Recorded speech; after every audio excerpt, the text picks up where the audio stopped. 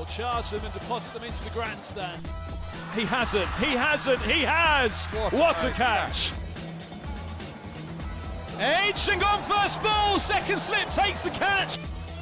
Unbelievable.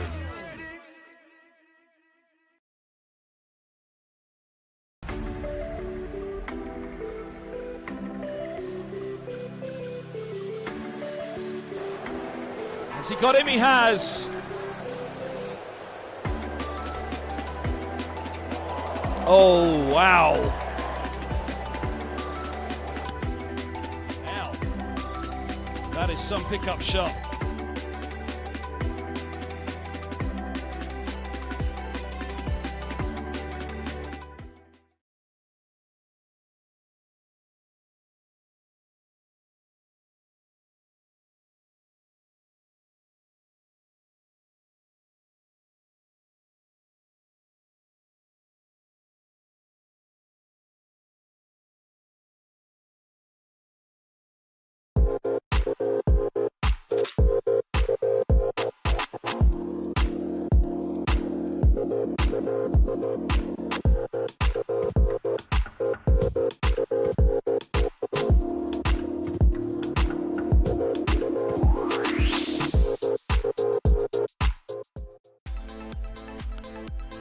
Goes again, off the bat again, that sounded big and it was just as big. It's 50 for Eskenazi. He hasn't, he has! What a catch! Oh, look at that. Have that. Unbelievable.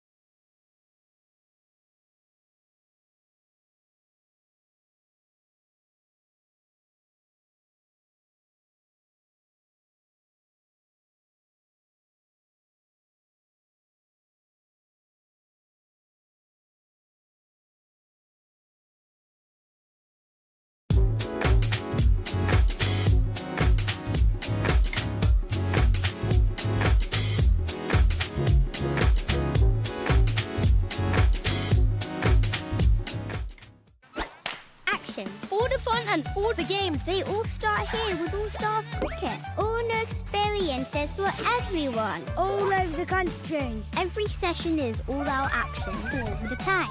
Fully welcome, all invited. Even mums and dads. Skills, friendships, smiles, dreams. It all happens here. All you need is delivered right to your door. Best of all, it even has your name on it. All the activators are fully trained. And all they want is for us to have a great time. Always. Laugh, ball, catch, throw. Try it all. It's time to go all in, all together. And it all starts with All Stars. All you need to get started is at allstarscricket.co.uk.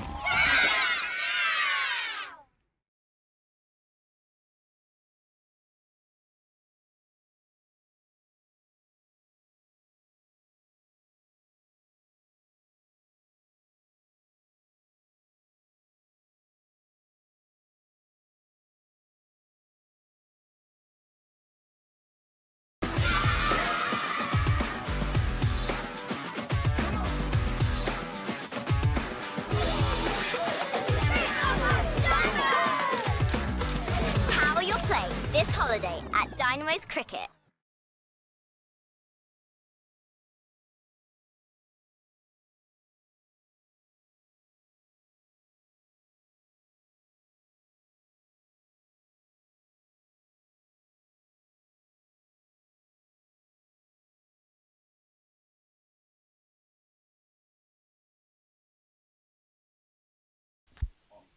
Well, a very good morning, everybody. Welcome back to Lords, the live enhanced stream in association with Daffbet. I'm Kevin Hand, Dave Fulton back alongside me today. Day 3 of this championship match. Sun's out first of all. Fultz will tell us that's because he's back. It's the light side rather than the dark out in the middle. Another Star Wars reference there for you, Fultz. First of the day. A good maybe day for fourth. a good day for Kent yesterday. Certainly the forces with their batters. Yeah, I mean, it's great to see Daniel Bell-Drummond back amongst the runs. He's such a fine human being and a fine player, and he's just had a few low ones, but he was due, and he proved that kind of class is permanent, form is temporary. But Ken will want him to go on. 103 not out is not what he will want to rest on. So it's shaping up as a good game. This is a feeling that the pitch might just be deteriorating a touch. Kent will hope so, but Middlesex, a couple of quick wickets, and they're right on top. That's all to come today. Let's catch up before we do anything else with what happened on day 2.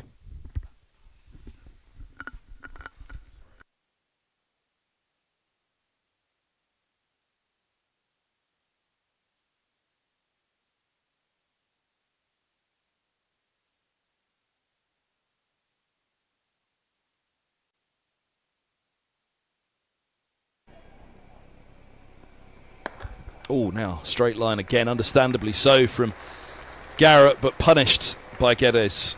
Clipped beautifully for 4. Oh, Higgins goes walking, goes looking for it, gets the boundary, thick edge, brings up his 50. Oh, now up in the air and gone. He's holed out. Geddes can't believe it. He leans onto his bat. Oh, what a ball that is. Higgins slightly plays down the wrong line on it, but Garrett. Oh, he's gone. Well, pushes one up there. The next ball pushes him back. The first delivery, and the second one, just a little bit of width outside off. It's hard for the batters to work out.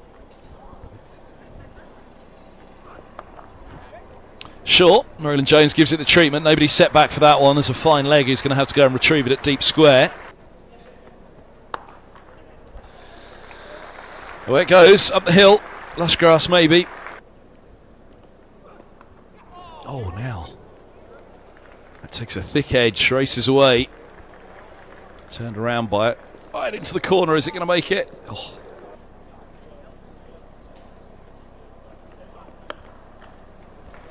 Stroke beautifully, hit on the up, brings up the 200 for Middlesex as well.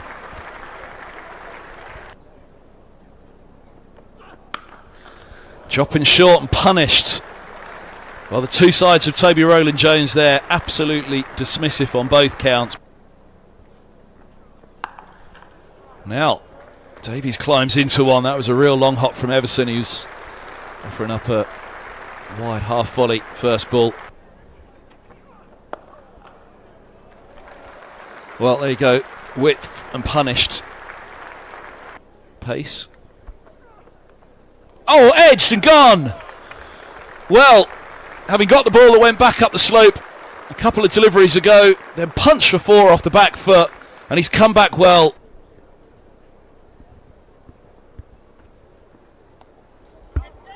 Swept away. Fielder at 45. He's going to go. Ooh. Away for 4 more, and well, this is what we're talking about for Davies. Oh wow, down the track and straight back at Parkinson. Edged and gone. Second slip with the catch, leaning, holding on, big smiles for Kent. 109 is the lead. Edged. And 4. Well, what an eventful first over. Edged and put down. I'm pretty sure that's carried. Robson at second going across.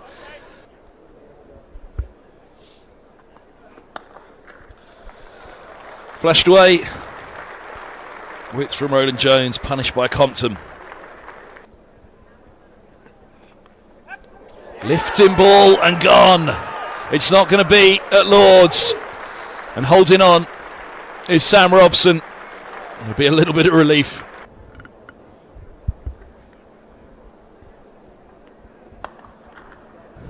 And wide of mid-off. It's another chase for Holden.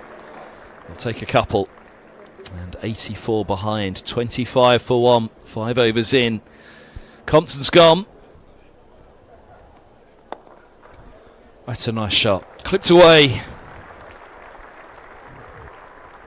Should be a boundary, and it's a boundary.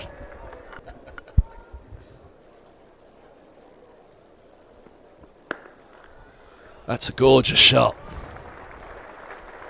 Holden's giving a hard chase, but he won't catch it. Down the hill all the way, but it was sweetly out of the middle.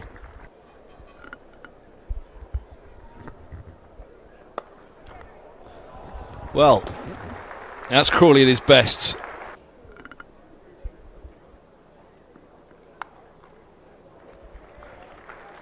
Well, 4 more.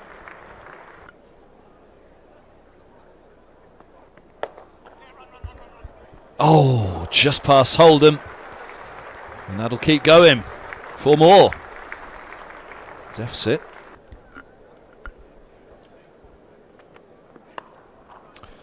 Short and given the treatment. He's got to pitch it up here, Brooks. Short again. Pulled away again. 4 more. Beltramond's into the 20. Width and punished. 4 more for Crawley. He moves to 40. Through the covers, it's 4 more. Crawley moves to 46. There is the third 50 in 3 matches for Zach Crawley. Started with a 50 against Middlesex down at Canterbury at the start of the chase. Well, I thought he was going to offer it up. It comes with a little bit of pressure. Nicely done. As Bill Drummond comes forward.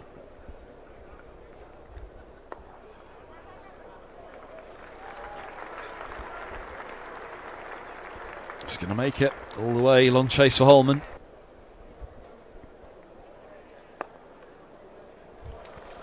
Follows it up with a long hop. Punished.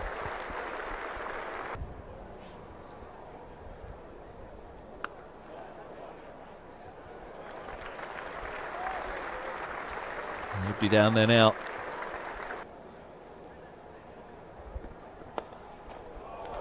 Lovely shot that.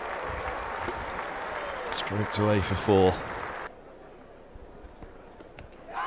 Oh wow! Gone! Patterson from the pavilion end makes the breakthrough. There's the 50 and a lovely way to do it. A pitch from Roland Jones. Beltramond swinging freely to bring up a fine half century. 91 deliveries, 8-4. Lovely shot. And 37 for 2. Bat and pad together. Thick edge runs away. I'm sure there wasn't a little deflection off the bat and pad as they came through at that point.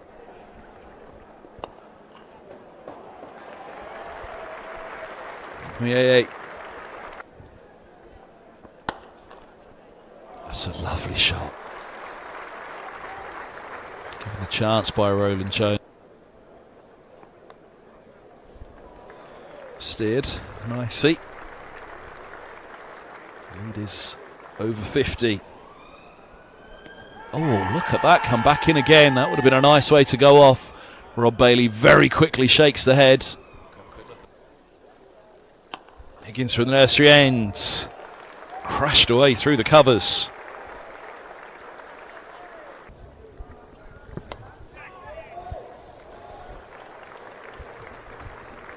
Another good looking shot there from Bell Drummond. That's close. That's gone. Higgins beats the inside edge. Mieye departs for 13. Higgins knew he had his man on that one. Oh, inside edge. Roland Jones, ruse. That is taken from a very, very straight line.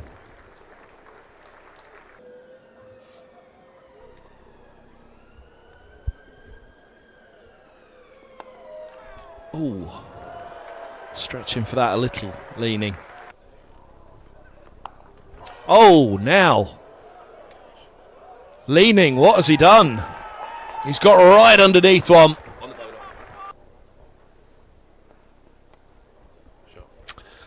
It's away.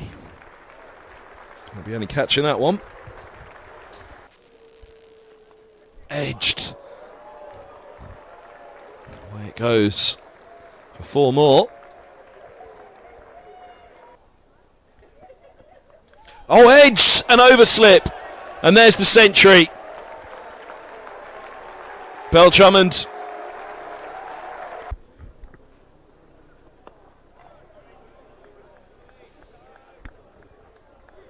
Well, 4 wicket stands in, another 100 from here, and it's definitely game 1 by that point.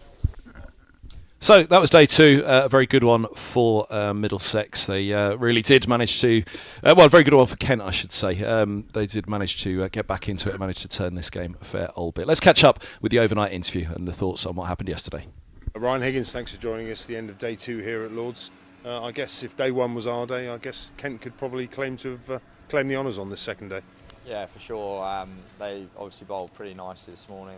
They seemed to do a bit more this morning.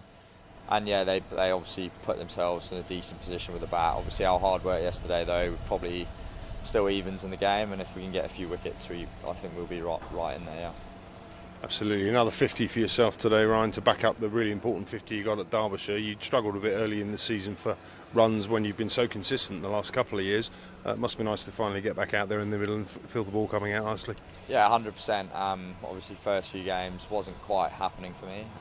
Felt like I was playing pretty well, but I just kept getting out, so that obviously doesn't sound great, but yeah, when you keep finding ways of getting out, you're not going to score many runs, so it's trying to just limit that as much as possible when it isn't going well, and try and bat time, which I tried, but yeah, it's sort of not quite happening perfectly.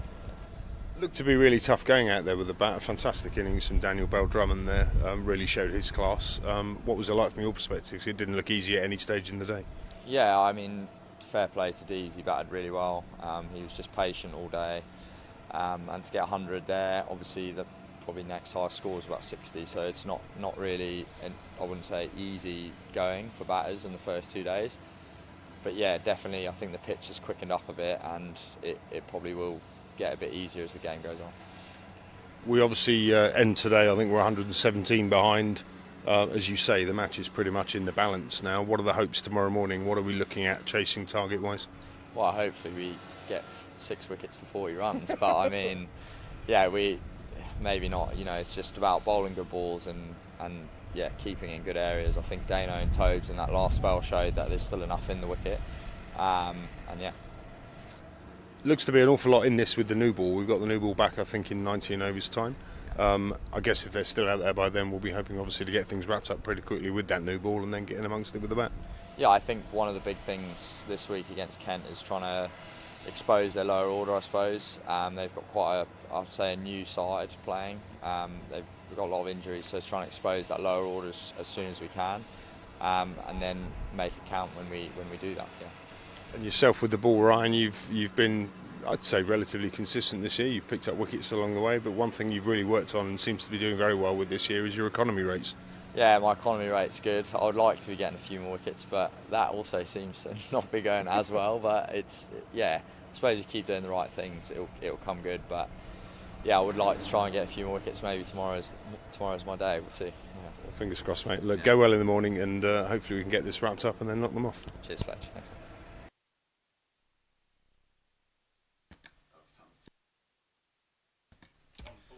Ryan Higgins speaking to Stephen Fletcher at Stumps after day 2. Toby Rowland-Jones has 7 in the match. Will he be speaking to Stephen Fletcher tonight or tomorrow night? It could be the final day today. I guess to some extent, if it is the final day today, it's probably more likely a Middlesex win. 117 is the Kent lead. They're 4 down.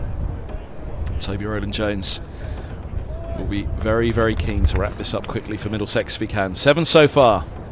It's the first ball of the third day.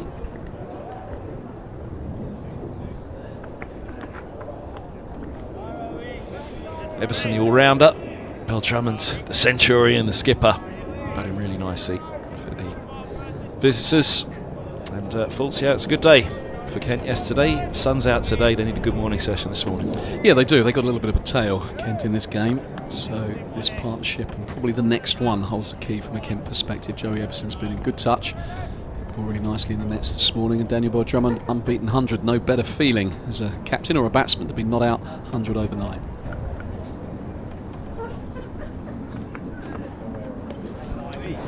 Bobbles through. There's a little bit of note on the bounce yesterday. You said there was a feeling of deterioration in the pitch?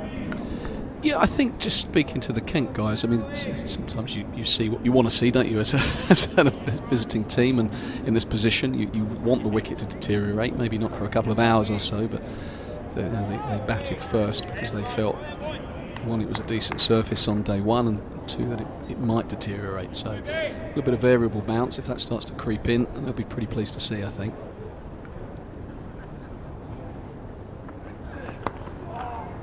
Anything over 230, 250 in any pitch, any conditions. A chase is a chase, and it brings its own tricks, doesn't it? Yeah, I mean, here at Lord's, the pitches often get flatter, don't they? I remember that Yorkshire game against Middlesex when Joe Root first captained. I think Chris Rogers, was it 490 or something? You just thought that the ball did nothing, and Middlesex batted beautifully. Chris Rogers is a very fine player. I think he might have got a double 100, and they knocked it off, no problem at all. But this is a surface which has had a bit in it for the quicker bowlers throughout, so you'd think, yeah, Kent, if they can push up to 250, 260, you've got a 50-50 ball game. 472 the chase, 241 without Chris Rogers. There you go, a long time ago, it wasn't bad. I need to go get a proper job, don't I? Just more of a life.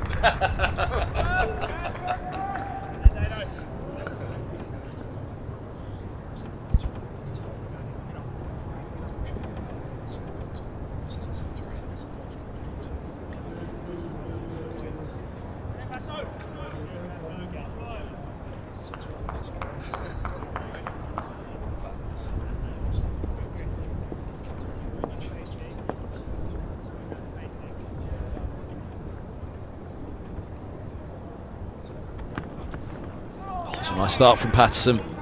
Welcome to the third day, Daniel Bell-Drummond. Yeah, it doesn't matter how many you've got to start again. Daniel Bell-Drummond will know that. I was with the Kent team this morning. I made a point of not congratulating Daniel Bell-Drummond on his 100. I always feel that if someone's not out overnight, you just kind of leave them be, wait till the innings is finished, because it's a job half done at the minute. And you don't want too many pats on the back, I always feel, when you're not out overnight.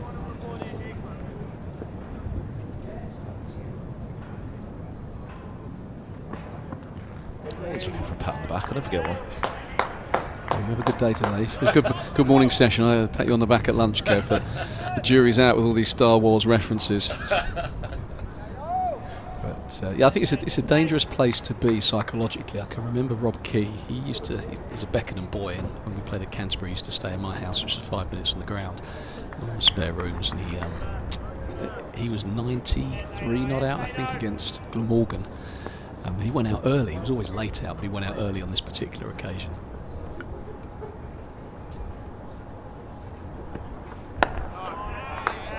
And it was in the days when there was kind of wall-to-wall newspaper coverage, so we're talking quite a few years ago. And so he went out early, and I came out for 10 minutes after him, and I saw him coming out the corner shop with about 7 or 8 papers, because he obviously want to read about his innings. Now, I must say, he hadn't got 100 at that stage. It was his first year in the team, and I think he got out in the first over of the morning, 90 odd not out, suddenly 90 out, and I remember thinking, yeah, he probably was too self-congratulatory on that occasion. But Keysy, being a quick learner, he didn't make that mistake again, and if he got in, he usually got big scores. But if you read that you've played well, or people are kind of patting you on the back, there's a danger that you can feel satisfied. And Daniel Bell-Drummond, that's the last thing he'll be feeling in this situation. Getting hundreds are great, especially as a skipper, but they feel all the sweeter if they lead to a victory, and Kent are a long way from that at the moment.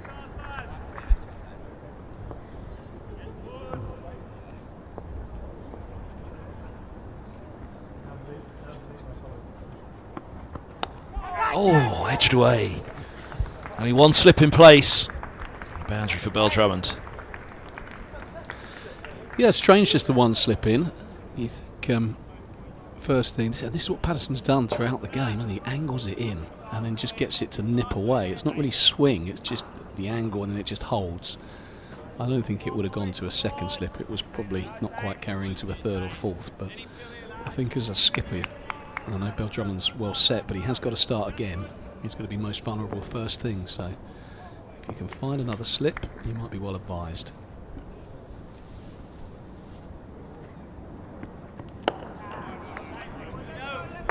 End of the 62nd, 230 for 4, Kent, their lead 121. Taking Kent Middlesex out of it, just match situation. If you're Bell Drummond, you're on 107, you've got Everson, then you've got a long tail to come. There's also a second new ball, 18 overs away. Lead 121, it's a handy lead, but they'd at least like to double it. How do you go about this passage of play through to the second new ball? Well, I think the first, you break it down into bits. 18 overs is still a relatively long time. You're talking an hour and 20, hour and a half. So most of the morning session with this old ball, you've got to navigate this opening spell from Roland Jones and Patterson first of all.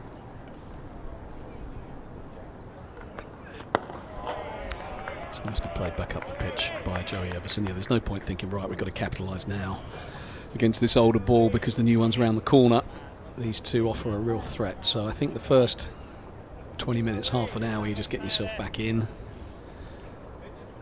getting used to the day 3 surface, and then yeah, sure, if there's a change bowler comes on or Zafar Gohar comes on and there's not much happening, then maybe you take that calculated risk against them.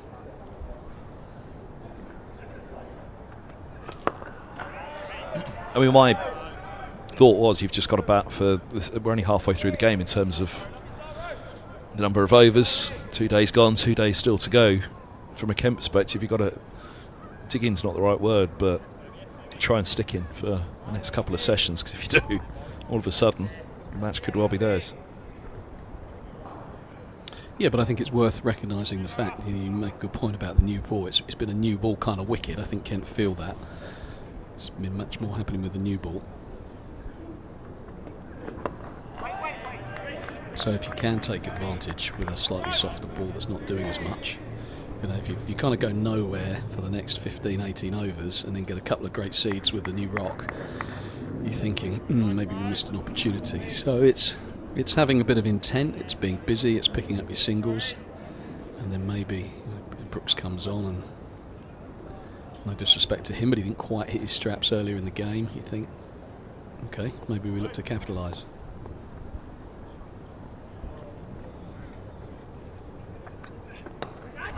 Edged again. Higgins took a screamer yesterday. Yeah, Ryan Higgins has been brilliant in that area, and this went quickly. Big drive, just nipped up the slope, and it was one he'd expect to catch. I think it did him for pace because he's in very close there. A couple of absolute screamers in the first innings, and that's gone straight at him and burst through the hands. So life for Joey Everson. He's a dangerous customer. Don't want to be putting down chances like that, but yeah, Higgins slapped the floor in frustration.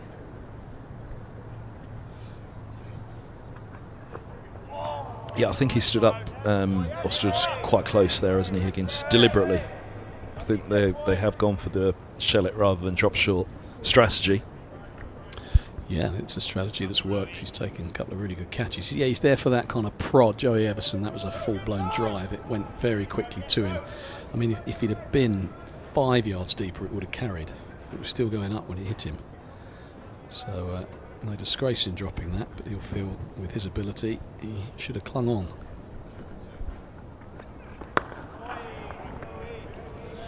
Well, the maiden for Roland Jones. 4 maidens in his 17 now, 2 for 65. Back to Patterson. Middlesex's formidable opening pair at the moment.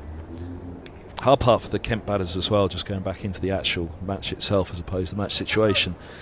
You say Higgins and Zafar Gohar. Brooks, when he gets it right, brilliant. But in the first innings, he had a tough time against Miei, didn't he? But Higgins and Gohar, it's not much of an escape for Kent. Middlesex will be thinking that run rate got out of control a bit yesterday for them. It was up at 4.5. They got it down to nearly 3.5. That'll be something on their mind as well.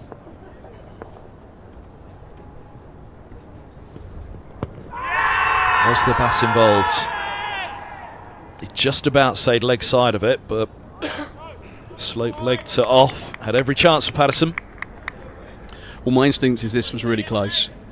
It was full and straight, and maybe nipped back and kept going down the slope. Oh, that's close, you know. I think we've seen LBWs given from this end in the first innings. Daniel might just have nipped back and sliding past leg stump. Rob Bailey might have just decided that was the case, but looked a very good shout. Dane Patterson was off, wasn't he? He was running. He thought it was just going to be a formality and be given, but a little bit of a break for the Kent captain there.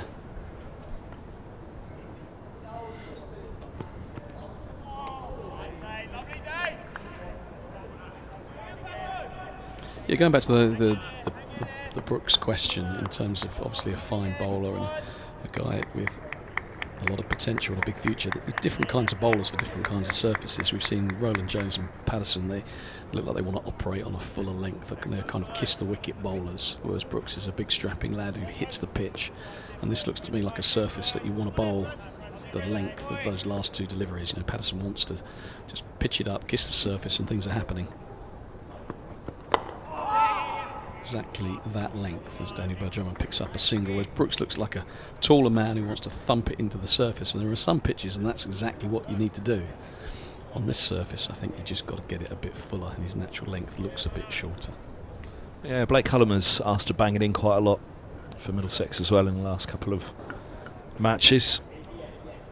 Brooks against Mieye, it was I mean, it looked as though it was premeditated from, as opposed to Brooks just came up with it himself in the moment, or indeed was just dragging it down. Carved away that one. Back point, just has to turn to retrieve it. Lovely shot. Yeah, that'll make Joey Everson feel a lot better about proceedings. Dropped in the last over, a little bit of width on offer. And he leant into that beautifully, didn't try and overstrike it. Just caressed it down the hill, long boundary, but all downhill. And he'll pick up a boundary. Yeah, I think Brooks, going back to him, I don't think he was banging it in on purpose, because it was definitely doing a lot from a fuller length. I think he just probably pulled his length back, and Tawanda Mieye is so quick on anything, even back of a length, that he made back of a length balls look short, because that's a real strength of his. Brooks could well have a big part to play this morning.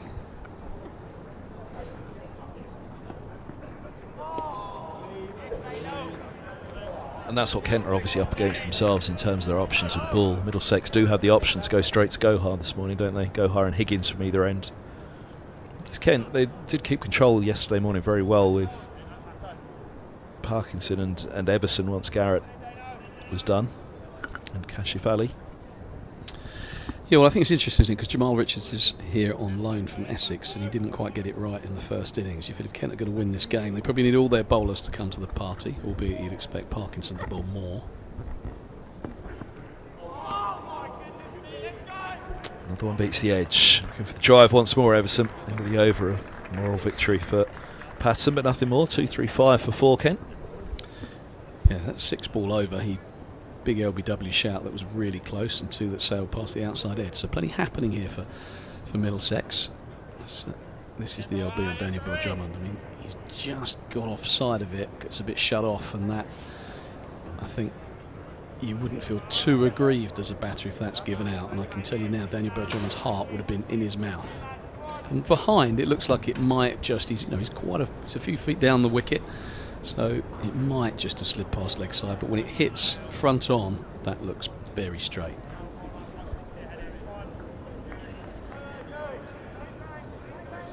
Yeah, my first feeling was the bat involved, because it looked so good. No bat at all, as you say, just maybe missing.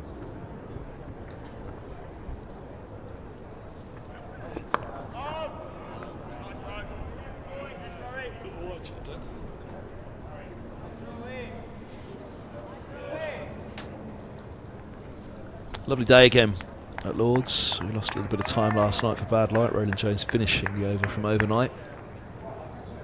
Gloomed over a fair bit. But time is on our side in this match. 2 full days to go. Game that was certainly in fast forward on day 1 and on the second morning.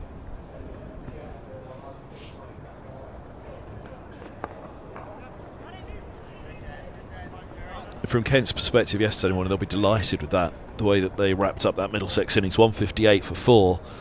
A good hour even for Middlesex in the morning, and they could have been out of sight.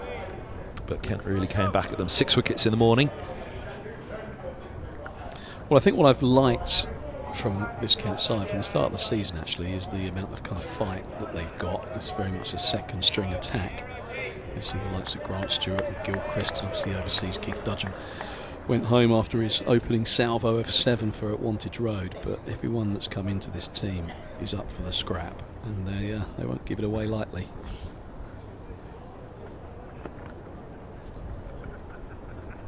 But you're quite right. If Middlesex had batted yesterday morning and seen through that session with their the likes of Geddes and Higgins, then it would have been very tricky for Kent to get a foothold in this game. But they fought back, and they will feel that 260, 270 is their game. They've got to bat well. These two, Benjamin, who's on debut, and then the bowlers.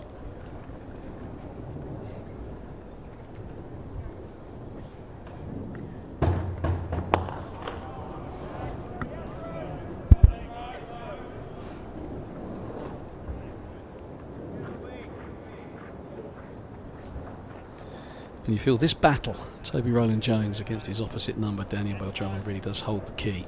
He's been the standout performer with the ball, Rowland-Jones. And Bell-Drummond, a real captain's knock. So, two experienced campaigners, locking horns, game on the line.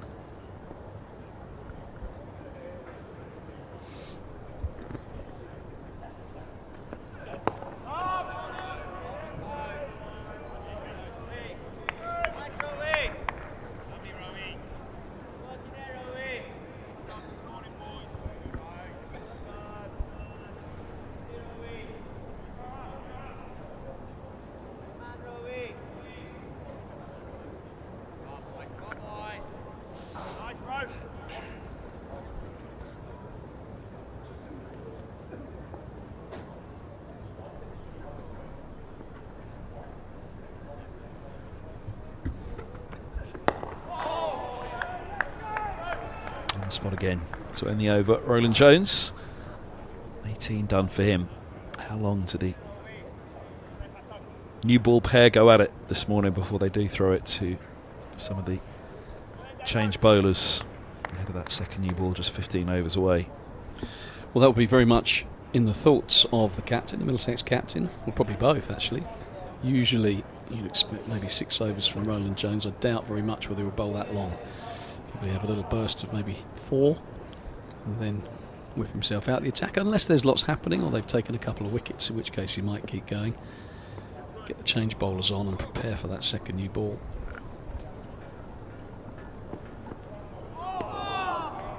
What I would say is that there's still plenty happening with the old ball. Dane Patterson is sailing past the outside edge.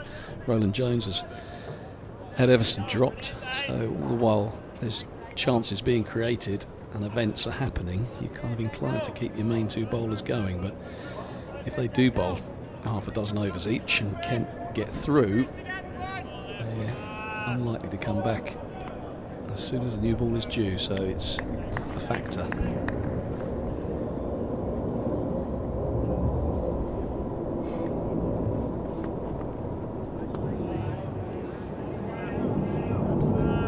Talking to the Kent think tank this morning, they certainly felt it was a new ball pitch, that a lot more happened with the new ball. Sometimes a new ball just skids onto the bat and batters welcome it, especially if you're Daniel Bell-Drummond and you're unbeaten 100 and plenty. Just skids on, and you're used to facing it when you're on 0, so when you're on 120 odd, you actually welcome the hardness of it.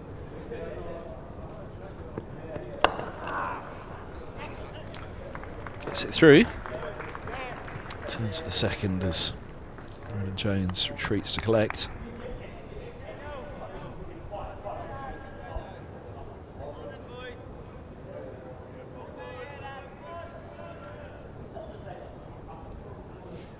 mean, I guess there is also an argument that if these two are bowling well, you keep them going because Brooks can bowl with a new ball, Higgins can bowl with a new ball, and then maybe one of these two could return after that spell.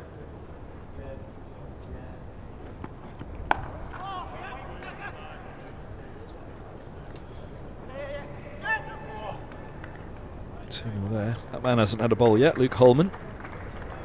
There were a couple of chances yesterday where he could have. The problem for Middlesex yesterday was that run rate. When it was up at 4.5, I think that's why they were reluctant to give the leg spinner, the wrist spinner, his first bowl of the season.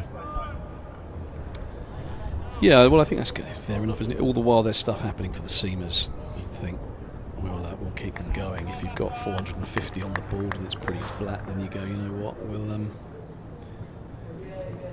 while away with spin at either end.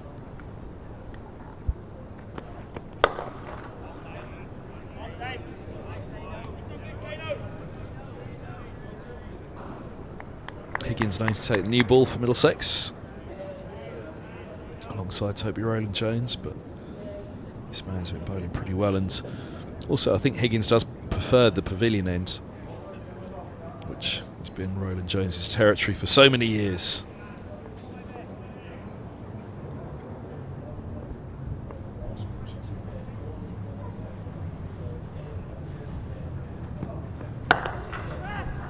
Quite get up, they'll get the single, just about, goodness me. Everson looking to punch off the back foot, it was very much off the toe end of the bat. Gathers with the throw. Yeah, it looked tight this. It felt like a single because it was in the gap, but he went off the toe of the bat, didn't go. And Danny Belldrum a bit slow to get going. We see the ball come past. Oh, I reckon tough one to give. Tough one to give without the I think, but direct hits can influence umpires, can't they? So that was tight. You'd like to think the umpire would give the benefit of the doubt to the batter on field without a replay for that one, wouldn't you? Yeah, it was tight, wasn't it? Tough to call. 66 done. What's the order for Middlesex?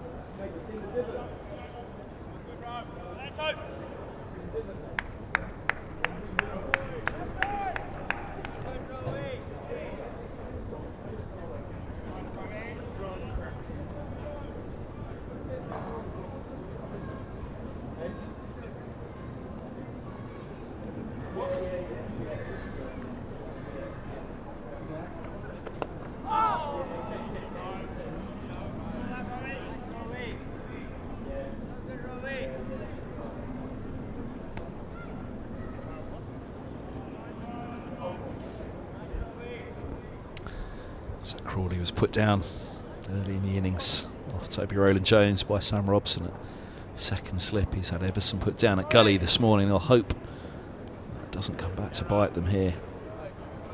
Often as a drop catch leads to some valuable runs for the opposition leaking through.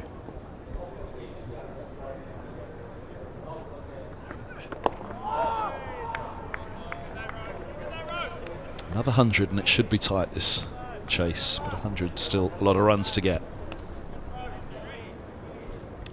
Yeah, it was a big moment, wasn't it? That drop catch of Zach Crawley. He's not the kind of guy you want to put down. He's been in the best of touch, although he, by his own admission, feels that he's just starting to find some form. And second innings scores. He's gone pretty well this season. Third 50, all of them in the second innings. would have loved to have gone on, but got another pretty decent delivery.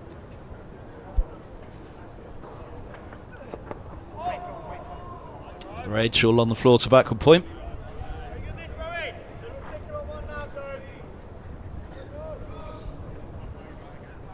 I think that one off. I mean, Sam Robson's put a couple down in this game, hasn't he? Neither of them straightforward. Both of them, one diving to his right, one diving to his left. And that one of Ryan Higgins. You know, all the time things are happening, you don't mind it too much. You know that the odd one's going to go down. Higgins is in really close. He's trying to make something happen in there. That's close. Oh, shake of the head where you could see an awful lot of leg stump. Camera's not quite in line. Roland Jones in disbelief. Not out's the call. 2-4-4 for 4. Joey Everson was a bit unlucky, I thought, in the first innings to get LBW. He does get a little way across there. I think it might have been high. I think it's going up. That's too high. So I take your point about leg stump being visible, but with the slope, it's going down. There's not much to like about that. If you'd got a pair of LBWs that are like that, and Harris would have probably, I think the umpires do review their dismissals, and he would have seen that one in the first innings and thought, and you can't tell me that doesn't influence them a little bit. If it's a tight one, you're more likely to get the benefit of the doubt second time around. On first look, I thought that struck lower than it did. But as you say, from pavilion end as well with the slope, got to be straightening the ball, really, haven't you? Yeah, well, he looked aggrieved over Roland Jones, didn't he? Like someone shot the cat or something. It was. Warner used to be the best at that. He'd bowl a big LBW shot, pitch about a foot outside leg stump. It was never out, and he just looked like, you're kidding me. How can that not be out? All the theatrics and theatre that would come into his gestures and mannerisms, trying to pull the strings and influence an umpire with his personality, which he did from time to time, as well as being a brilliant bowler. He was a brilliant performer. So Roland Jones probably not as theatrical naturally, but he looked aggrieved. He probably had not much right to be on that occasion. You'd have to really prepare yourself as an umpire for that, wouldn't you? Because you know what would be coming. Shane Warne captaining.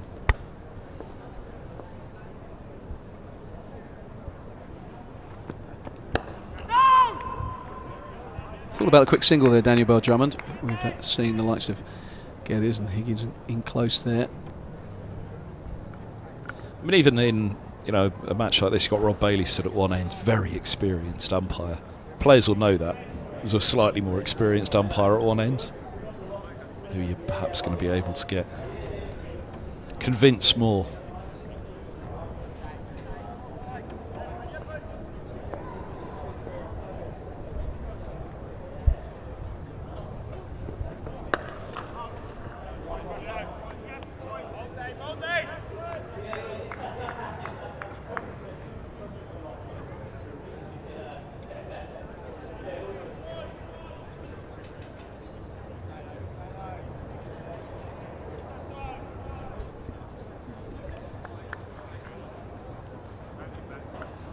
We talked about Rob Bailey being a senior figure, and yeah, you might not be able to influence the senior umpires as much, but there was a real tight one on Daniel Bell Drummond in Dane Patterson's last over.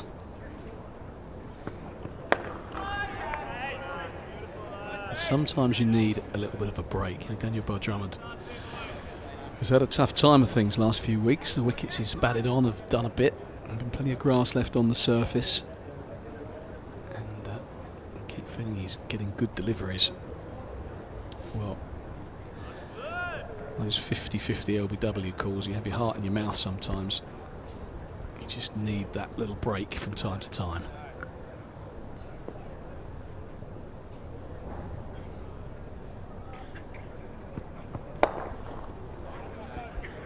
Just the single. Zafar Gohar. When will he be throwing the ball? 2-4-5 for Kent.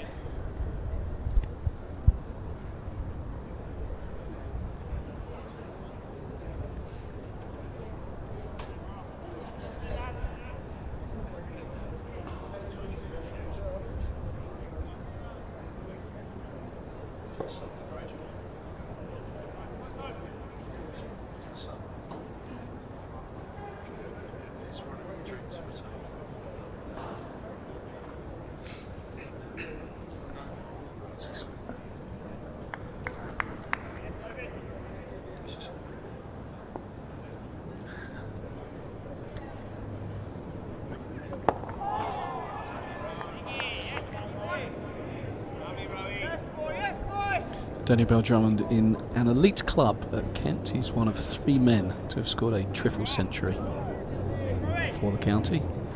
Any Got ideas? a feeling I can name at least one more. Go on. Certain D. Fulton. No.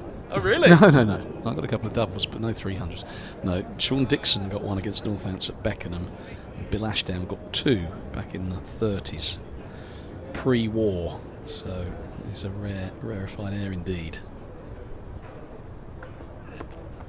I'm going to have to think for Middlesex. Yeah, you just... Langer got one against Middlesex. I don't think he got one for Middlesex, though. I'll have a look in a minute. I've got the iPad. I'll check it out. High scores for Middlesex. But the point being that Bell-Drummond has it in his locker. As much as sometimes it can appear that he's battling, if he can get through and get going, he's got those big scores. Some players kind of get to 100 and you feel they might give it away. Daniel Bell-Drummond, less likely. That's not to say he can't get a good one and nick off, Kev. I don't want to be the curse of the commentator. Just about to say, you keep talking, Fultz. No. I never believe what we say up here. I never believe what we say up. It's only just missed off stump. Reminiscent of the first innings, actually. It looks like it's come back and he's missed it on the outside. So maybe didn't watch that one as closely as he might have. So yeah, I never believe what we say up here impacts or influences what goes on out there. Mother Cricket doesn't work that way.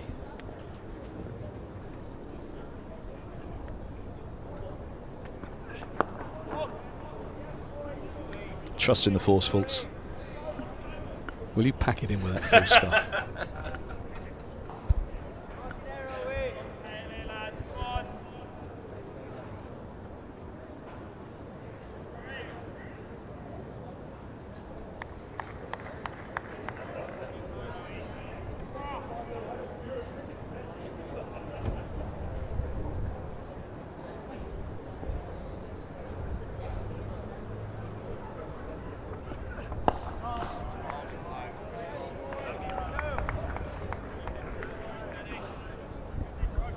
I'm just trying to think off the top of my head of the biggest scores that I've seen. We mentioned one of them already, didn't we? Chris Rogers, 2-4-1, unbeaten. Angus Fraser said it was the best innings he had seen by a Middlesex batter. Middlesex chased down that 4-7-2 against a very, very strong Yorkshire attack.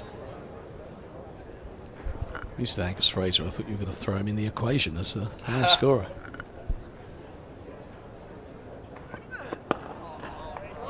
Yeah, he was the director of cricket at the time, so obviously he was interviewed at the end of that game about what an achievement it was, one of the biggest chases in championship history. 2-4-5 for 4 here. They'll hope they're not chasing anything remotely like that, not even half. 4-7-2 they had to chase against Yorkshire in that one, but yeah, Gus had seen, obviously, we mentioned Langer, Mike Gatting, Jacques Callis. Those are the names he said, I've watched them all bat, but that has to be the best that I've seen from a Middlesex batter. I'd say the biggest one against Middlesex, that'll always stick in the memory, the Langer triple century. Here's the change for Middlesex, it's Higgins. 69 overs bowled.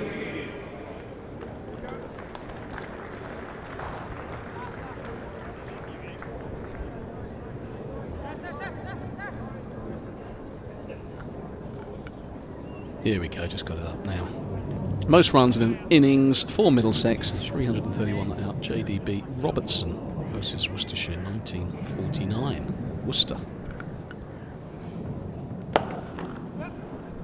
That is a nice shot.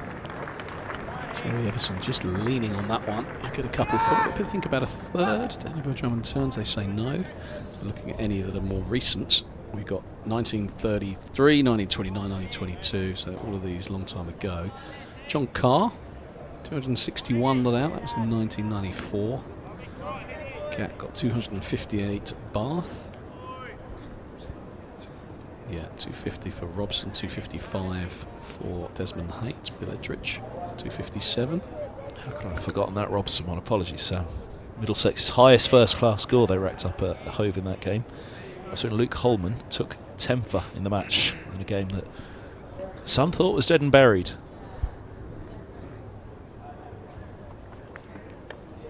That's a lovely ball. Look at that shape away. Yeah, good swing. Good swing from Higgins. He's an underrated bowler, isn't he? Probably not by his colleagues, but that is just angled in and it just went late. So close to the edge. Yeah, that Robson match, he and Mark Stoneman broke Gatting and Langer's first wicket record for Middlesex. Middlesex hit their highest first class total. Everybody was saying, well, it's a nailed on draw. And Sussex were going nicely in reply, but you have to think it was 6-7-1 was the total. But that made in itself the follow-on 520, 522, and short of it as they were, Sussex, and Holman went on to take another 5 in the second innings, and a tenfer, youngest spinner to take a tenfer for Middlesex.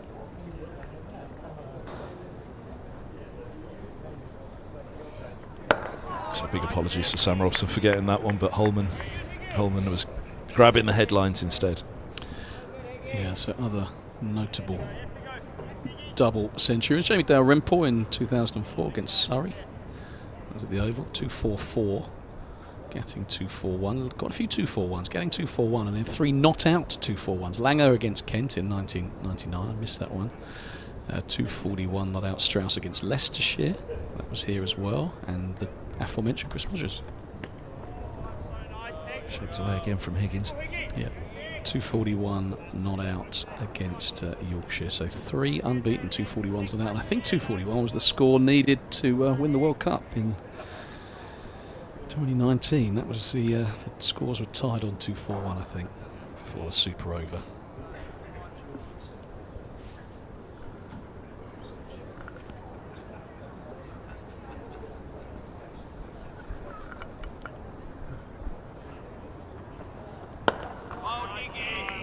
End of the over, 70 done.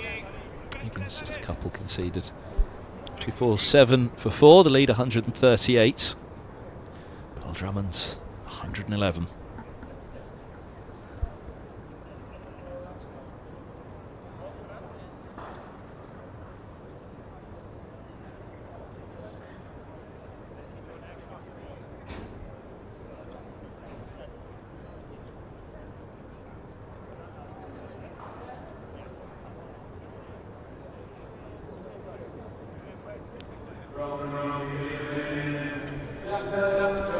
Zafar Gohar replaces Toby Rowland-Jones, so yeah, I think very much that scoring rate on the mind of Middlesex. They just want that control through to the second new ball.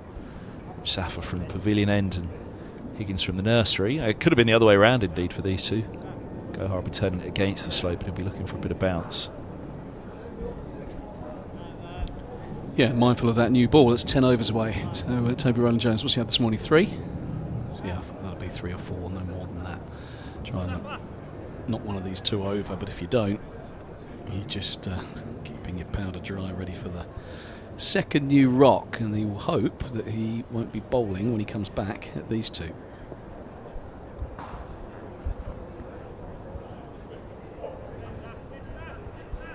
Kent approach here will be interesting, whether they try and just knock Gohar around or whether they try and take him down.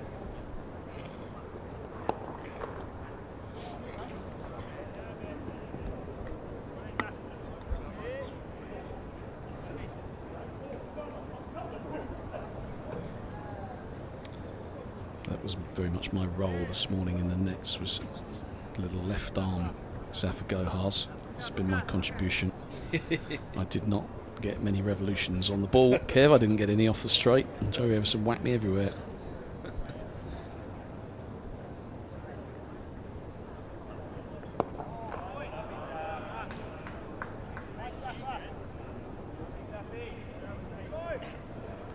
I should have followed you down and walked into the Middlesex nets and just seen what Richard Johnson said.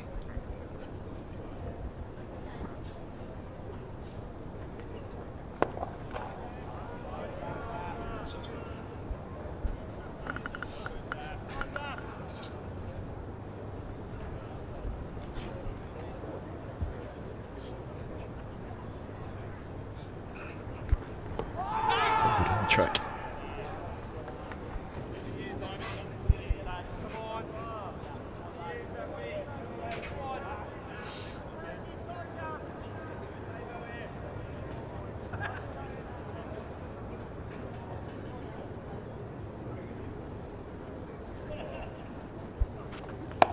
Oh, now. Down the track. And going over mid-on and all the way for 6. Big shot from Everson. Brings up the 250. For Kent in their second innings. Look at that. Sweet connection. All the way down the ground. 254 for 4, Kent. Lead 145.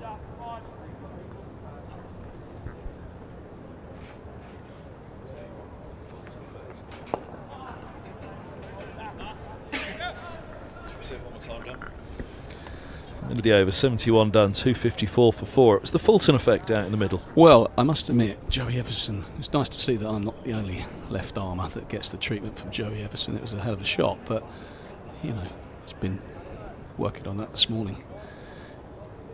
Good contact, and I think it's a good option because there's not a lot of spin.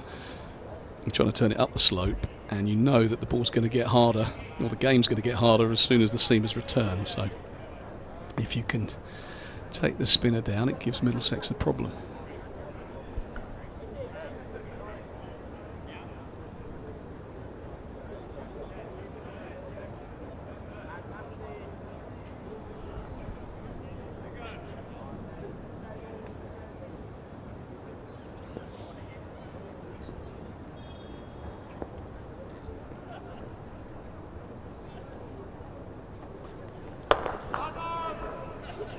Through the air, watchful from Bell Drummond. Just a push to Brooks.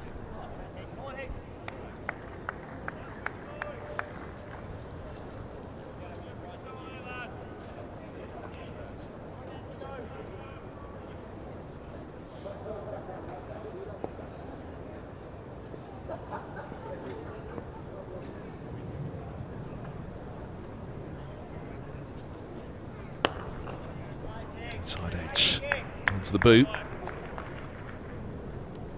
So poor old Lewis Deploy. Get a couple onto the foot. Down at Derby, one on either foot, one onto the toe and then one onto the arch. Back foot I think it was for the inside edge. Batting with the runner as he was at that time, having been hit on the toe. May well be tuned in this morning, I haven't seen him at the ground.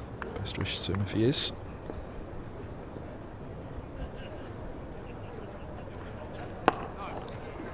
Horribly painful in the first innings, and then to be hit the other foot in the second innings.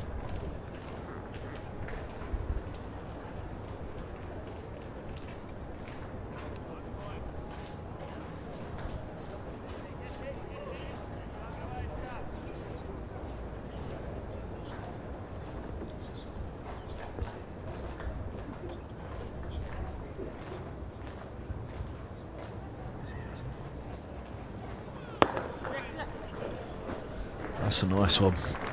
Through it goes, Roland Jones having to give chase. Get his cover was beaten. They're coming back for the third.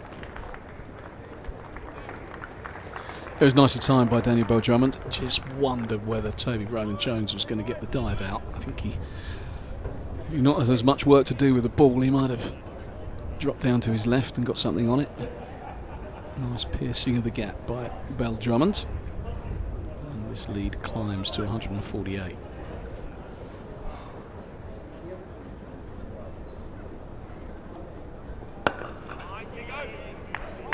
Second it back now, not that Leas Deploy needs reminded, but can correct it myself. I was thinking, did he inside edge it onto his boot in the second innings? He didn't, because he was out LBW when he got hit on the back foot in the second innings.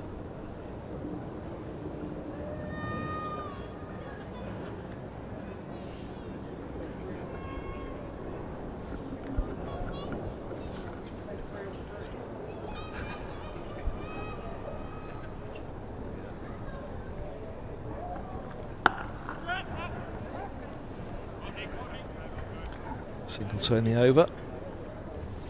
4 off it. 258 for 4 is a nice wide shot of Lord. Sadly, that wide shot wasn't on record this morning. Apparently, there was a one-handed stunner taken in the slip fielding this morning, folks.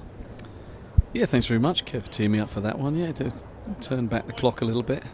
Yeah, it was one of those where there were 3 slips, and I was just kind of a short third man.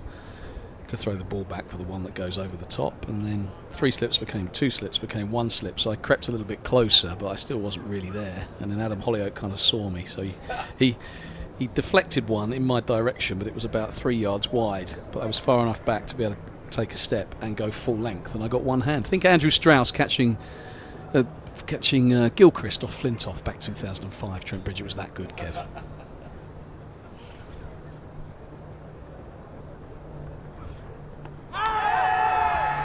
If a tree falls in a wood but there's no one there to see it.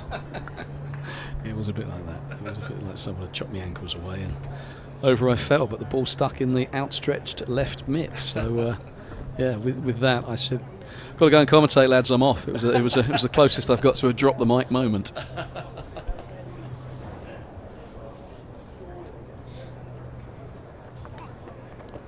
Oh, backs right up. I think it is sliding down, but having backed up as far as he did, he was giving the umpire the chance to put the finger up. Yeah, this was close, I think. It did skid, but he was a long way back. But just the drift, he needs it go hard to straighten. It did straighten, but yeah, inside edge. It just changed direction, didn't it? That's what saved him, because I think when you saw it straighten, you thought, this is going to hit stumps. For all the world, you're watching that in slow-mo thinking, oh no, the umpire's had a shocker here, but clearly the little inside tickle. And a very good decision by the umpire again.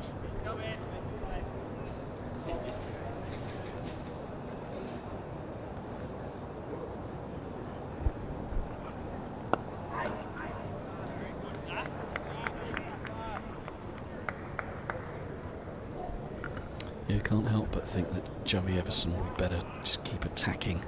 Zephyr Gohar, mid-on, mid-off, have dropped to 5-10 yards. They're deep.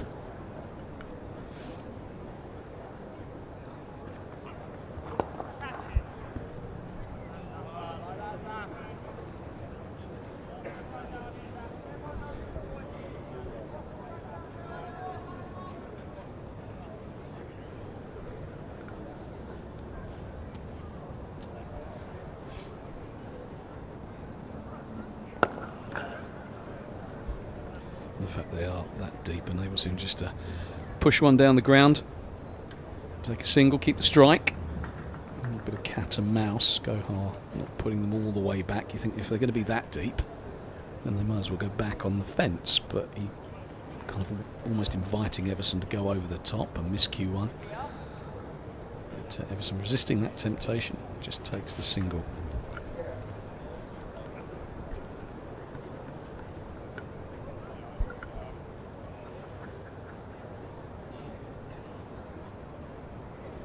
Working out a ploy, a strategy.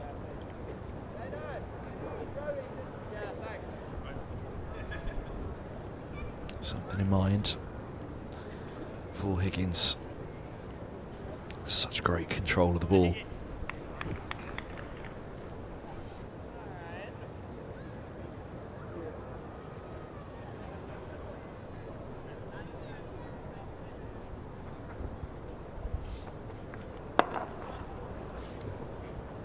Just moved deep square slightly. It's a single out to the fielder.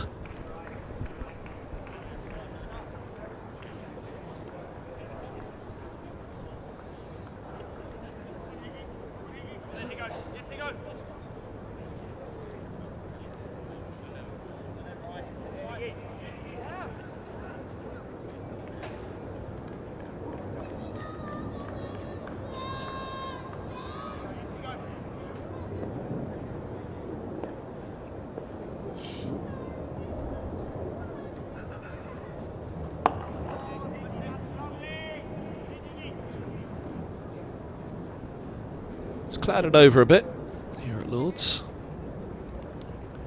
Temperature certainly dropped from the extreme heat at the back end of the week.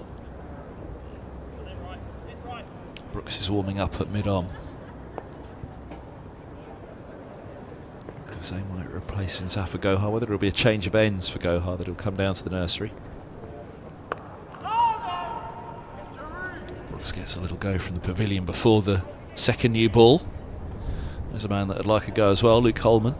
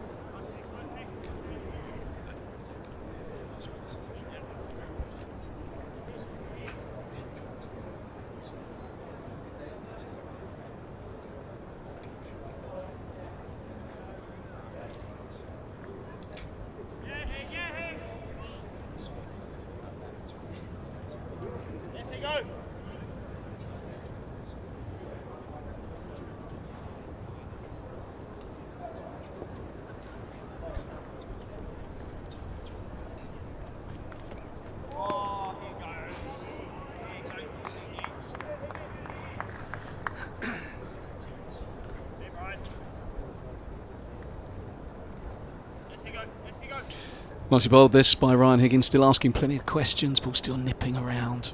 The cloud cover. Daniel Drummond, a man well set. He's faced 204 deliveries. He's still playing and missing, so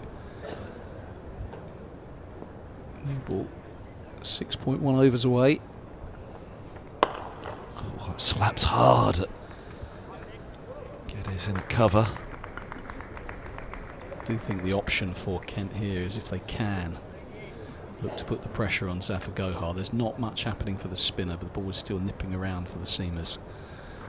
I'll be inclined, and I think Toby Rowland-Jones has sensed that Kent might be thinking similarly. Not much happening for the left arm spinner, albeit one nearly snuck through Joey Everson's defence in the last over. I think he's had a little look at his senior left arm spinner and gone, no, it's not happening. More in it for the seamers, let's get Brooks on. It's a good move. Fully buttoned up like Brooksy in your day. Get about my collar now. He's always fully buttoned up. Think it's a style thing. It's a style thing. I can't be dealing with it. Ollie Murs started it, I reckon. And the old X Factor, getting the old polo shirt with the top button done up. I can't be having it. I like a little bit of a V-neck. It seems more Essex than Kent or Middlesex. Yeah, it's not for me. But the youngsters seem to like this top button up. If I put a top button up, I want to put a tie around my neck. That's when I put my top button up.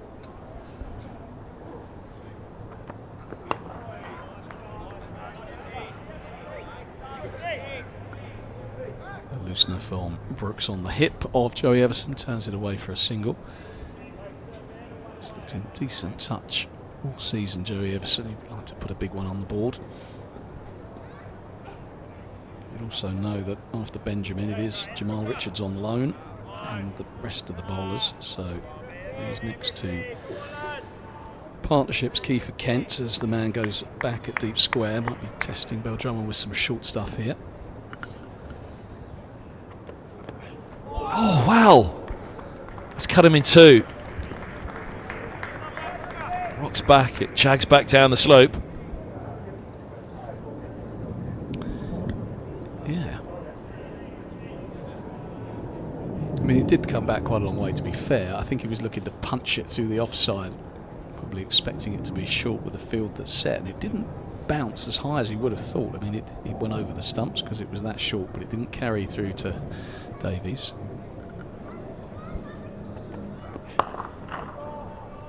Good stop. Cover.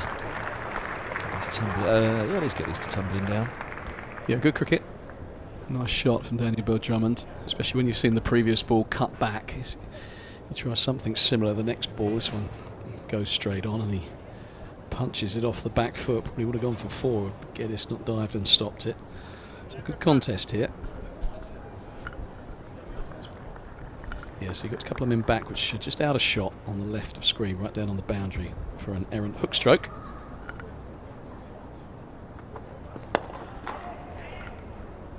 Quick single taken. Yeah, I was going to say on that wide shot as well, it's just clouded over a bit here, hasn't it? You see the lights, the chandelier in the committee room on the left of the pavilion there. And you see that fielder left of screen going back to the boundary. There's a change of field for the new batter. New slip comes in from third man. And mid-wicket goes into a catcher as well, so 3 catches for Joey Everson, just the one for Daniel Drummond, but they're persisting with the 2 men out on the leg side. Now that gives Brooks the option of banging it in.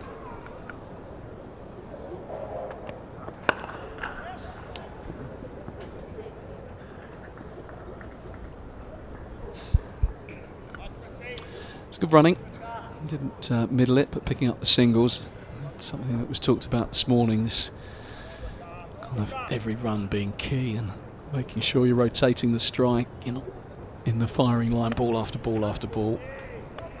So, especially on a pitch which is still offering a bit, you want to take your boundaries when they come, but get up the other end as well. Oh, now hit high up in the bat.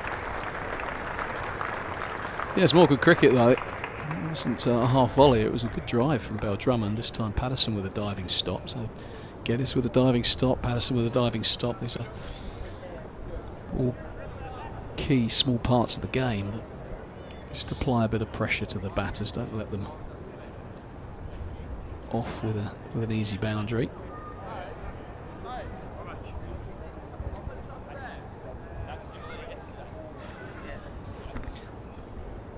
It was a change of ends then for Gohar.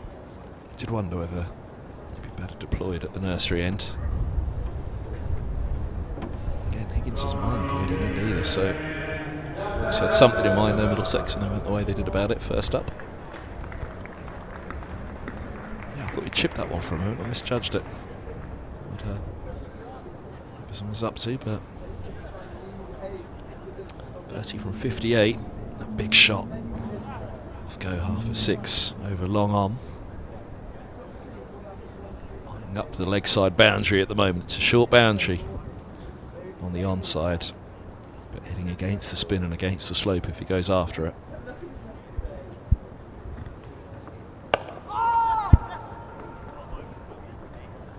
Tickler single to start.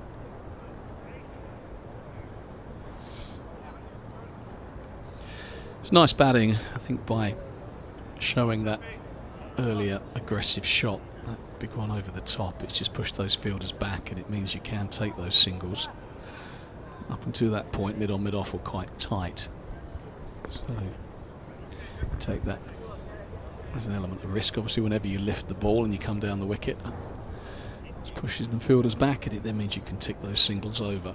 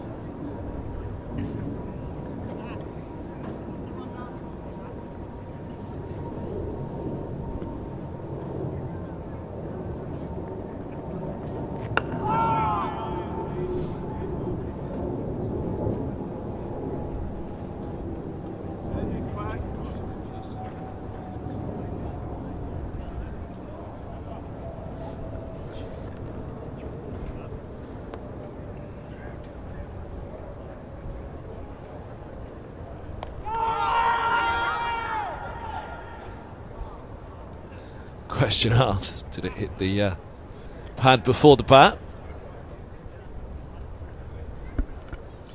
It's a real feature of Daniel Bell-Drummond's batting. Always has been. He's been really good at getting that ball down. Oh, I tell you what, it was one of those that it was adjacent, wasn't it? It's definitely worth a shout, because if it flicks the pad before the bat, even though he kind of middled it and ran it down, it would have been out because it was in front of middle and off, but might have just got the bat down simultaneously. Little dance from Everson's finished the over. A dot ball though. 267. Producer Dan's getting out Snicko and super slow-mo here. So we have a little look at this. Actually not this one, the one before, if you could, Dan. But that's Joey Everson dancing down the track. But even that's interesting, because I think Gohar just saw him coming and just pulled his length back. But this is the LBW shout to Daniel Bell-Drummond, and you see, I mean, it's, you imagine play that up the pitch, play it straight down, but it's in front of hitting off stump, and he just jammed it down. Whether the ball hit the pad or whether it was his bat that hit his pad, I'm not sure. He might have hit the ball and his pad at the same time, but if it flicks that pad, he's out, and that is close. But the umpire doesn't have the benefit of our replay.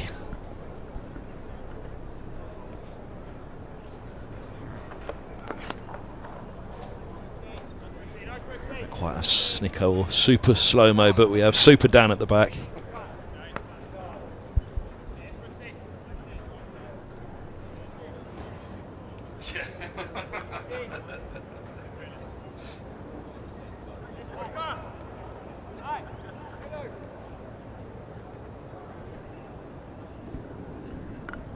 Important little spell this for Henry Brooks.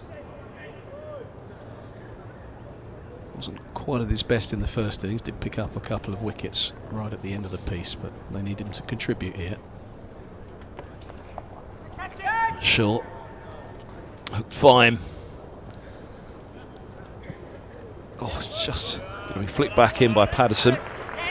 In turn for the third, Bell Drummond calling Everson comfortably through, didn't get hold of it, obviously.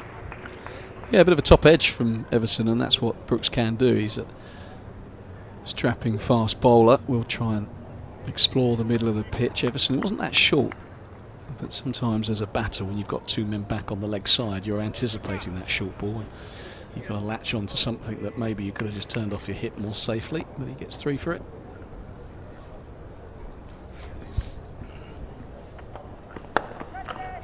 One-handed from Bell Drummond.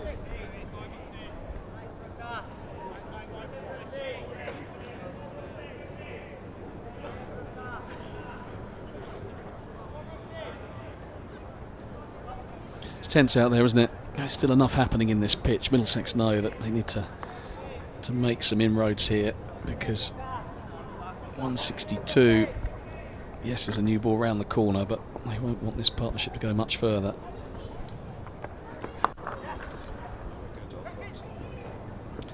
Sharp single, Everson comfortably home, and there's been a feature of this partnership this morning that, yes, they've played some sumptuous strokes for boundaries, but they're also scrapping with the singles and finding those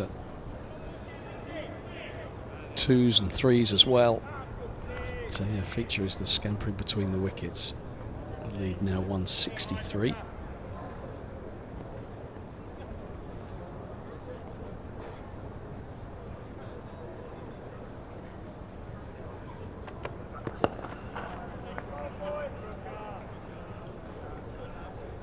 Even with that new ball around the corner, a lead of 163, you're already at the stages of you're looking for a mini collapse from Middlesex's perspective to try and keep this to something reasonable in terms of a chase. We were saying anything 230, 250, no matter what pitch, what situation.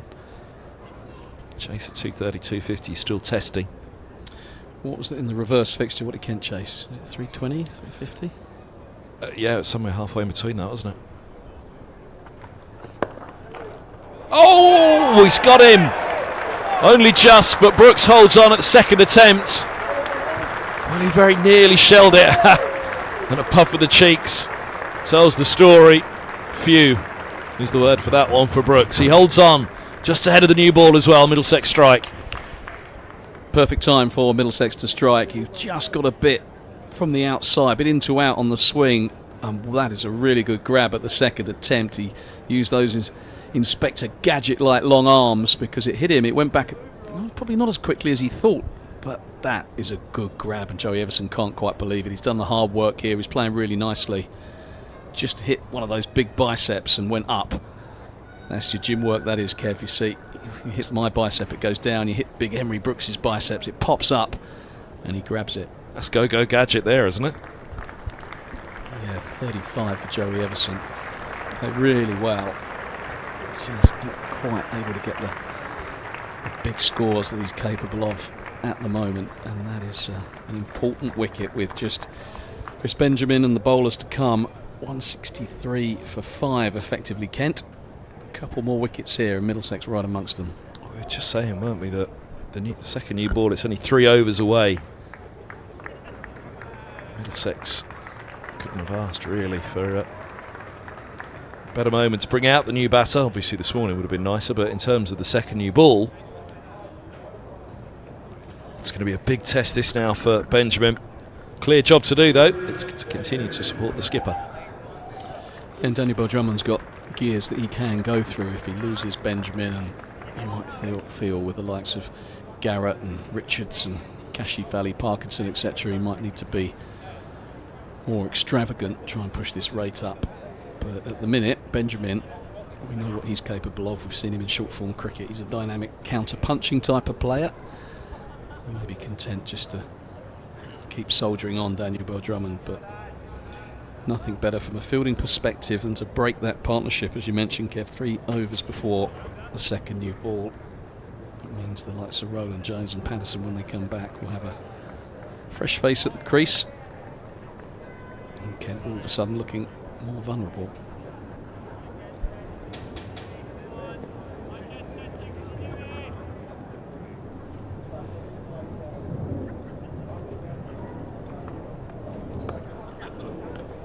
That's nicely done. Back on a point. Desperate dive from Holman, trying to save the boundary, save himself the chase. 4 more it is. Good shot from Danny Bell-Drummond. That other one that he tried to late dab was straighter than that, similar kind of length. Just a flick pad first, but that was 6 inches outside off stump, and that length and line, he's judged the length perfectly. Gets back, scything cut shot behind square, picks up another boundary.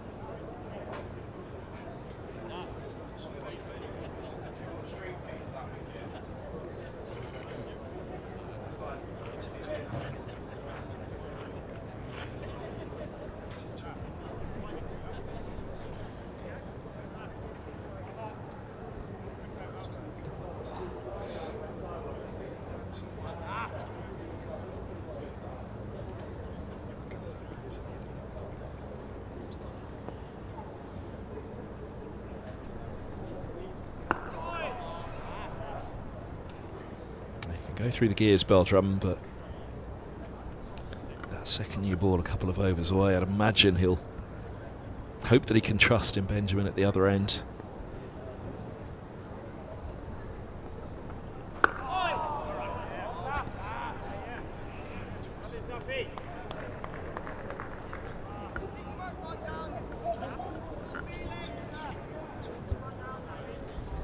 Just musing over the fact that did see Bell-Drummond really go through the gears here a few years back. It was a T20, it was lower end of the square. He and Crawley hammered the Middlesex attack. I'll drop the scorecard in a moment and get the exact figures of it, but Angus Fraser at the time commenting he'd never really seen such hard hammering of the ball as Crawley and Bell-Drummond gave it in that match.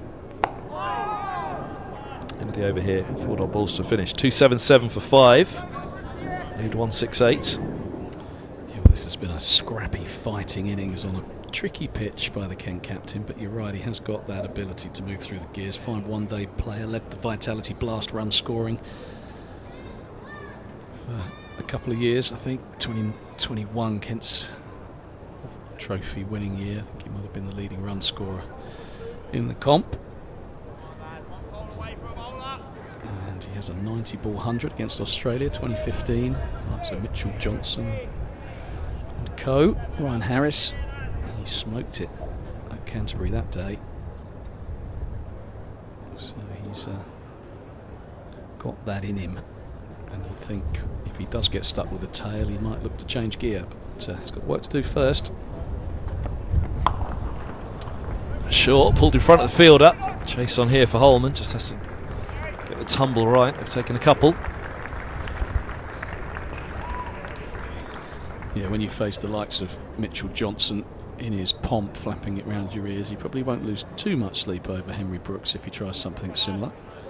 That's not meant disrespectfully to Brooks, but I don't think it's that kind of surface. It's more of a pitch it up and kiss the wicket, try and find some seam movement, but he has got a big leg side boundary to work with, Brooks.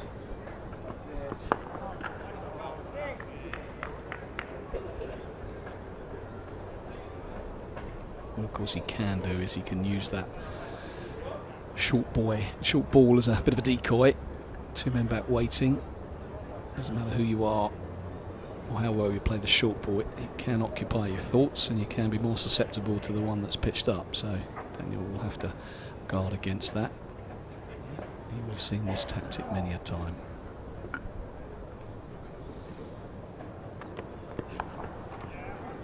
Just a single, straight to long leg.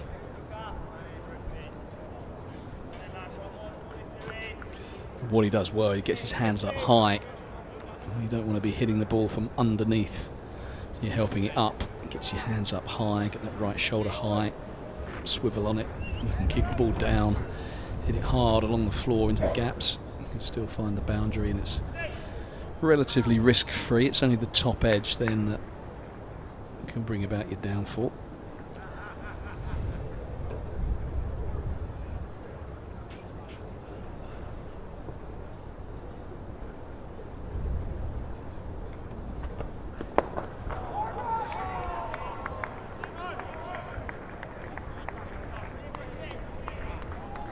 Big innings this for Chris Benjamin. But Harry Finch has got a finger injury. Don't think it's a broken finger, so I don't think he'll be out for long. It's Kent's first choice wicket-keeper batter. I think Zach Crawley will go away to play Test cricket shortly. So Benjamin could get him as a batter, but he'll probably need some runs in this innings. Couple here.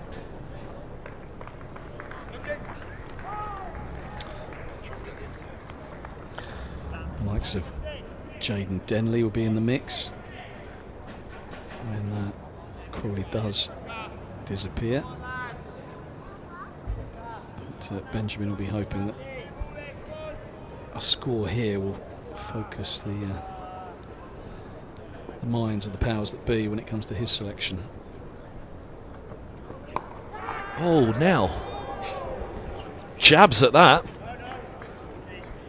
Just chipped it into the offside. Brooks in disbelief.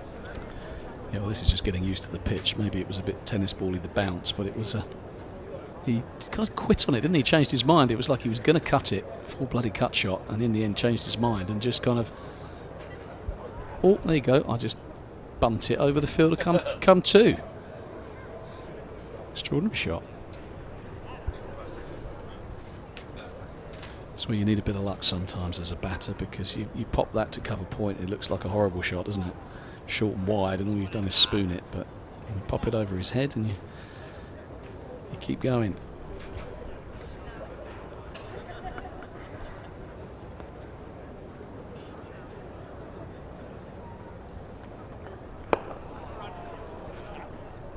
Just looking up that match from the Blast in 2020.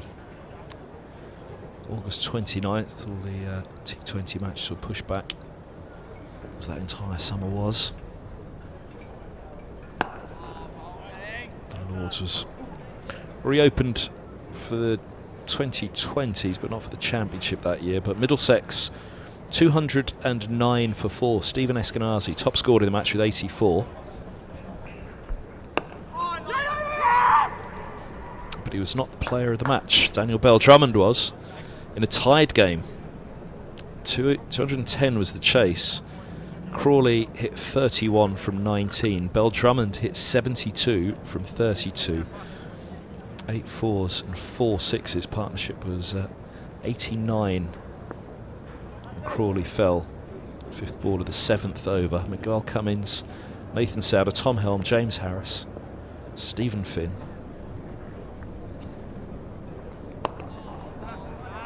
I remember that game. I asked him at training in the week actually if he'd ever got 100 at Lords. I said, didn't you get in that tied game? Did you not get 100 then? He said, no, I got 70 odd. He said, got them quite quickly, but no, I didn't get 100. So I think this is his first 100 at the home of cricket. It's always pretty special.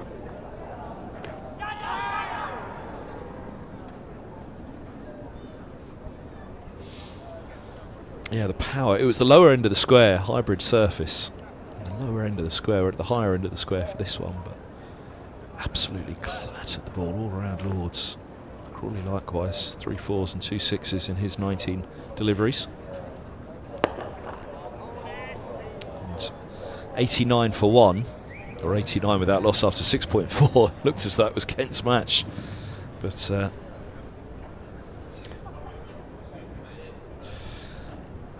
now here's that dismissal of Everson.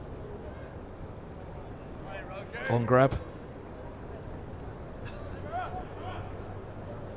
He's done well to collapse the body, hasn't he? As much as the arms getting down, it's just getting the legs to collapse underneath him.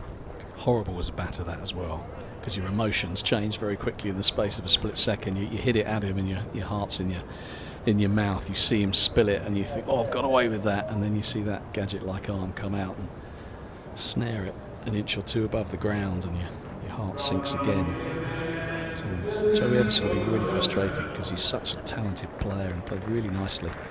Just cut across that ever so slightly, maybe got stuck in the pitch, maybe just misjudged the length, a bit pushy. And he hasn't done a lot wrong. He's back in the shed for 35, so important partnership this with Jamal Richards on debut. Knocked in the first innings and didn't quite go his way with the ball, so he'll be nervous. And then you've got Kashi Valley, George Garrett, Matt Parkinson, not renowned, any of them, for their run getting.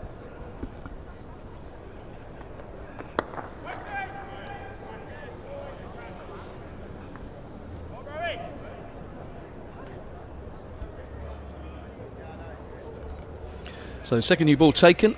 Toby Rowland-Jones back into the attack, trying to wrap things up. And crucially, they did get that breakthrough. So Chris Benjamin, he also on Kent debut. Shot player, likes to counter-attack. He's going to have his defence in good order here as well.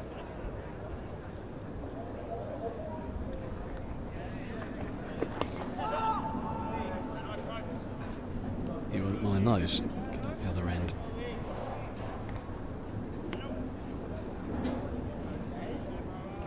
There we go, skipper to skipper again.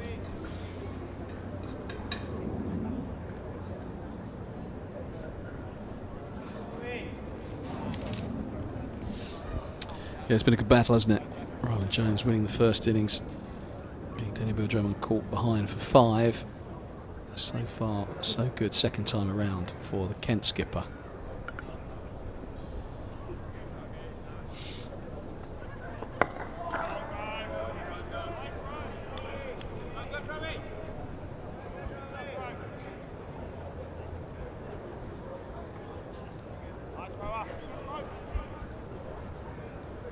It's massive for Brooks and for Middlesex. It's been Kent's morning so far. 176 that lead. Just the chat around the ground. Not everyone in the dressing rooms, the players wouldn't get involved in it, of course.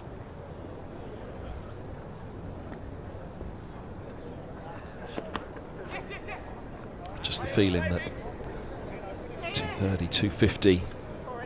So they've come back for the second. Yeah, that's good running. And Jones chances.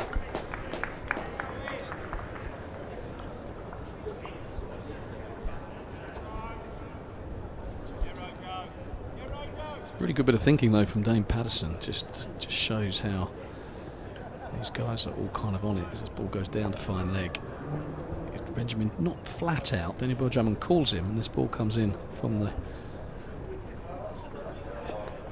Cross edged. Only one slip. just content for the single this time, but questions being asked with the second new ball. But yeah, just Dane Patterson, we've seen it before.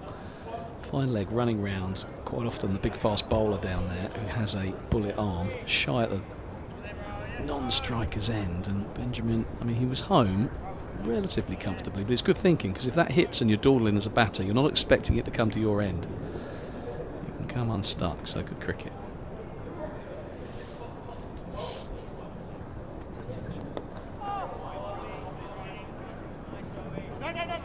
From the first hard, don't go for the second on that one. Not two there. Yeah, just the chatter this morning was 230, 250, and this could be tough for Middlesex. Well, it's 180 already.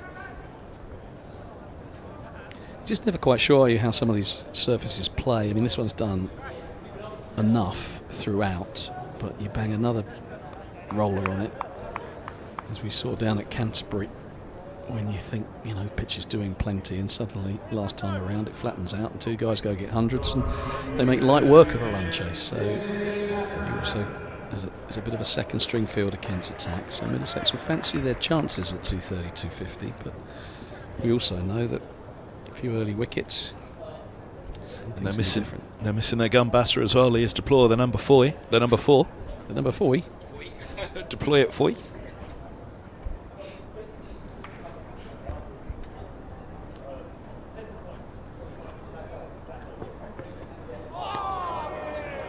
That is well bowled. Patterson back into the attack. It was a bit of a loosener or two from Toby Rowland-Jones. Not so from Patterson. That is him at his absolute best, angling in, nipping down the slope. It's almost like a little leg cutter.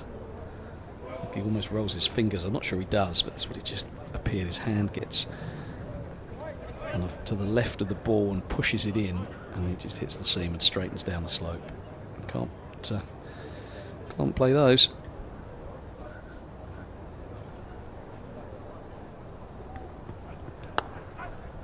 Thick edge. Gonna be diving. Holman again having to give chase and flick that one back in. Over on 3. The lead ticks on. Well, there's been seam all match, hasn't there? Seam and swing. I think one of the biggest factors for Kent will be how much Parkinson can come into it. We saw that little bit of bounce as well, didn't we, for and turn for leaning. 4 stumps on day 1. Yeah, and how Daniel Drummond will use his attack, because obviously he does have the part-time off-spinner Jack Leaning. He's probably a bit better these days than part-time, so you've got the two-spin option. You've got your overseas Kashi Valley, and I thought George Garrett was excellent and looked Kent's main threat. Joey Everson will swing the ball about. It's then how you get Jamal Richards into things. He just bowled the one spell. It wasn't his best work, and we didn't see him again. So I think if Kent are going to bowl Middlesex out, he might have to play a part second time around. Now, big stride. Look at him lean outside the off stump.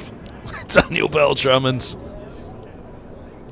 It was close. He was really close early on. This one didn't look quite as adjacent as that previous one, and I think he just gets outside off stump. It's just above the knee roll. It is close. He is, as you say, leaning to try and accentuate that. I'm outside the lineness. It was half inch outside the line, if anything. Yeah, good call again from umpire Bailey, wasn't it?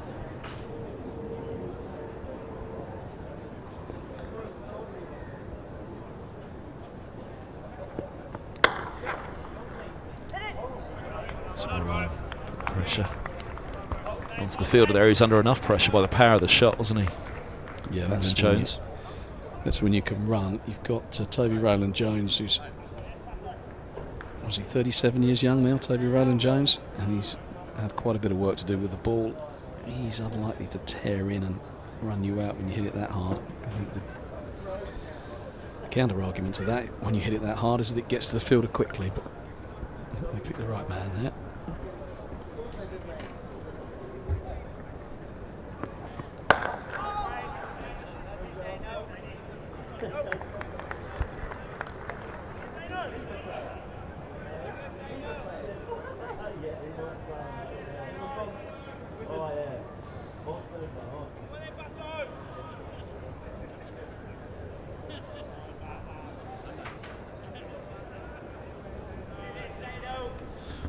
Mentioned Richards there for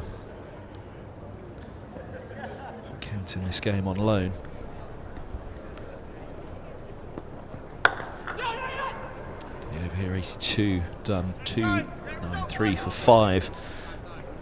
These 82 overs now. Rowland-Jones has bowled 21 now for Patterson as well. Brooks has only bowled 8. Higgins 15 and Gohar 17, so they've almost operated as a 4-pronged attack in this. Brooks coming back with that wicket just before the second year ball, but after an expensive start in the Kent first innings, he hasn't been showing the ball as much in this. He only bowled 8.3 overs in the first innings, came back, as you say, and got 2 for 35 in the end, but that was a vastly improved second spell from him. Yeah, but he's come back and he's got a big wicket, Joey Everson, and that's my point about Richards, is that, you know, generally you need all your bowlers to come to the party. It's a nice shot. Benjamin playing that really straight past the stumps. Mid-on's a touch wide, so he's scamper through for a single. Yeah, I just felt in the first innings, and I understand the reasons why Daniel Drummond didn't turn back to Jamal Richards. And I think the fact they've made such good inroads yesterday morning could keep going with their front line bowlers. But I just wondered whether, there's something mentioned to the coaching staff, whether he'd be better off operating from the nursery end, because he struggled a bit from the pavilion end, and it is tricky here.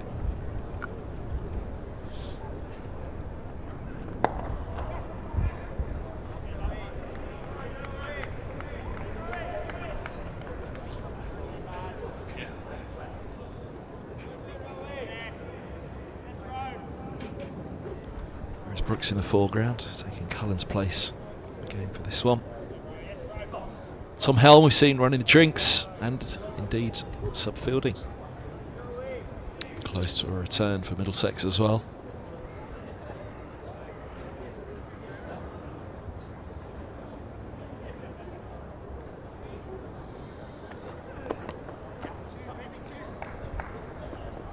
Farther than he expected, so return for the second. Here comes that throw. Sun breaks through again at Lords.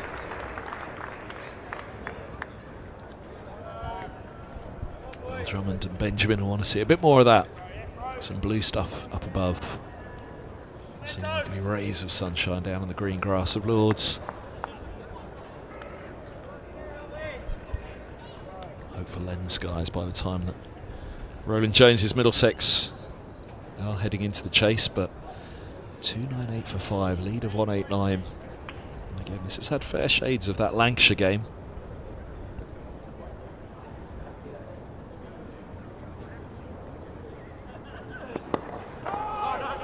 Excellent cricket services they've had here at Lords so far this summer. Lancashire and Middlesex 9 for 3 and in deep trouble in their second innings, 100 runs behind. Max Holden with a big century leading Middlesex into a strong position, and they nearly managed to come out and bowl out Lancashire, having been in real trouble, but Lancashire holding on for the draw. Won't be any holding on for the draw in this one. There's plenty of time to go and the weather's set fair.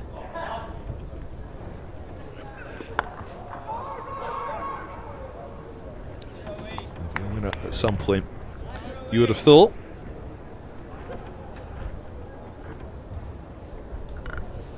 Sun's made a reappearance. It's always good from a batting perspective, isn't it? It's just something nicer about the sun on your back. Actually, the fielders won't mind it either, because that breeze is a bit chilly today. Kent batting coach sits back comfortably in his chair. Not a batting coach, I'm some sort of, from time to time, consultant.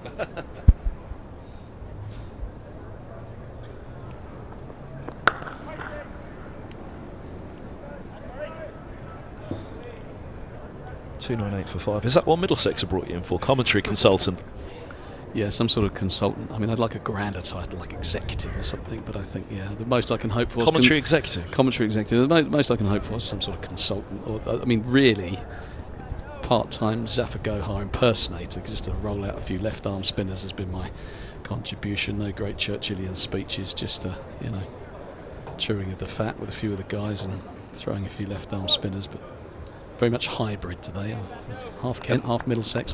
I'm a neutral, Kev. I just want to see a good game of cricket. On the commentary consultant perspective, any notes, any feedback so far, or is that going to be saved for my bosses?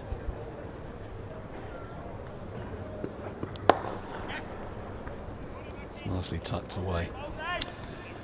How is Kevin Hand still in a job? I ask myself. No, A for effort. Yeah. Too many Star Wars references, but other than that, mate, excellent as always.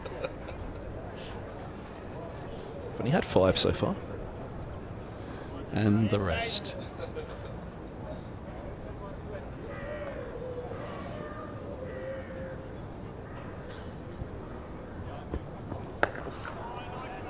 Patterson's been a real handful. He's angled it in, nipped it down the slope. That one a bit wider, and you could just see Benjamin, who's such a dangerous whiteboard player, any kind of width. His instinct is just to put the hands through it.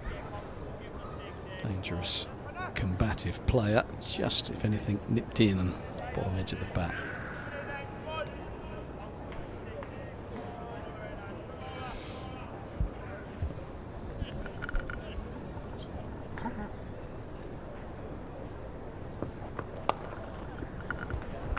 Chase on. Brooks won't get there. That was timed beautifully. It wasn't Patterson's best delivery, slightly ill-directed down the leg side, and just flick of the wrists from Chris Benjamin just helped it on its way, but he timed it and it flew away.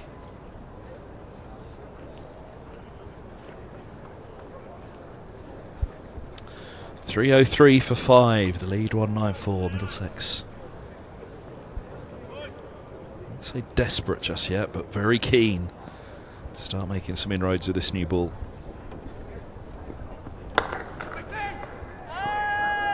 Nice looking shot. I think would have flicked the finger of Patterson there, appealing for the run out. A desperate way to go if you're Daniel Drummond. You waited all this time to find your form. You've got 100 and there's not a way to get out. But he was alert and back in his crease he went. And so Dane Patterson, another one of these top button merchants. We said about Henry Brooks. Look, it's all the rage.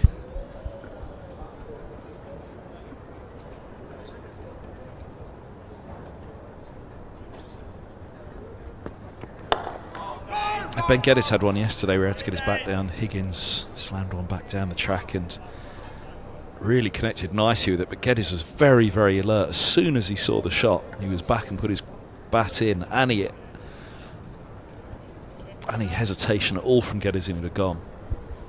So I did Trevor Ward twice in consecutive weeks. Ran him out. One was at Headingley on a wicket which was green and seamy, and Mark Robinson floated one up and I drove him back down the ground. He got a fingertip on.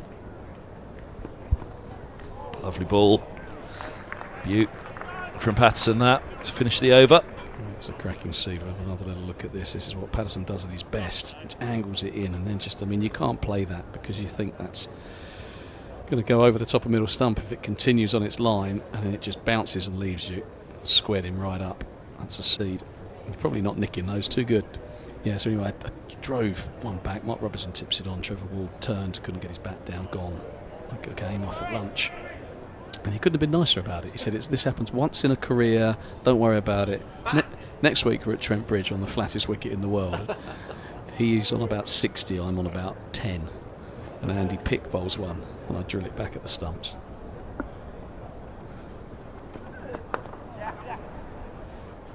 So Daniel Drummond just drops this, picks another single up. It's been a feature of this morning's play. So I drew this one back off Andy Pick. He gets a fingertip on it, and Trevor Ward again is a couple of feet short of his ground. I come off, not at lunch, but not that long later actually. And I think, how do I approach this? You know, because he was so reasonable at the one before. I didn't think he spoke to me for 3 days. It was such a flat wicket. He was so gutted. I didn't think I should suggest that he learn how to turn quicker. He suggested that I learn to hit it harder so the bowler doesn't get down in time.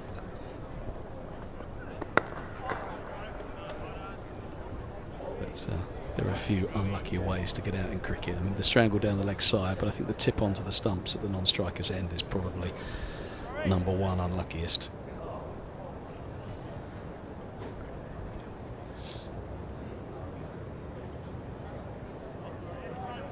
Actually, I'll tell you where I think the unluckiest one was.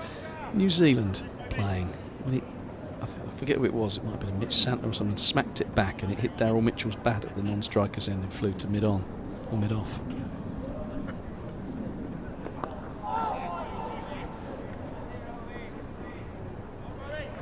Let's have a tickle on that one, and they'll get a couple. Not impressed. Roland Jones. Yeah, that was an extraordinary one, wasn't it? Some player Santner, he's turned that New Zealand side into a force. It might not have been Santner, it might have been Henry Nichols. I think it was a lefty. I'll have to check it out now.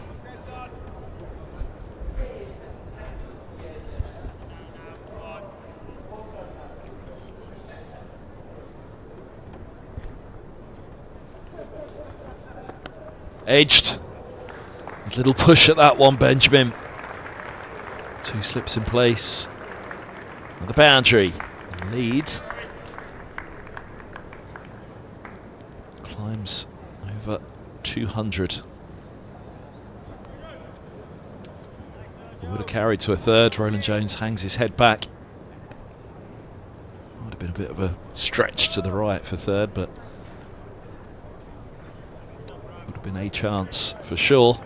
201 is the lead, 5 wickets standing. Benjamin 53.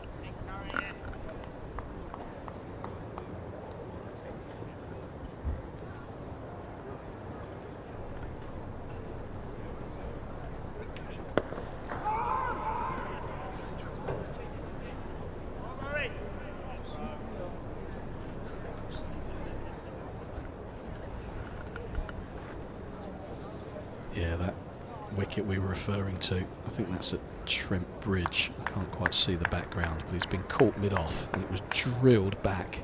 Hit Daryl Mitchell at the non-strikers and the ball was 4 all day long, and as he turned it hit the middle of his bat and flew straight to mid-off. Former Middlesex man, of course, Daryl Mitchell.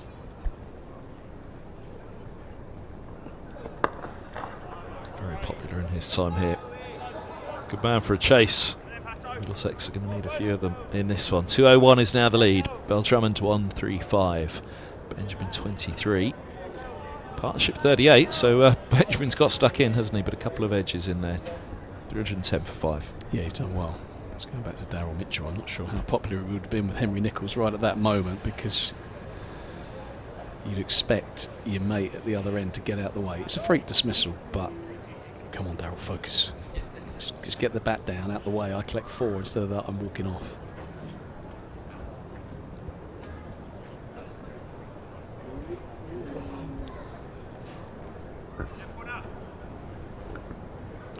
So 200 lead for Kent.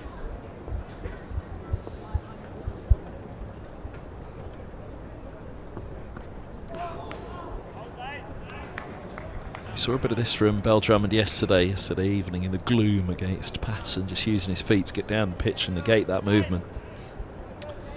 Yeah, I mean, Patterson will feel he's still in the game. I can understand Daniel Drummond's thinking, because he does angle it back in at the stump, so if you can get down the wicket, you take LBW. You don't take it out of the equation, but you make it less likely. When he gets that one to zip down the hill, the danger is that you grope at it as you come down, you nick it. Just the one slip waits. Whips it off the legs. Long leg with a slide will get around this time, get a couple. Drummond. Yeah, it's the second one that Patterson has pushed down the leg side. One to Benjamin, which he flicked for 4. That one to Drummond just costs him 2. Just perhaps getting a little tired. 22.2 overs. He's going at about 4 runs an over.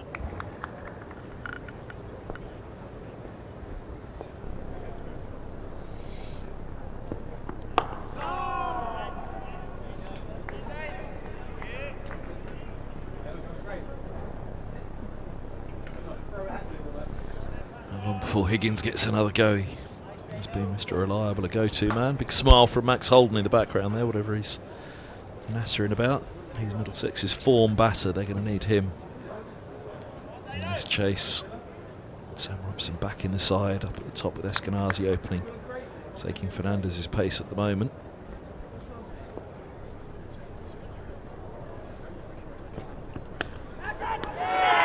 Was there any bat involved? No, says umpire Bailey.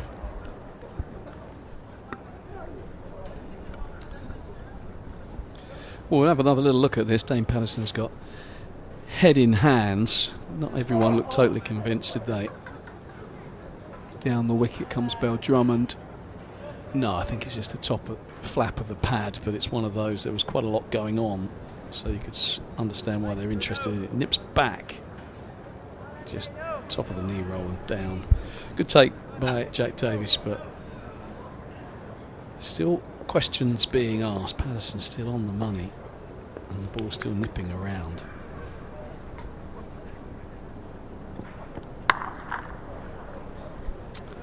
Sweeper's back. Little sign of things at the moment. Deep thirds back, deep backward square, deep cover.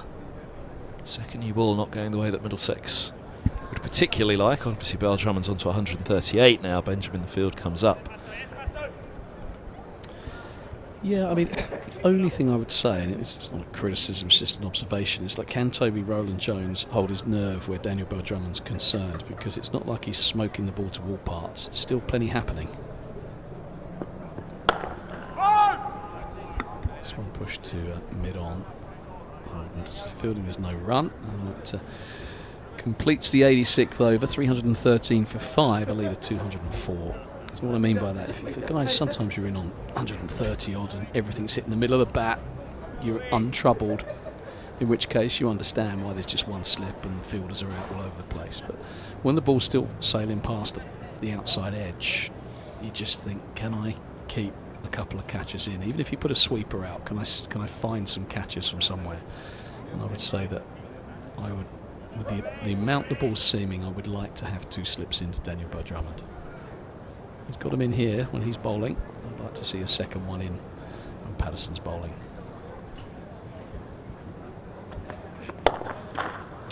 Nice shot. That gets through. Skipper to skipper, as we've been saying. At the moment, Bell-Drummond's coming out on top. Well, this is the very best of Daniel Bell-Drummond. When he hits his on drive, you know, he's in good touch. Sometimes that front foot just closes him off a little bit, comes around that front pad, but not on this occasion. That is just bunted down the ground with some authority. Cracking cricket stroke.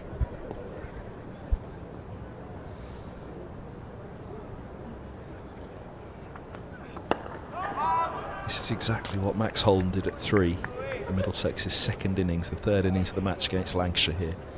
Bell-Drummond's now doing it to Middlesex. Time ran out for Middlesex to take all 10 of Lancashire's wickets in the final innings. Time is on the side of this match, that's for sure.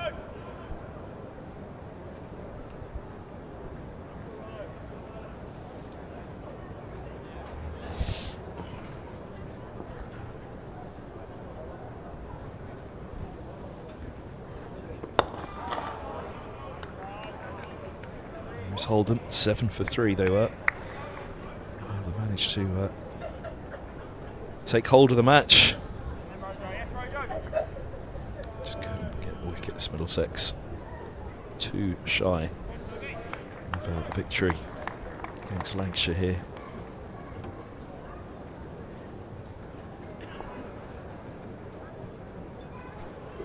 The table's about to be turned on them just as they did to Lancashire.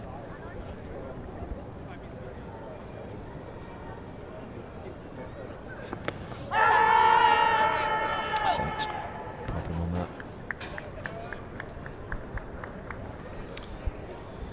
We'll have a little look at this, but I'm with you. Instinct was high. It's a good length. I mean, it's challenging the knee roll, but he just gets that bounce. Toby Rowland-Jones. He's just put his bat up, Daniel Bell-Drummond, to just suggest. I never really like that. Almost like they're trying to influence the umpire, but sometimes you do it by habit. But, yeah, it just gets that bounce as well, which has always been a strong feature of his bowling, but it can count against him with those LBW shouts. That's nice from Bell-Drummond, up tall. Look at that hammer to the advertising board. Yep, bit short, bit wide. And we talked about keeping the field up, and this is the problem with that. I think I'd like to see the 2 catches. I think that's right, because when it does seam and deviate, you need to get rid of Bell-Drummond, but maybe one of those offside fielders could go back on that ring. The problem then is they're so adept, the Kent batters, at picking up the singles, but you always want one more fielder as a skipper.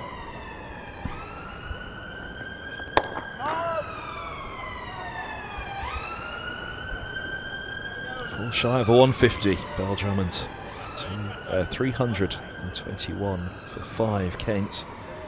Lead 212. Middlesex going to have to get their thinking hats on here. The run rate 3.69. It's just crept up again. They got it down below 3.5. Yeah, I think I'd be inclined to give Higgins an early look with this second new ball. I think he's bowled nicely. He's nipped it about. Sometimes there can be a pace to bowl on the wicket. And he's, along with Patterson, I think, looked the most likely today. Rowland-Jones has been excellent throughout this match, but maybe just showing some signs of tiredness.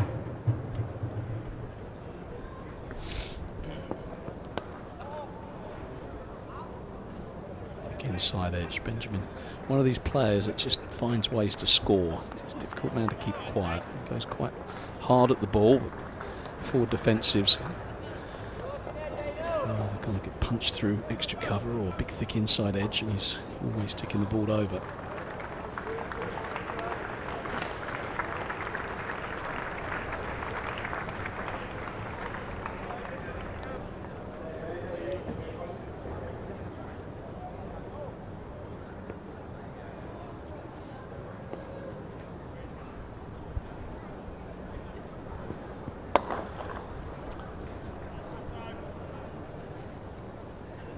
Just a single out to Gohar, he's the other man. Before lunch they give Gohar a couple of overs at the nursery end. Harder ball, look for a bit of bounce. Batters with one mind on lunch. An eye even. A couple of minds. Lunch is here, you get everybody's mind on lunch.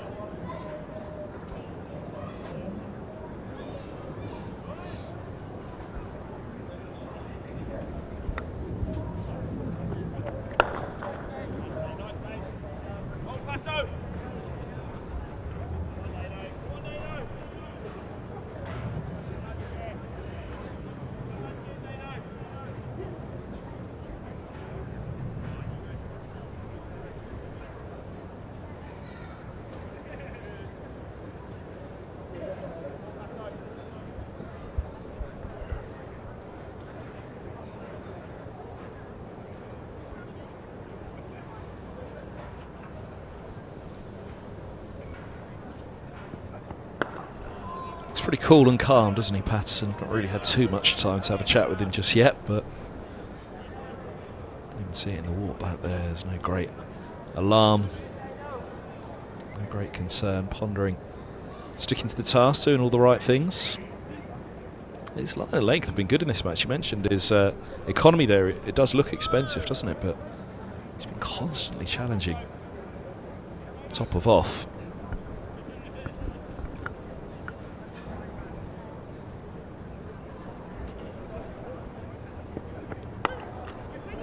This one's going to be more runs conceded, and again a pretty decent delivery. Benjamin just opens the face, runs it down to third man. I get a couple. What I like about Patterson is he looks like the kind of bowler that's always at you. You see some bowlers that bowl what I call a pretty line of length, that just the ball that was kind of in the channel and the ball just goes through to the keeper and everyone claps. But actually, as a batter, you don't mind it because you just lift your bat out of the way, and he's working a lot harder than I am if I'm the batter, so back you go. But he's always challenging that off stump. You know, the odd one he gets wrong, and yeah, he gets clipped. But he's not wasting many deliveries. He's asking questions.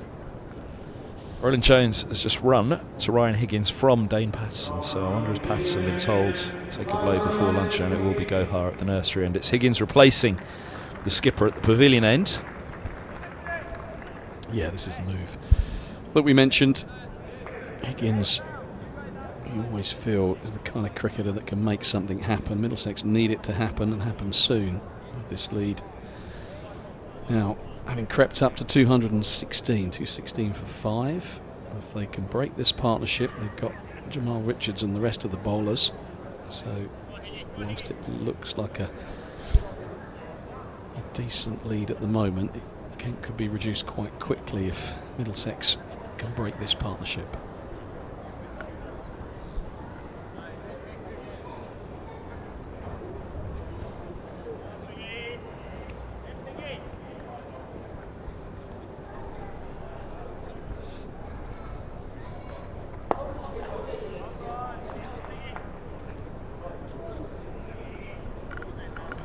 Got a bit of a one-day feel about this field.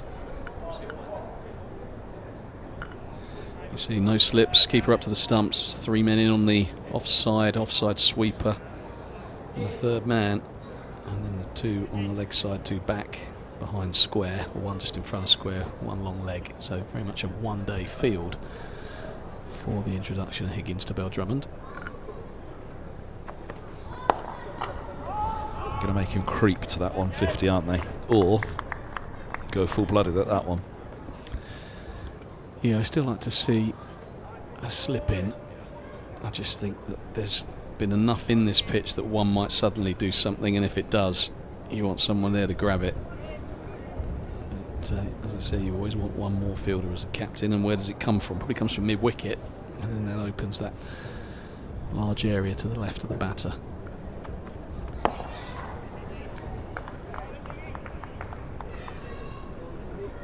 I just think the line and lengths that Higgins bowls, he's not going to bang too many in. So actually you could keep him mid-wicket and you could bring your deep square, you could bring him over, put him at slip and have a 6-3 field.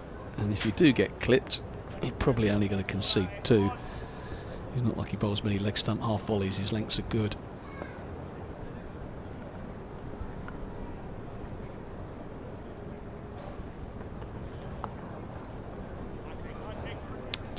To deep third for a single.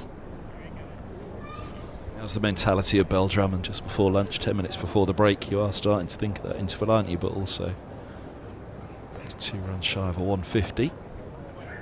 Yeah, 150 is a funny total. I just think not that I got there too many times, a few times. But you got your 100.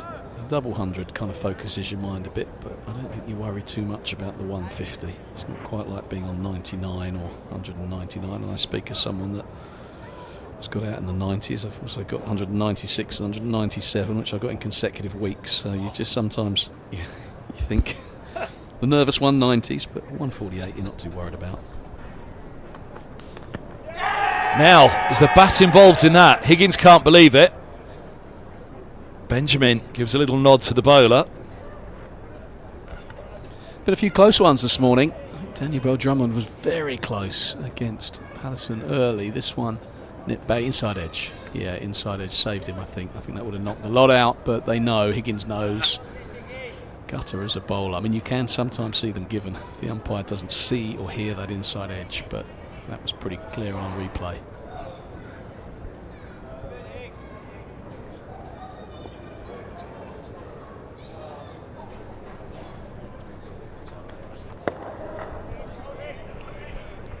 Back towards the top of that off stump, but well defended by Benjamin. Higgins' appeal was quite funny. Just watch his face.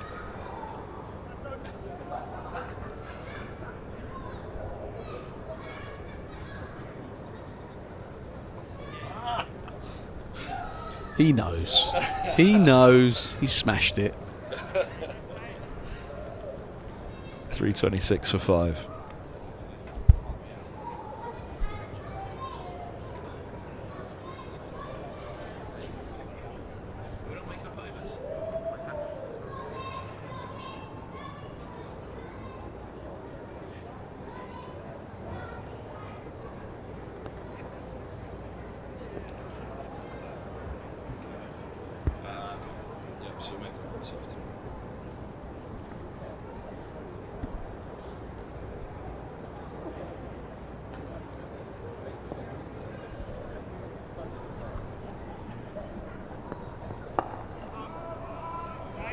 Was the question asked of Roland Jones, and he did come down and have a chat with Patterson at the end of his last over. Clearly wasn't going to take a blow. Yeah, we think lunch is 5 minutes away. We did lose time at the end of day 2 because of the light. But, anticipating that the 20 minutes or so get made up this afternoon. I'm never quite sure on these things, but we think lunch in 5 minutes' time, so Patterson keep going. I'm a massive fan of the kind of token over for the spinner just before lunch. I think you have this situation with the game very much on a knife edge. You go with a bowler you think is most likely, and Patterson has no doubt troubled Daniel Bell-Drummond more than most. As you said, he doesn't leave the off stump, does he? The runs that have come. I can't recall too many occasions when the batter shouldered arms to Dane Batterson.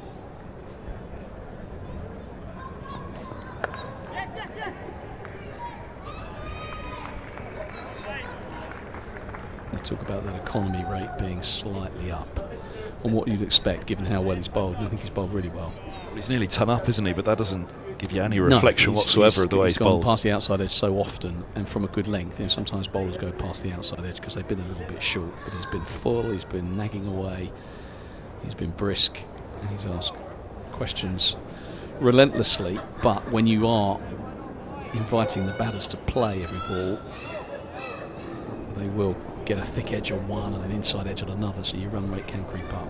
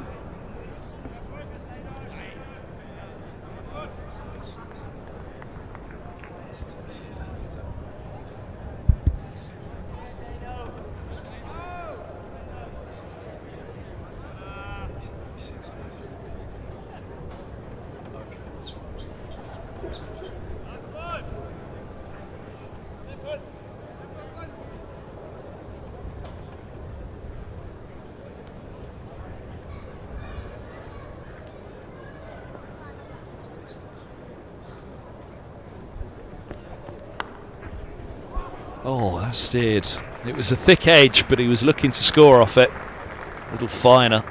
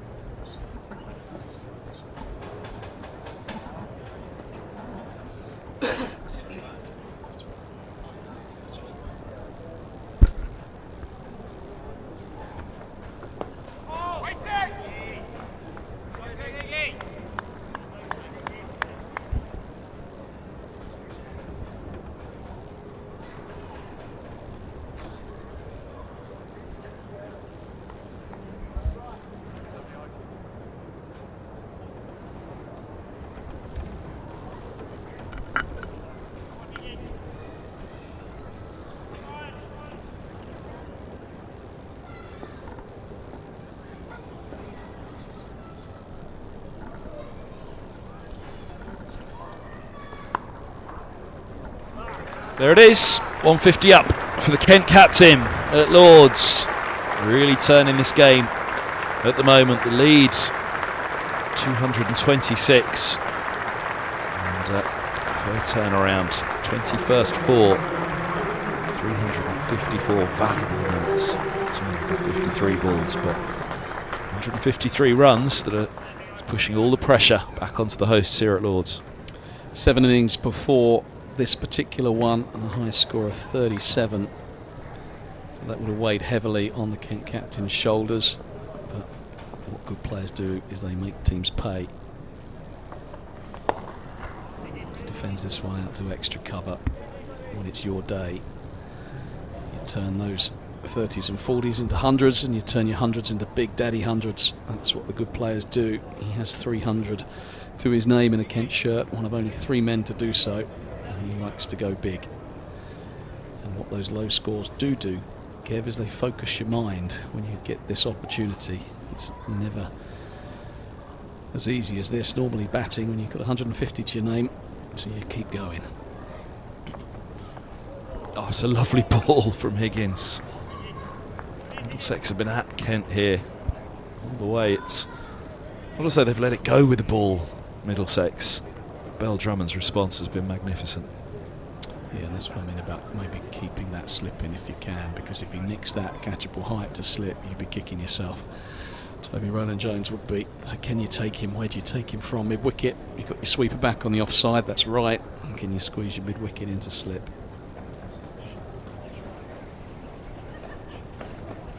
They're having a chat now about exactly that, I reckon. Either that or what you fancy for lunch.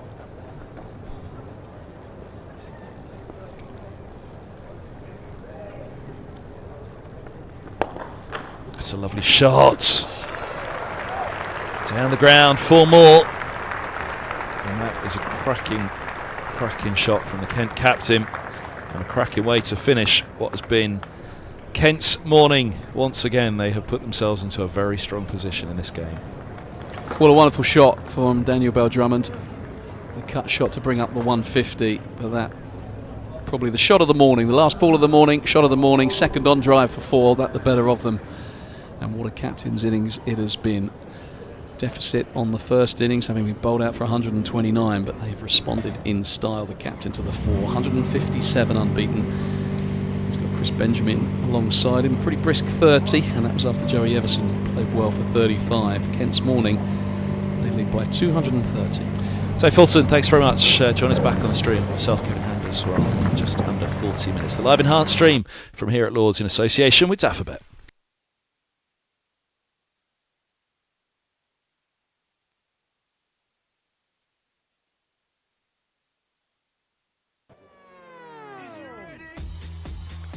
Or charge them and deposit them into the grandstand. He hasn't, he has! What a catch!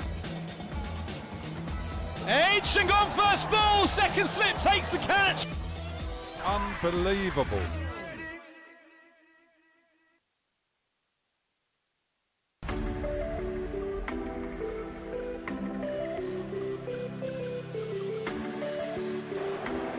Has he got him? He has. Oh, wow. Now, that is some pickup shot.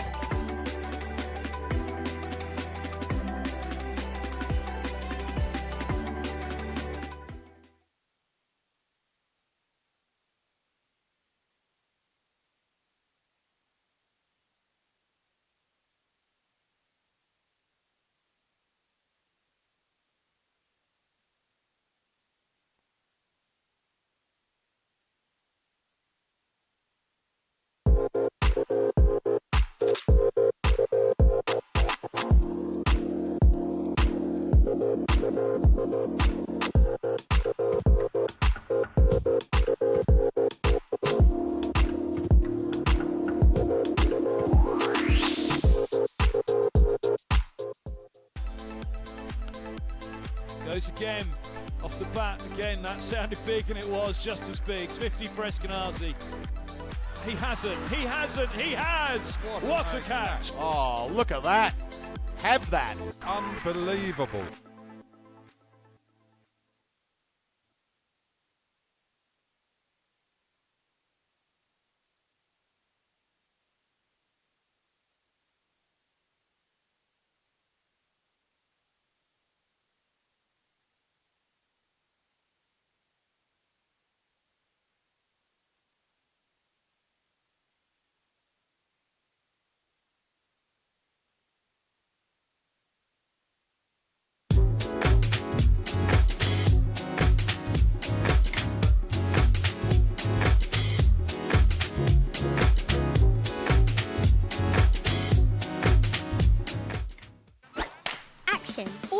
and all the games, they all start here with All Stars Cricket. All new experiences for everyone. All over the country. Every session is all-out action all the time. All welcome, all invited. Even mums and dads. Skills, friendships, smiles, dreams. It all happens here. All you need is delivered right to your door. Best of all, it even has your name on it. All the activators are fully trained, and all they want is for us to have a great time. Always. Laugh, ball, catch, throw. Try it all. It's time to go all in, all together. And it all starts with All Stars. All you need to get started is at allstarscricket.co.uk.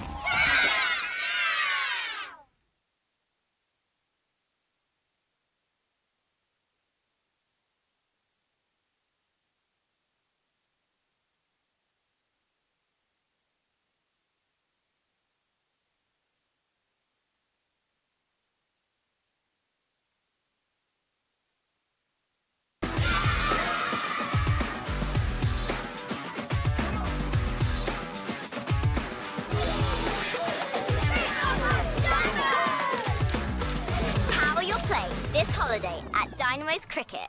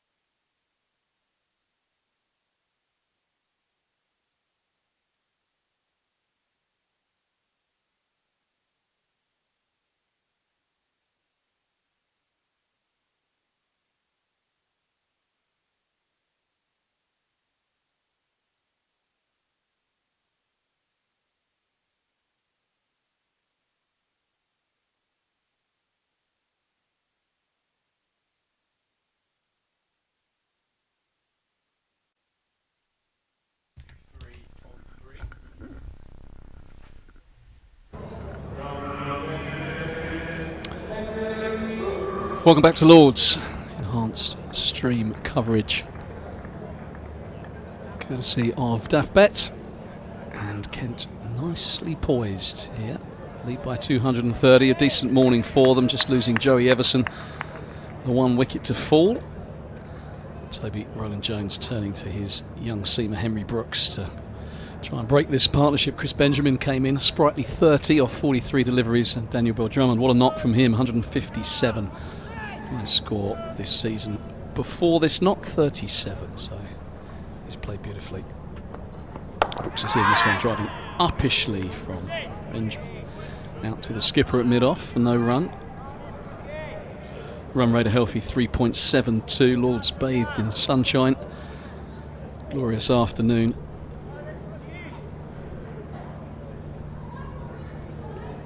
Been a lovely start to the cricket season weather-wise. This is a good cricket pitch, offering a bit for the seamers, not much for the slower merchants. Benjamin drives handsomely and he's going to get 4. Chase on, let it run away down the hill. Bit of a over pitch from Brooks, a little bit of width on offer, and Benjamin really strong in that cover region, leans into it, strokes it through extra cover for a boundary. So 343 for 5.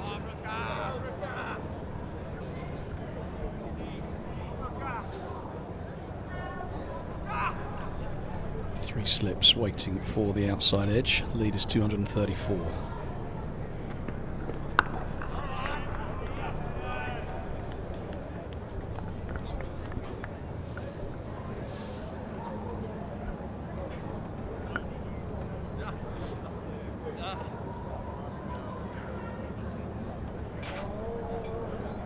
So 3 slips in for Chris Benjamin. Interesting to see how aggressively they go at the Kent captain Daniel Bell-Drummond. 157 to his name. Desperate Middlesex to open end up here. Benjamin thinks about the single, decides against. He's a busy cricketer. Brooks noticeably fuller in length than he's been on previous occasions, likes to thump the ball into the surface back of the length. Going for the nursery end, pitch it up, swing it, use the slope. Those 3 slips lay in wait.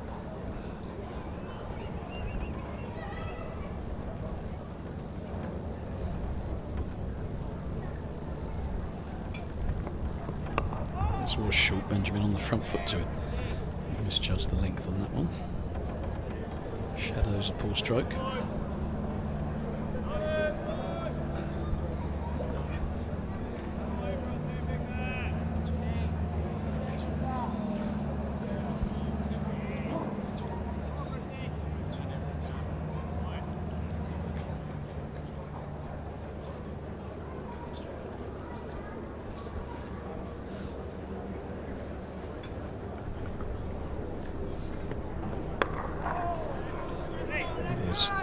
Brooks likes to do, hammer the pitch, hitting high up on the bat, right up the stickers. But, Benjamin equal to it, 34 off 49 for him. And attention turns back to Daniel Bell-Drummond, who is going to open the attack. Looks like it's going to be Higgins from the pavilion end.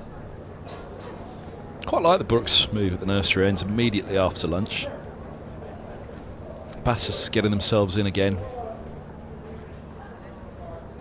Gives Brooks that little bit of confidence to say, yeah, all right, look, they're not going to go after your first ball after the interval here. They get themselves in and you throw the ball to Brooks. It's a bit like it's not quite, put Brooks in that same category, but obviously the pressure that Richards was under slightly for Kent, and when they bring him back in again. Well, I think in this situation you've had Rowland-Jones and Dame Patterson bowled quite a lot, didn't they, in the morning session, so you need your other seamers. There's not much in it for Zafar Gohar, so you need your change bowlers to come to the party. Ryan Higgins, you know what he's all about, but you need Brooks to play his part. Inside edge again, isn't it? Oh, imploring Higgins. I thought there was a fair chunk of bat on that, wasn't there? So the question, did he hit it? Yes. He's got the teapot out. He's got not the double teapot, the single teapot. This one is Nipping back.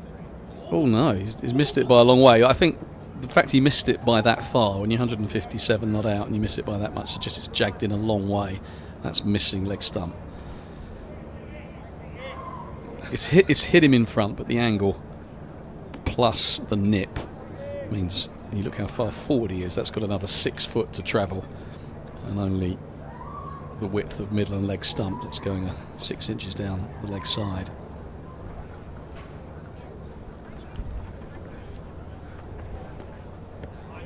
Yeah, camera's at an angle as well. I have to admit, looking at the TV with the camera angle, I looked at it and thought that's got to be stone dead unless he's got an inside edge on that. But bearing in mind that the pitch is so far across here that our camera is over the umpire's right shoulder as opposed to over his head.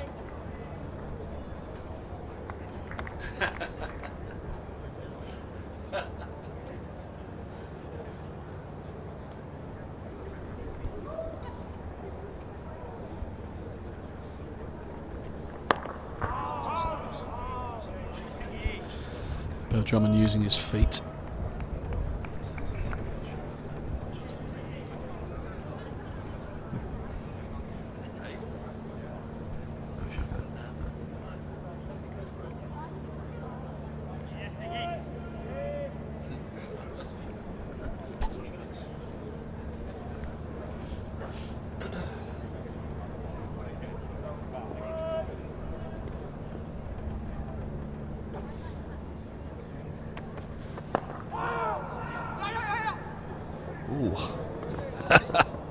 Oh goodness me, there's all happening there.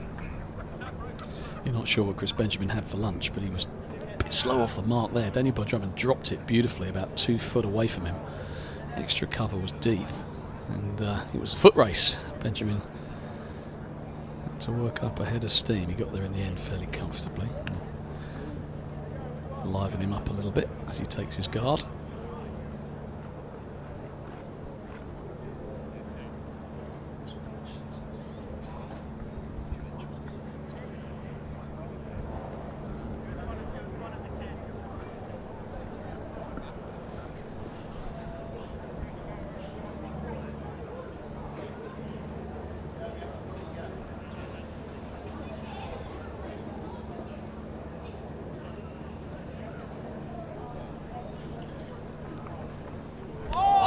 Oh, it's happening still for Higgins. Just 1 wicket so far in this innings, though, for the Middlesex all-rounder. Picking up Miyeya, it was a huge wicket. Very nearly another one there.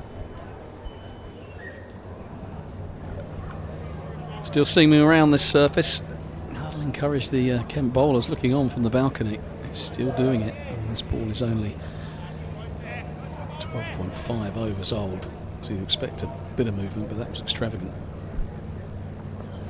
And now the outside edge. Brilliant from Higgins. But a dot ball into the scorebook. Kent remain 5 down. Yeah, seam movement, isn't it? One nips back and then that one nips away. Benjamin going at it pretty hard, as he likes to do. Not a half volley, probably not his best shot in truth. Been letting that one go. But again, it's the shot before, the ball before, isn't it? Puts so much into a batter's mind, and every time you see something like that, a lead of 235, I think there's only one team right now that will be relishing seeing that kind of movement, and it's not Middlesex.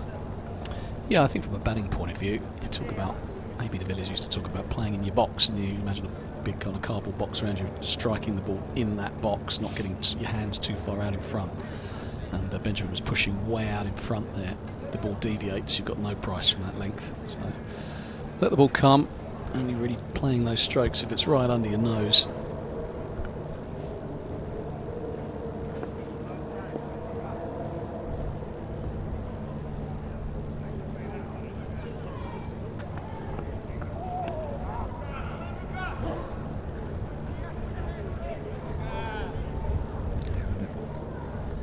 Zafar Gohar in the side now for Middlesex. When you see an opposition spinner turning the ball big, you think, oh, Middlesex will be happy with that. They've got Zafar Gohar, but similarly now, Kent, they've got 235 runs on the board as a lead.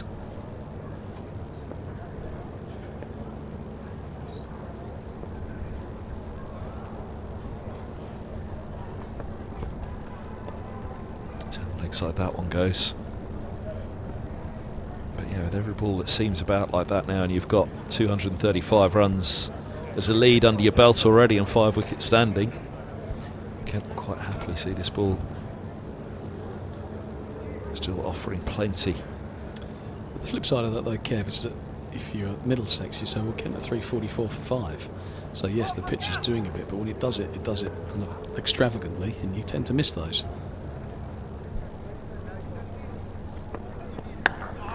In between times, you can score runs, as the Kent batters have proved. Zach Crawley, albeit he was missed in the slips early on, he played pretty fluently. Daniel Bell-Drummond has battled hard, but there's been some sumptuous on drives and cut strokes. So you get your value for runs here as well. The ball's coming onto the bat, albeit it's seaming around a touch. Not much in it for the spinner. And Matt Parkinson will be a threat a second time around, but it's not like it's turning and ragging and bouncing sideways. So they could possibly go after him. Edged away. Fine in the deep third. He's just got to scurry around in front of the pavilion gate. Stephen Eskenazi.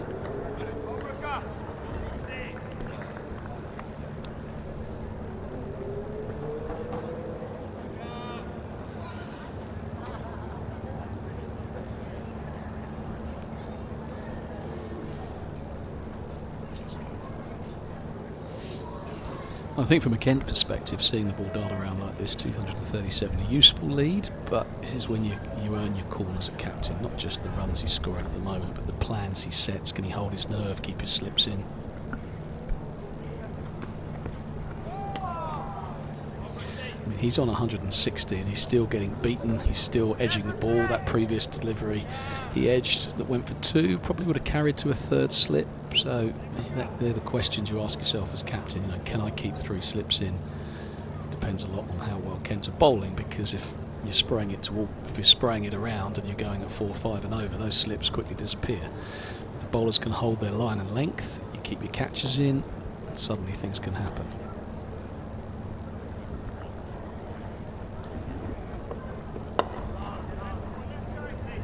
Good over from Brooks. To his confidence, the world. Good. I don't think he's a bowler that particularly lacks for confidence. He's just getting back into a rhythm, isn't he? Getting back into that form that he had a couple of years ago with Warwickshire. 346 for 5, Kent. The lead's 237. The key thing in that last over was the length that Henry Brooks located. That kind of half forward defensive, top of the bat kind of length. It's the default length for someone like Higgins. Brooks probably just trying to get it up there a bit more than his stock back of a length. So Benjamin on strike, 2 slips for him. There's a mid-wicket catcher, square leg coming in. Trying to keep him on strike.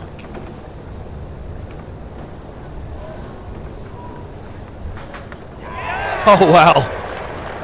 Well, he was challenging inside and outside edge in the last over, Higgins, and this time he goes blasting through, takes the edge out of the equation, thumps into the stumps. Through the gate it goes, back down the slope, and well, you can see the celebrations there. It's more a little bit of aggression, a little bit of anger. Look at that, cannoning back in to beat the inside edge. And a beaut from Higgins to remove Benjamin for 34. How Middlesex needed that breakthrough. The 6th wicket falls for Kent. And quite the way for Higgins to pick it up as well. Yeah, it's a Jaffa. Chris Benjamin just getting done by one that came back sharply. Like a fast off break, just coming slightly across it. I think that is credit to the bowler. Useful contribution by the Kent wicketkeeper on debut here. 35 for Joey Everson, 34 for Chris Benjamin. Useful contributions, but they are really amongst the bowlers now. Jamal Richards also on Kent debut. Duck in the first innings. 3 overs that went slightly awry. He will be under pressure. Do things start to happen in fast forward now? Bell-Drummond 160 from 266. That last ball will lift the tails of Middlesex. There you go. Skipper, hands in pockets, smile on his face. Grimace from Higgins. 230 to 250 is where we said it. Just starts to turn, starts to become tricky. This will be Middlesex's chance now to try to keep Kent in sight in this chase. Yeah, it's a pitch that suggests that 250 gives you a good chance, but you also look at Kent's attack. This is not Gilchrist, Stewart, Dudgeon and co that took to the field for game 1 for Kent. This is Jamal Richards on debut on loan. This is Kashi Valley, whose stock length is probably not suited to this pitch. It's George Garrett playing his first game of the season, and Joey Everson, who's a useful exponent of seam and swing, but he's not going to scare too many.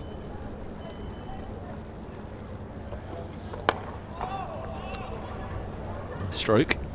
Feels bat on ball. Yeah, likes to get bat on ball, Richards. When you're nervous, when you're on debut or you're new to a side and you're desperate to get away, you just can push at things. And he got caught extra cover in the first innings, just trying to drive something that was kind of up there, but probably not quite up there enough for the shot. He essayed. You just got to be watchful here. Maybe just get a single, get off the dreaded pair.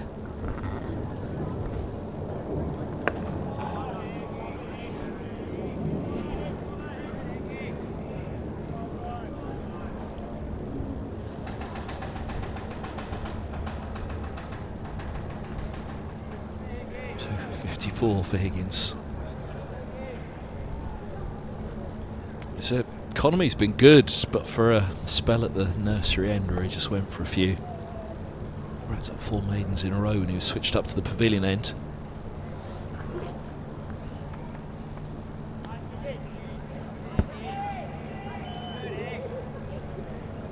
Just wonder at what point does Daniel Burr-Drummond either change gear? Does he farm the strike? I don't think it's yet. Just be thinking, how do I play this? It's been difficult. He's batted well, but he has been troubled by the seam movement just like everybody else. So it's not going to be easy for him just to put the foot down and start smoking it everywhere.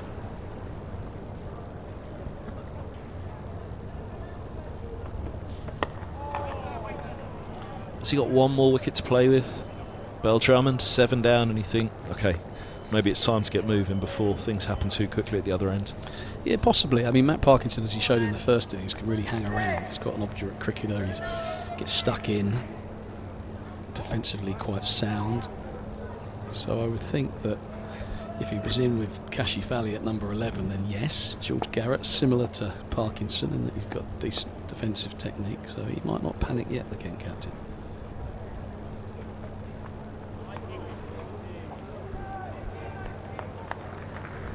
End of the over, 346 for 6. Higgins with a second wicket.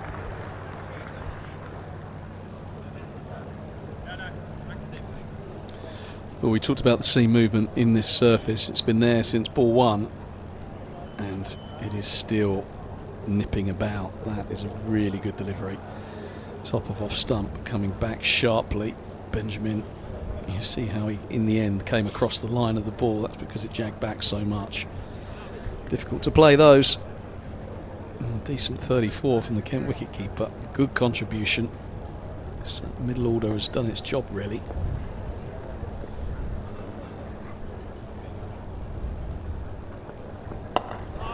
Good from Brooks, right on the spot.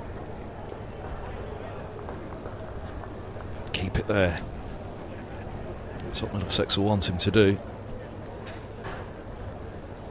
He's got that bit of protection back at deep cover if he just over pitches slightly.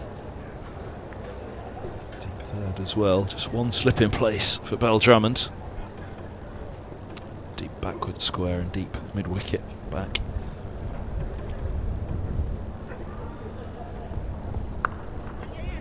It's a little shorter. Now's Bell-Drummond's just to rock back and take 2. It's good batting from the Kent skipper. Just eased it away. Brooks looks irritated.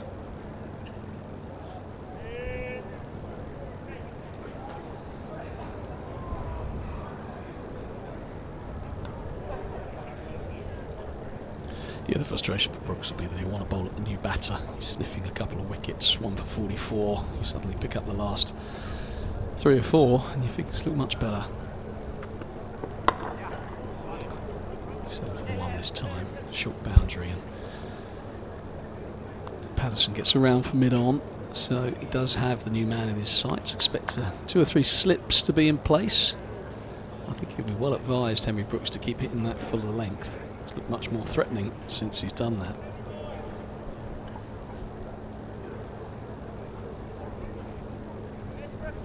Two slips and a gully. No, going to 3 slips, I think that's correct. 3 slips. Ring of 3, trying to keep Jamal Richards on strike. Drifts onto the legs. And Richards is off the mark for Kent. Yep. On the board, Jamal Richards. Duck in the first innings. Just the 3 overs with the ball, that'll make him feel an awful lot better. And from a confidence point of view, if he can chip a little 25-30 here, ahead of what will no doubt be an important spell for him later in the game, do his confidence the world of good. 350 up in the second innings as well for Kent.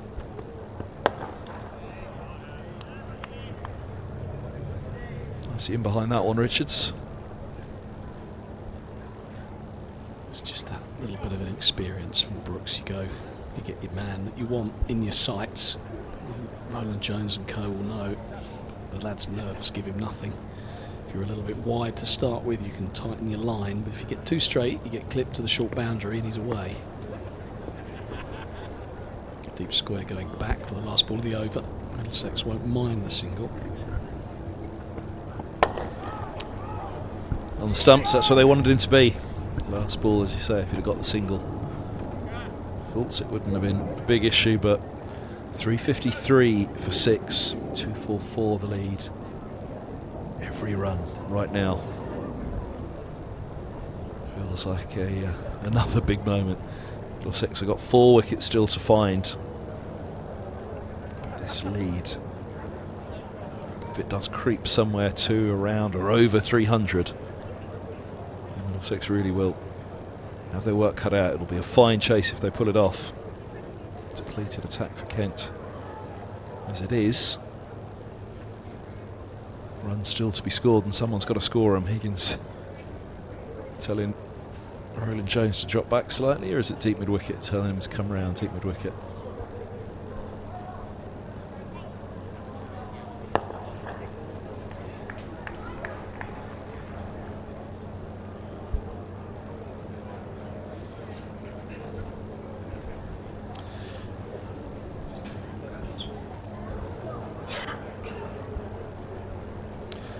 This has been a feature of Daniel Bell-Drummond's innings, is using of his feet to the medium pace bowlers and the quicker bowlers. He's done it to all of them, trying to negate some of that seam movement.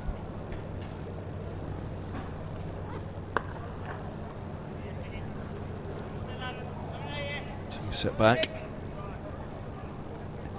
And what that skipping down the track does, it does a couple of things. One, it takes LBW, or makes LBW less likely, so you're taking one mode of dismissal out of play, or making it less likely at least. And what you're also doing is you're presenting the bowler with a problem. There's a bit of guessing going on. Is he coming? Is he not coming? You see him come. Sometimes you can almost feint to come down. Bowlers can drag their length back and you get that ball to cut that you just got then. So just messing around, being proactive, messing with their length.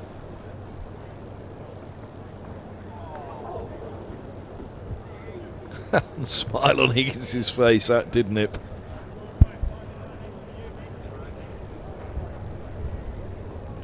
It nipped. Richards missed it by about a foot. I'm not even sure he played it. It might have been one of those, he almost left it by playing at it, if you know what I mean. You sometimes see batters do that. If he had been playing at it, I'd like to think he would have got closer.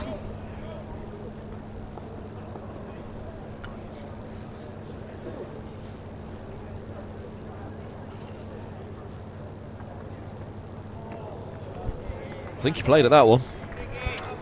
Yeah, I didn't mind that one so much. That was a tighter line and he didn't follow it, which I liked.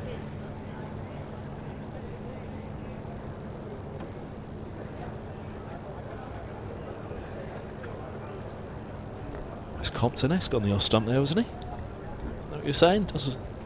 Plays the off stump pretty well, doesn't follow it. Play off stump line, don't follow. Yeah. Just that back coming a bit from second slip and then a little bit into out.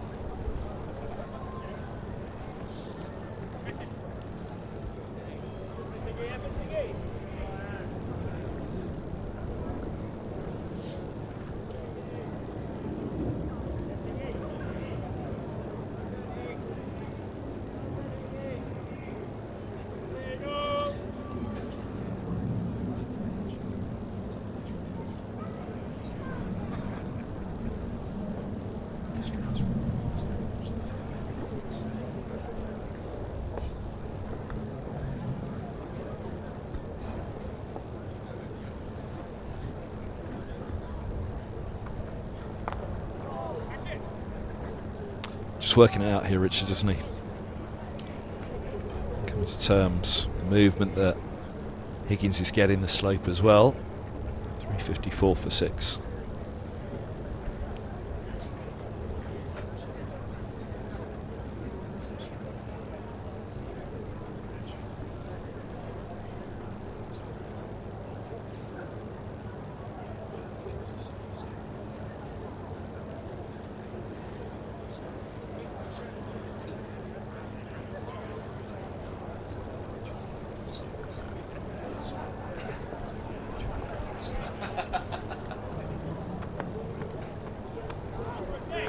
Nice zip from Brooks. That length where you kiss the surface and it just springs through to the wicket-keeper Jack Davies. Just a little wide on that occasion, but he's bowling good lengths in this spell. Got 2 men back on the leg side for the pull stroke. You can see them there, right of screen. Quite close together, 25-30 yards apart. Just patrolling that short boundary. The angles always get a bit skewed when you're this close to a short boundary because you always go a bit squarer to cover it. Oh, that is close. Not out, says umpire Bailey again. The thought was the bat involved. Well, we'll have a good look at the replay. Rob Bailey's arms have been glued to his side this morning, and as the case now, he's asking the question, and his arms do move. But, we'll have a little look at this one. He had a really good shout to adjudicate on. Oh, that's close, you know. That is close. Dynamo Drummond groping, coming slightly across the line.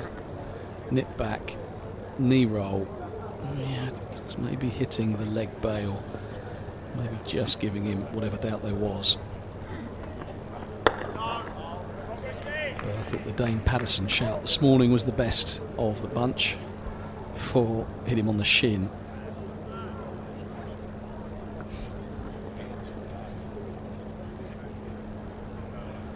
So there's this one that I thought he got away with one there, because you could just tell the way he hopped back outside leg stump. There was another occasion where he got hit and he tried to lean further outside off stump.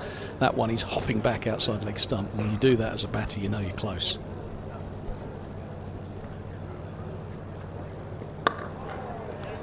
Consistency is all players ever look for from umpires, so bodes well for Middlesex's top order. Well, I was never really a big fan of that, the whole consistency argument, because what you want is them to get it right. And if they're consistently wrong, then that's no good, is it? And I'm not saying on this occasion that Rob Bailey was wrong, but I'm saying, consistency. That doesn't mean to say I want an umpire that just gives everything out. I've bet a whole career just being consistent, Schultz. Umpires just get it right. Oh, that's powerfully driven. Good stop by Higgins. Can it pick up 2? Will have stung his fingers as well, because that must have. Well, we'll see if we can pick up where it was struck on the hand of Higgins, but that was hit hard.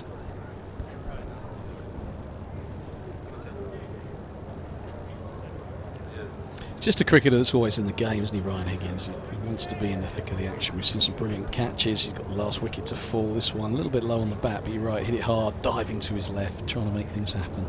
In actual fact, he probably conceded an extra run, taking the pace off it. And they drop the single to Higgins, underarm throw, and he's missed it. Look at Brooks, slaps his hands together in frustration, not at Higgins, but just at the situation at the moment. Brooks is chuntering. Yeah, I think this might have been out. I think we'll see here Jamal Richards slow to react. Yeah, just a little hesitation. He's looking and he's not even running in a straight line. He's veering to the right. Straight line. I think he's gone. If it hits, he's gone. But yeah, straight line. Straight line, he probably wasn't gone. I think sometimes you're guilty in that situation of just ball watching. You're looking at the fielder coming in. Probably only Usain Bolt could run that quickly whilst looking sideways at sideways and backwards where everybody else was. But generally, you run quickest when you put your head down. So has he hurt himself? Did he jarred his hand? Jarred his wrist when he was putting the bat down? We were all ball watching on this one, weren't we? But we'll watch the bat. Well, the hesitation, just to start there, should be moving. As soon as that ball's hit, you should be on your way. And he just veered there, and then is it this right hand that hits the ground? There, and he maybe just jars his wrist, but yeah, he's okay. Just change a glove, maybe.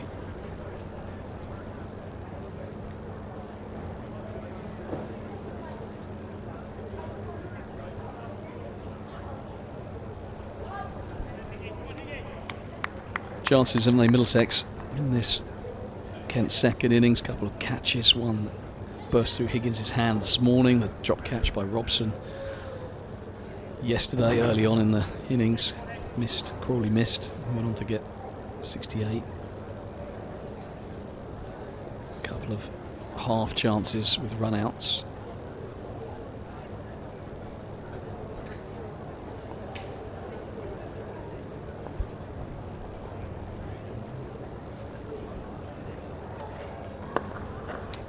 In swing there for Higgins. I think the frustration, this is where you want real game savviness. You know, Jamal Richards, young player, but you know, last ball of the over, Bill Drummond on strike.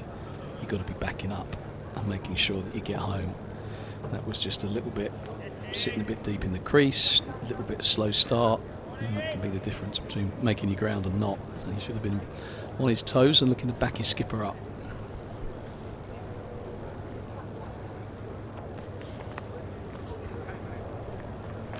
Set away fine. Long leg will just go to collect.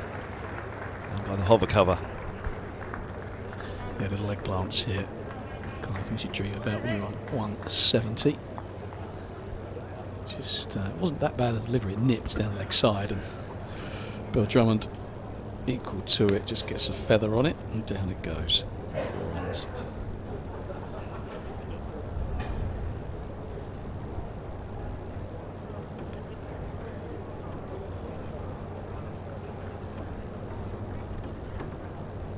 They're discussing, Kev. There's lots of finger pointing and gesturing and ushering of fielders. Someone coming across.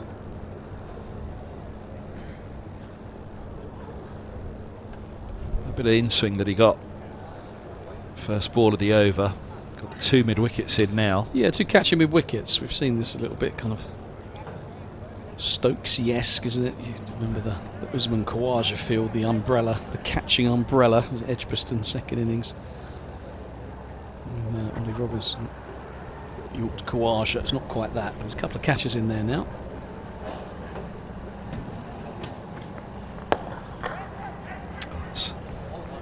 Stray to the mid-off. Roland Jones couldn't just get a fingertip to it. Get back for a couple. But yeah, he advanced to that. He's been advancing to negate that swing, hasn't he? The in-swing that Higgins has been getting. But Hope will bring in those 2 catching mid-wickets, as you say. The umbrella field for me will always be the Tim Murtagh field as opposed to the Khawaja one. There was a Ricky Clark captaining Warwickshire here, and Murtagh came out to bat at number 10, and he put every single fielder in front of the bat. An umbrella field on both sides. 4 coast catches on one side, 4 on the other. 5 on one side and 5 on the other. No slip.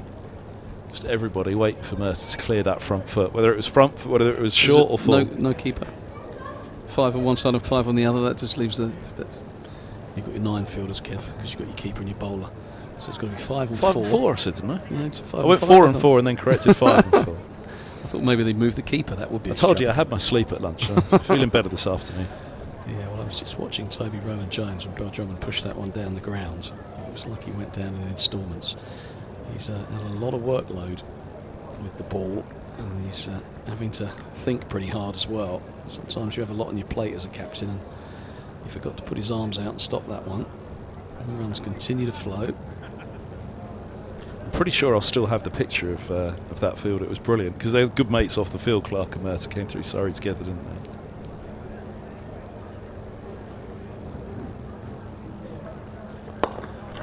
Often up in the commentary box as well now, Ricky Clark. We had a chat about it actually. He said Tim started as a genuine all-rounder. He batted at 7 at one point for Middlesex. But the final few years, it was a case of whether it was short or whether it was full, the front foot was cleared. And it was either, if it was short, the front foot was cleared and it was hacked away into the offside. If it was full, the front foot was cleared and the bat face just opened into the off.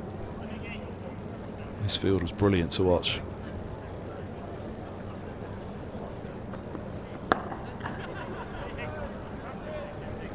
Yeah, and then they tried it against Khawaja. 363 for 6.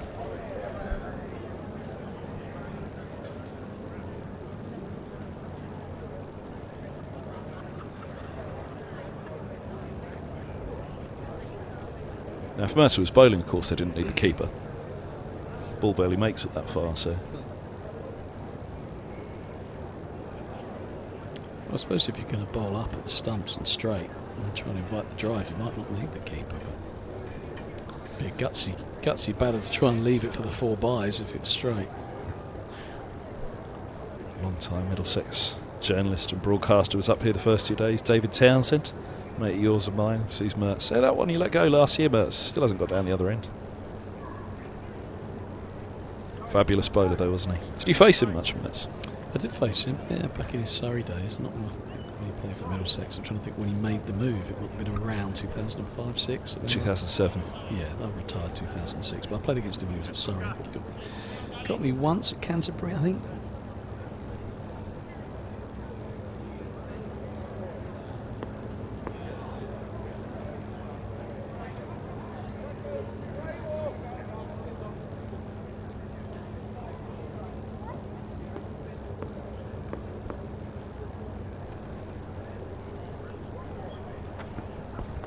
Oh, it's edged!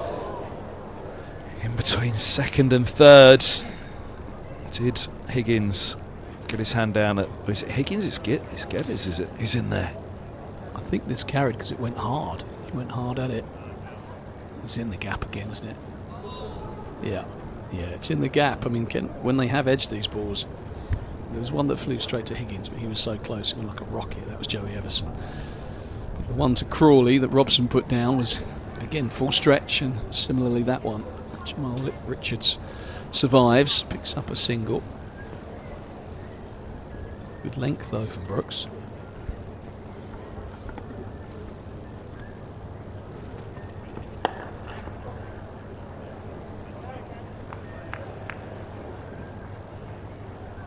It's up and over 250 now.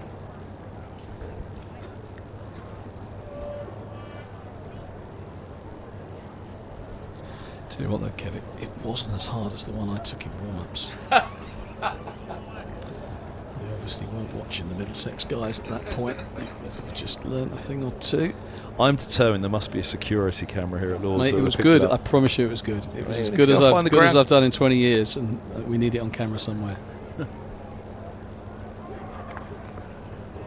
Let's go and find somebody. Security, ground control.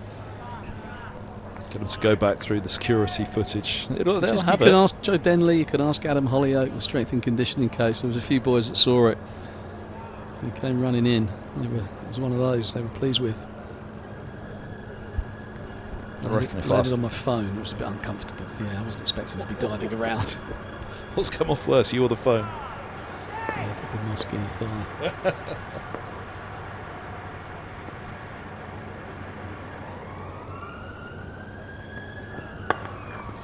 Oh, that's a lovely shot by Richards. Goodness me, Bill Drummond would have been happy with that one.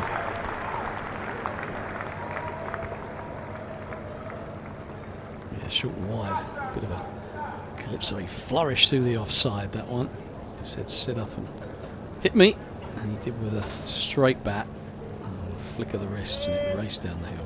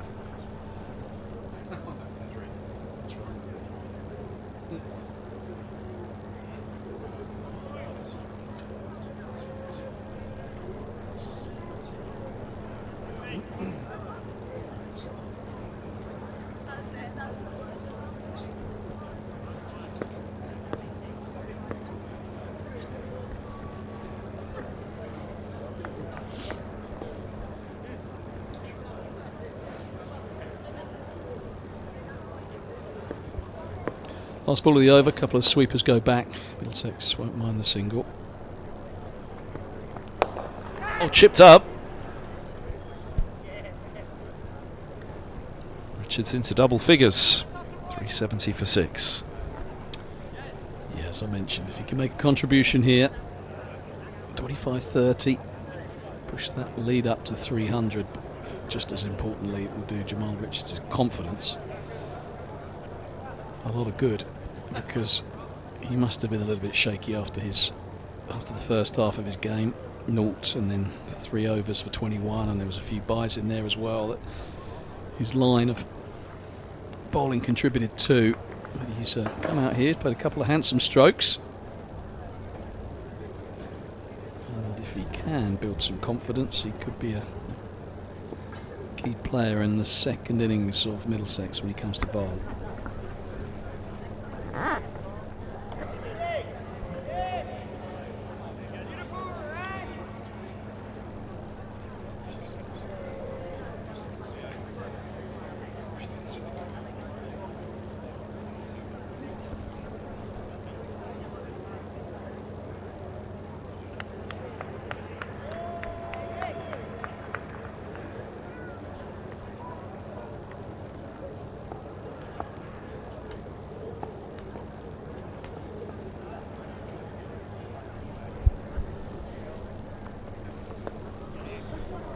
Dipping back in again from Higgins, but Richards steers it nicely.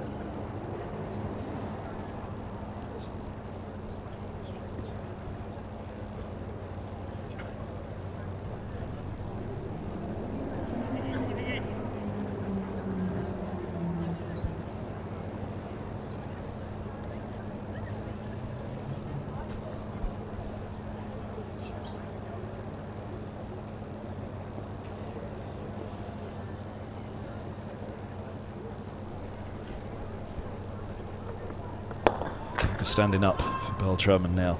Jack Davies getting the helmet on. Keep Beltram in his crease.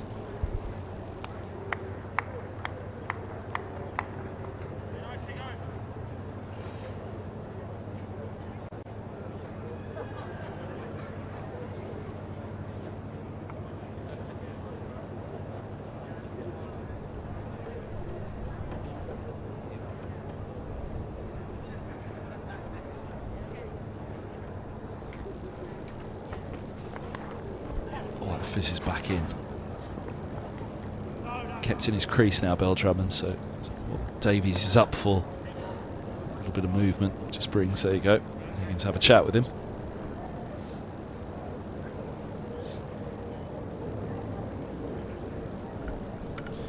There's that fast off break again. That was the one that accounted for Chris Benjamin.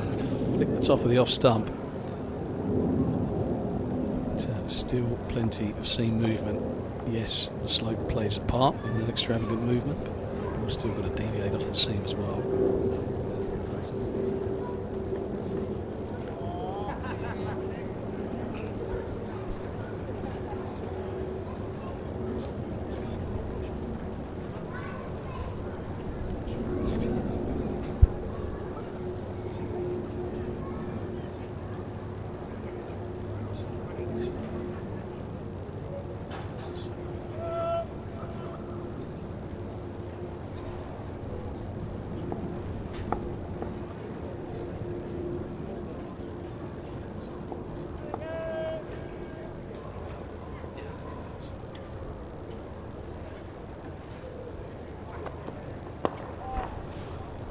The in-dipper again.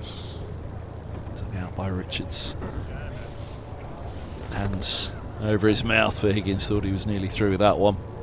373 for 6.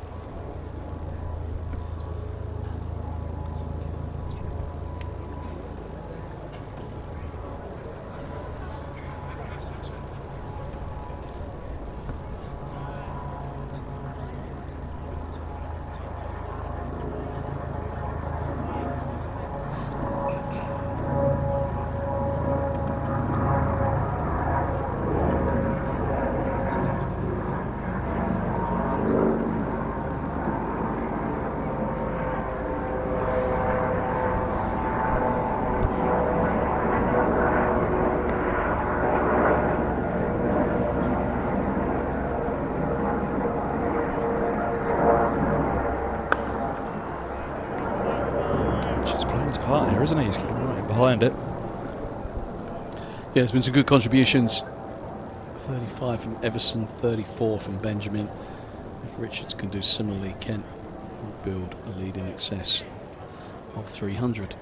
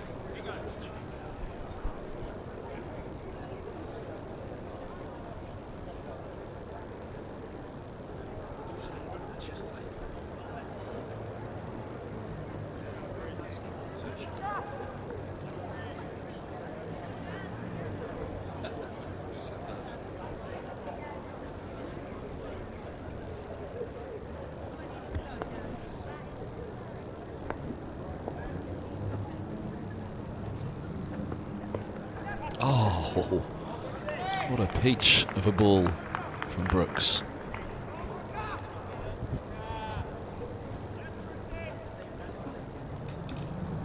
Yeah, it's a good seed. I think Daniel can sometimes be guilty of making these balls look better than they are because he gets turned right round. Sometimes that right hip and right shoulder comes right round, feet point down the wicket. But on that occasion, that was a beauty. A man on 175, getting well beaten. It's got to be a good one.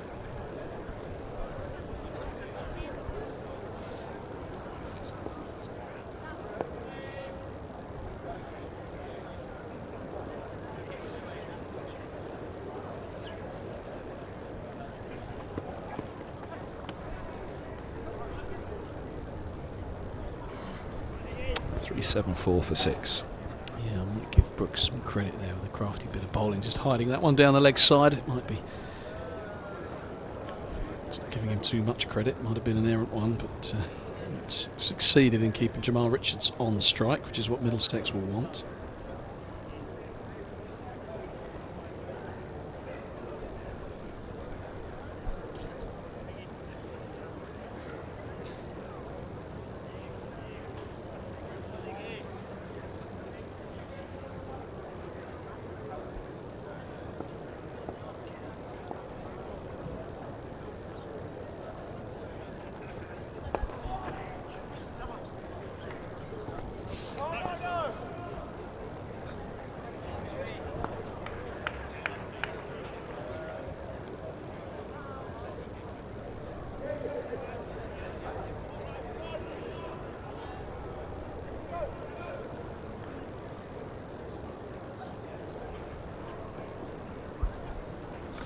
So Jamal Richards doing his job, getting his skipper back on strike.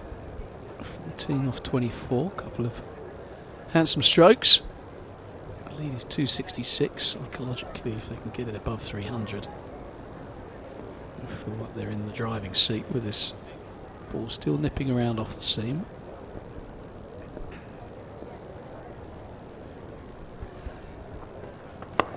Chipped up, just short. Brooks coming around. Well, we looked at those two close mid-wicket catches for Higgins to Bell Drummonds. Very nearly to mid-on. Yeah, nice plan. But, Daniel Boyd Drummond, who hasn't had a lot of luck this year.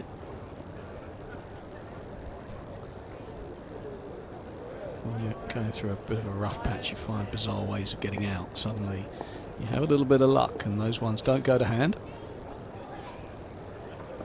I was just wondering, they had the two mid-wickets in before, didn't they? One was a little straighter, but I still think it would have chipped. Been out of reach of him.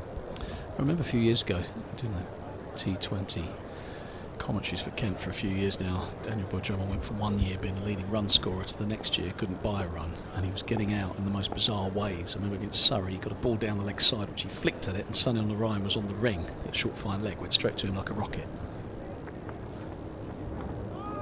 And you just go through patches. I remember being in a real purple patch. Those games I mentioned were 190 odds, both against Northants, which was bizarre in itself, and the fixtures were scheduled a week apart. I nicked one through to David Ripley on 38, regulation catch for a keeper, very fine keeper, just panned it. And then the following week I was on about 10, just clipped one to mid-wicket. Robert Rollins, big hands, Adrian Rollins rather, and he put it down. Bizarre. And there are other games when you're going through a rough trot and you smoke one and someone dives full length and plucks it an inch off the floor and you're like, how's my luck? But it tends to even up eventually. What I like about Daniel Boyd Drummond is, even though at times, particularly last year, Kent finished bottom of Division 1 of the Championship and their last campaign wasn't great either. You can feel a bit down in your luck, you can feel a bit sorry for yourself, but he's not that kind of character. Over the top of that, didn't he? Right in the bounce. Yeah, they slipped the man back at deep square, and Higgins, who's not got great pace, but when he bends his back can still produce a short ball or two. And Richards knocks it on his head, gets a single, and he keeps the strike.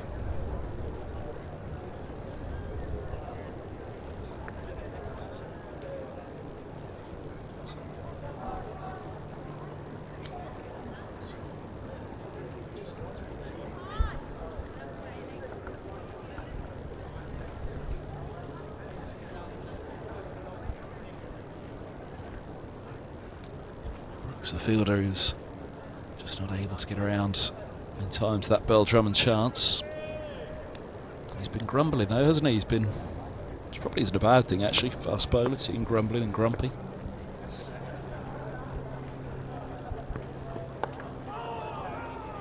Always seems quite calm and serene, Brooks.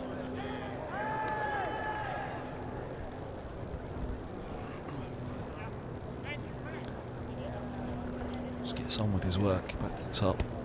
The run up go again. But yeah, he's been chuntering a bit. Yeah, I'd say he's more chuntering than serene at the moment. He's got his shirt untucked, he's got a mop of hair blowing in the breeze. He's unbuttoned the top button. Top button's come undone, he's letting himself go.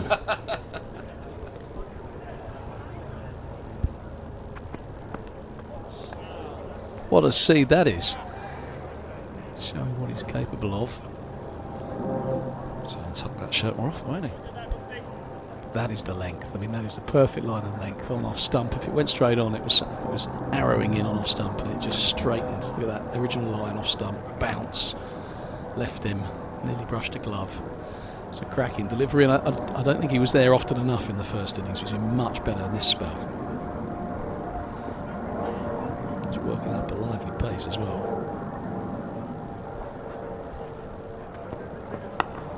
It's really good to see because there's a really good bowler in there. Richard Johnson, the Middlesex bowling coach, well, Middlesex head coach, but obviously a bowling coach over the years with Middlesex and with Surrey.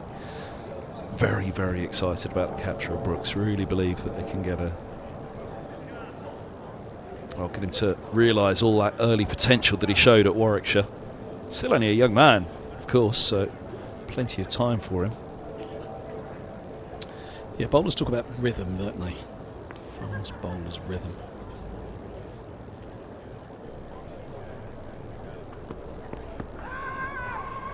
This one's slightly ill-directed on the pads of Richards, and he just thumps into the thigh pad and down the fine leg for a single. Another one to the total. The Kent lead is 270.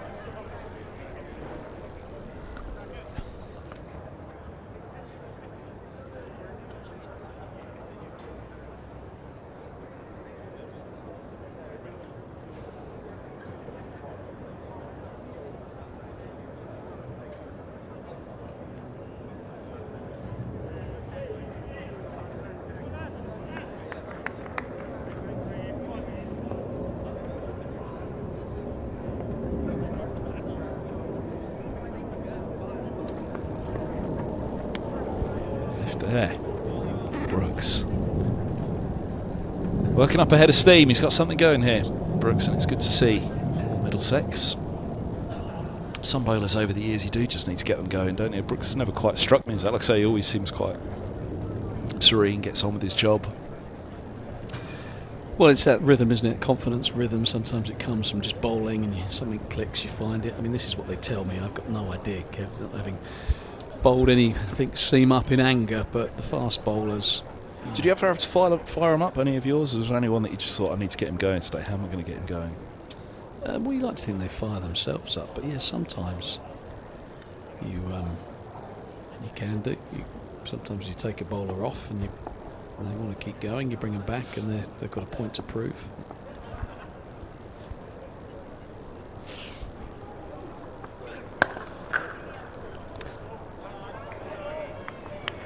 Stop. And at cover, Max Holden in there. Have you listened to Gus or Gat talking about each other? You always get the impression that Gus was forever fired up by Gat. Where he actually was intending to do it every time. But Well, I remember playing against the both of them, and yeah, there was quite a lot of back and forth between them. A lot of it very humorous, and you got the feeling that Gat was just taking the mickey out of Gus a lot, trying to drag an extra half a yard out of him. Just get a sense here with Jamal Richards that he's growing in confidence. That follow through getting slightly longer, and his bat swing just really warming well to his task here. He's got to be a little bit careful because Higgins has got a few to jag about, and you can get a little bit overconfident, but it's nice to see the bat swing and the flourish and the front shoulder and leg going towards the ball. It looks like he's enjoying his batting at the moment.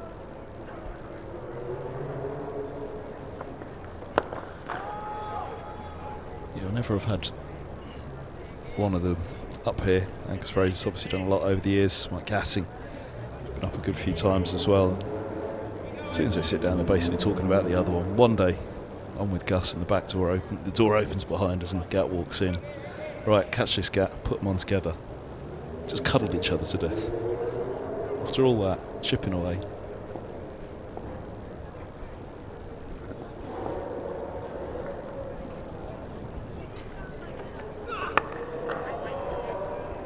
But I genuinely would have loved to have gone back and seen those two in the field together.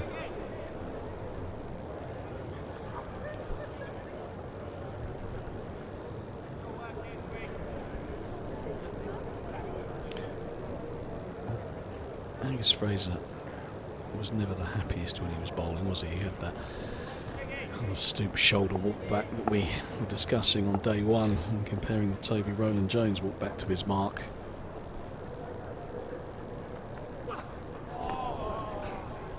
That is a beauty. That is one that Gus Fraser himself would have been proud of. But what he did do was he was just relentless. He hit the bat hard, he hit the sixpence, he hit that kind of length.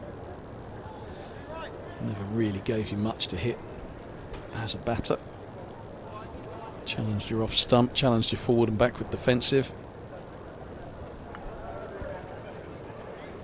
And I think a lot of the to and fro with him and Gat was almost trying to put you off as a batter as much as Gat trying to fire him up.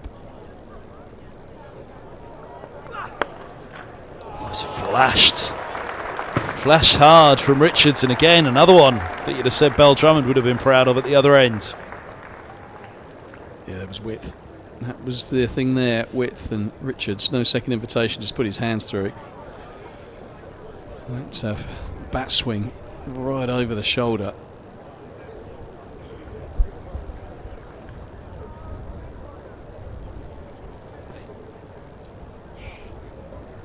Well, you mentioned Kent have got 3-8-4 for 6, so Middlesex should be buoyed by that themselves, whatever that they go out to chase. Similarly, that shot, Richards is playing a shot like that, Middlesex top order. Likewise should say to themselves, let's get going. Change bowling, useful spell from Henry Brooks. I think that was the best spell of the match from him. Asked lots of good questions, but he's having a spell. Let's have to go into the attack. Interesting to see Kent's approach. I think Daniel Drummond just continued to go on his merry way. If he had any doubts about Jamal Richards' ability with the bat, they have probably been allayed. He's played very nicely for his 21.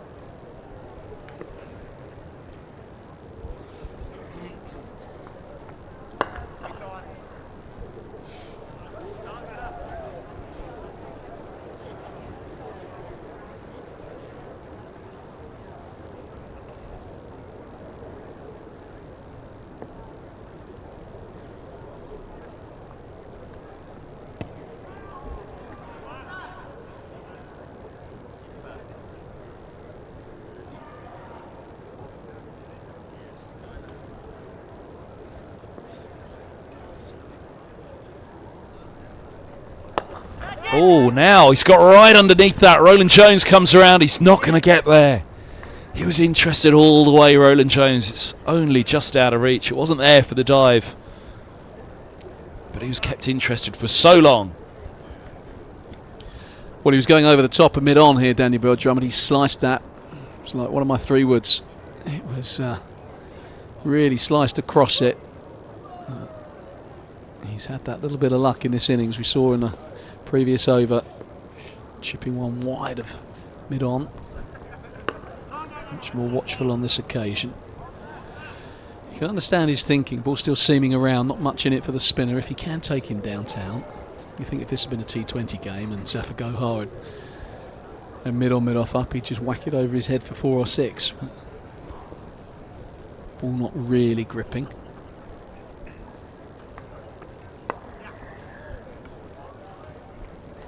If I miscued one, not that I'd always look to take the spinner back over his head, but when I did, if I miscued one, I just got away with it. I always try to do it the next ball or the ball after, go again. Always just to convince myself that, you know, okay, you generally know what you've done wrong. You know, Daniel may just come across that one a little bit. So it's like, okay, next one, I won't come across it. I'll go straight through the line. Bop it back over the bowler's head, do it properly.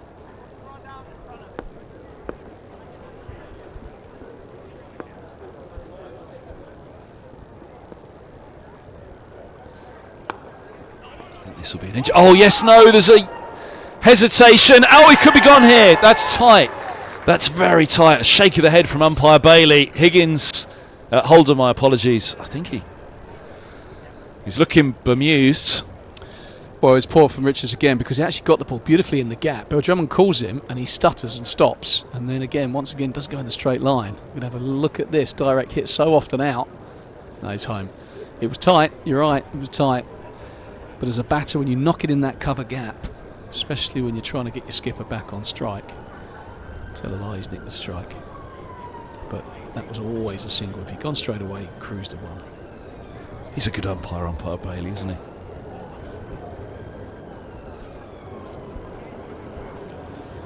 So Dane Patterson back into the attack. So Ryan James working hard here, rotating his bowlers. Brooks off, Gohar on, Higgins off, Patterson on. Himself to come back as well. Change of ends for the South African. Big yawn as he lets go of the ball. Hasn't gone for the top button undone as yet. 3 slips await.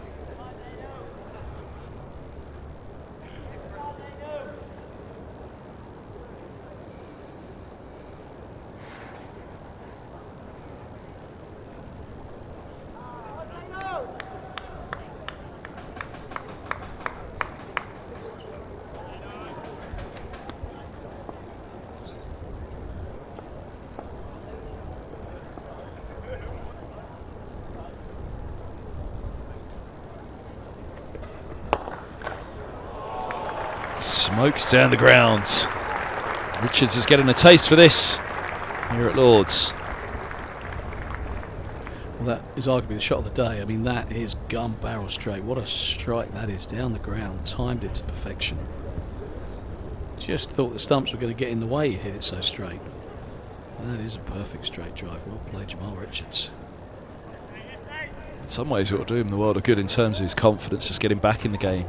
Might not be the ball in hand at the moment, but confidence will be high.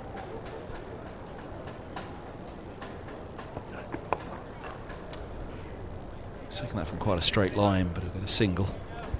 Joe Cracknell on as a sub. Well, I know when it was being discussed in terms of who to take on loan, there were a few names knocking about. Simon Cook made the point that actually Jamal Richards, when you think of who else is in this Kent lineup, Kashi Fowley, George Garrett, Matt Parkinson, of the 3 or 4 bowlers that were being discussed, Jamal Richards probably the strongest batter of the 3 or 4. And it was certainly a factor in Kent opting for him as their lone target, because I think it was felt that the others that come behind him in this order, you wouldn't want another out-and-out bowler. You can see that Daniel Drummond very content to take the ones now. Full confidence in the Essex loanee. Partnership worth 48 now, of which Richards has 27.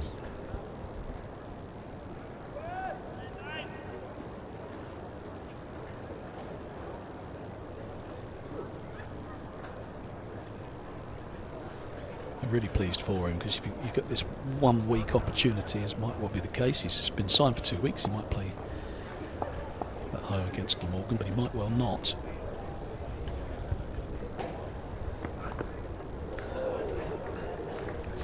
Yeah, Pearson not taking too kindly to being driven back past himself for 4. It just reminds the young man that he's got an extra yard up his sleeve. My point is simply that if he has just this one opportunity for Kent, you're playing at the home of cricket, you don't want to go away with a naught and a none for. So really seizing his opportunity second time around, which is great to see.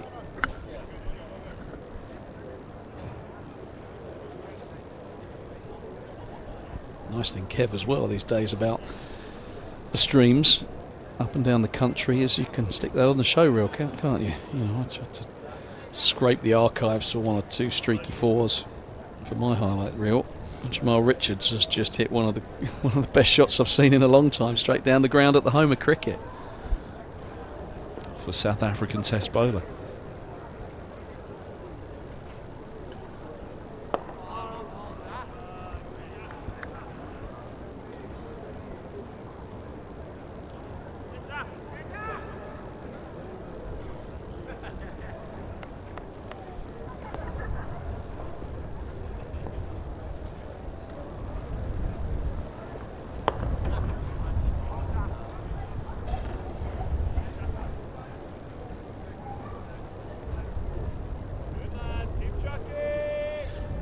Now this is the contest I'm interested in seeing, because young player against a wily left arm spinner with real pedigree in Zafar Gohar. They're squeezing him mid on mid off, coming a bit tighter, deep point coming up, trying to keep him on strike. Oh, drops a little short there. He missed out on that one, Richards.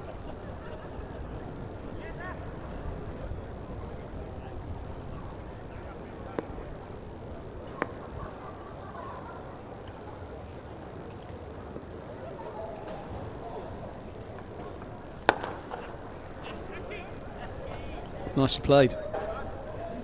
Came skipping down the wicket. I thought he might try something over the top, but he got close to it and drilled it on the floor. Picks up another single. There's the 50 partnership as well.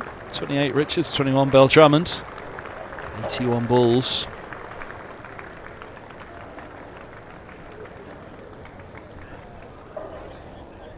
Well, we were saying 2-3-7 the lead, that this is Middlesex's chance to try and go through the tail quickly.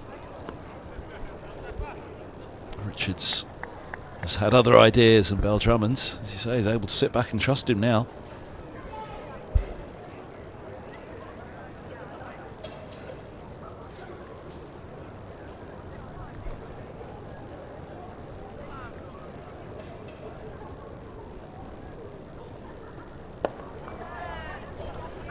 Just the 2 off the over. 3-9-6 for 6.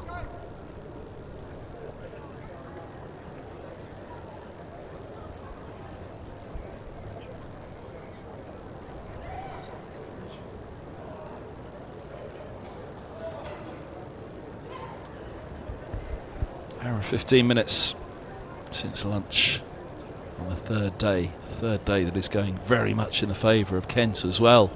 Understand the overnight interview on day 1 with Adam Hollyoake. Worst day of the season so far, I think he describes it as. The day and a half that's followed hasn't been bad. Worst of those effects, but it wasn't exactly worst day of the season so far, but... Well, having listened to a few Adam Hollyoake team talks, I mean, they're quite often rousing and talking about being up for the fight. And that's very much what he was all about, very much what his Kent side is now all about. Challenges the guys, and you challenge kind of every day. Not always about winning and losing, but the kind of certain aspects of the game that he wants to see the boys do well. And you know that, having played against Adam Hollyoake sides for years, when he captained Surrey, they were always competitive and in your face and wanted to scrap and didn't mind doing it tough. And Kent very much rolling their sleeves up in this one.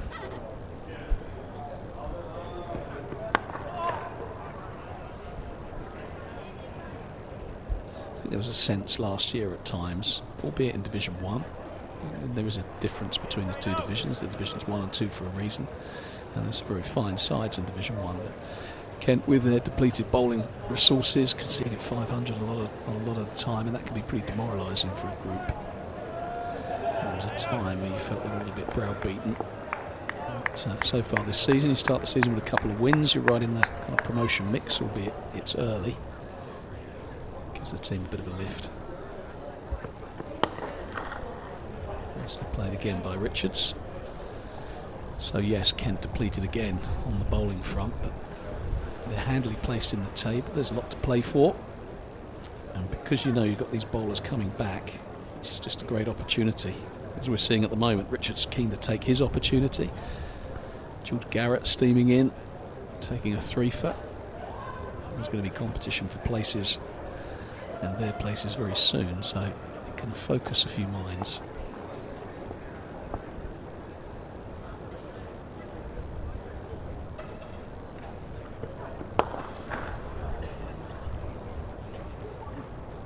Lovely looking shot again. This time picks out mid-on.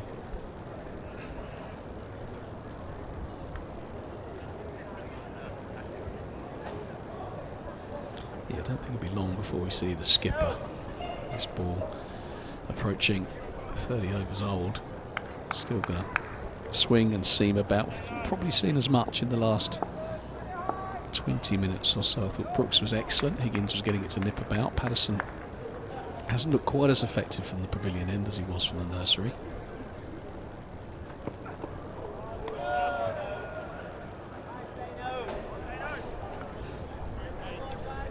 I just wonder if Roland Jones was to enter the fray, whether Patterson could switch back to what looks like his favoured end. It might also be a case that Zafar Gohart wheels away from one end and the seamers rotate from the pavilion end.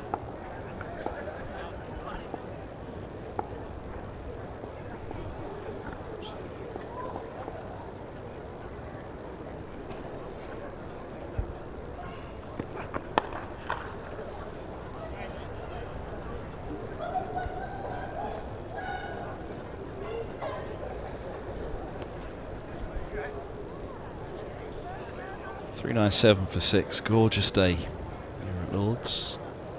Sort of a big black cloud immediately above us, which you can't quite see above the floodlight there. Starts to dim the light a little.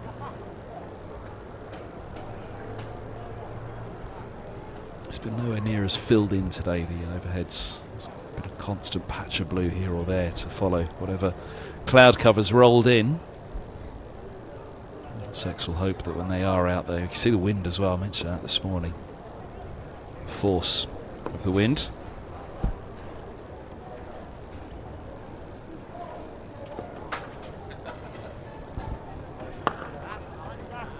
Strong on the shirt.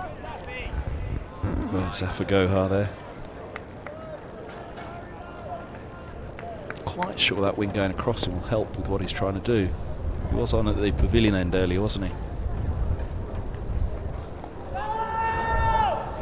Confident here, Richards. Little lap sweep, he'll get at least 2. I think Beltran would have won a 3rd. He should get it here. It's a long way down there. He turns and comes back. Pretty comfortable 3. Zafar Gohar, hands on hips. It was pretty straight, but you're looking just to paddle without missing often. Goes on to 32. Jamal Richards. The lead approaching 300. 400 for 6. 400 up in this innings.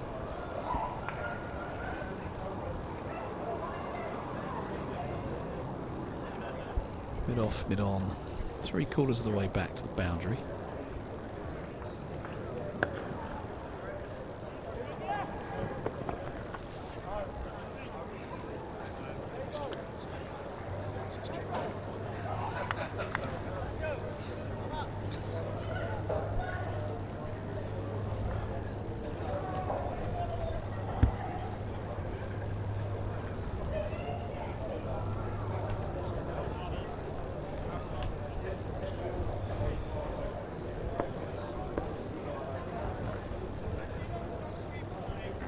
Double teapots around the outfield at the moment for Middlesex.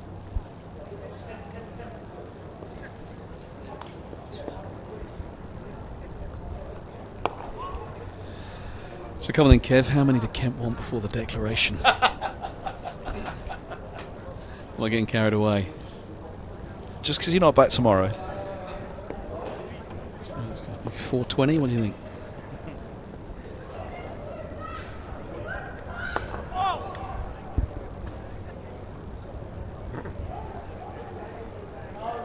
I mean, I know you balancing it out, haven't we? The way that the two sides will look at it. Kent will see it this way, Middlesex will see it this. Middlesex worried by the movement off the surface. Kent a depleted attack, but that should be, you know, Middlesex is on their mind, on Middlesex's mind as well, to say, no, come on.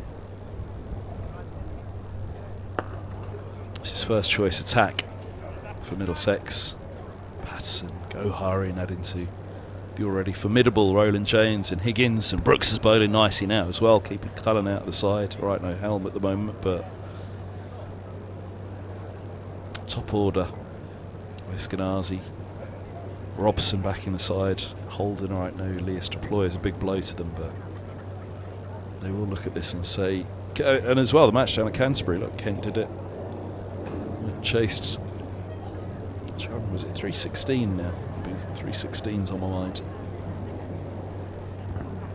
2 Centurions doing it. There's a couple of wickets in 2 deliveries from Zafar Gohar, and at that point you thought Kent can really do well to recover from losing Crawley and Bell Drummond in successive deliveries.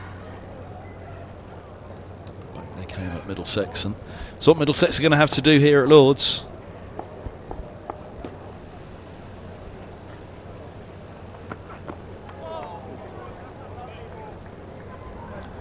If they do get up somewhere around 350, I mean, we were talking about 230, 250, all of a sudden, no matter what pitch you're on, wherever you are in the world, 230, 250, once you're over that, it's a difficult chase because of the psychology of it, just the pressure. What I would say, there's still so much time left in the game, isn't there? I think if you Middlesex are chasing, you know, let's just say 320 to pluck any kind of number, that's going to be, that's the kind of number you'd expect to score in a day. So you just, you know, we're just going to bat as if we're batting first innings. And last week at Derbyshire, of course, they had to go and bat out the final day, save the game. Yeah, and that's a different mission, isn't it? That's to save the game. It runs out the equation to some extent if you're chasing a target last day. But if you know that you can bat the overs and just play normally, and the run rate is well within your compass, then you can just play. Don't have to overthink it, don't have to hunt down the runs as such. Just go back and see where you're at lunch and see where you're at tea, and then whatever you need to knock off after that, you can judge.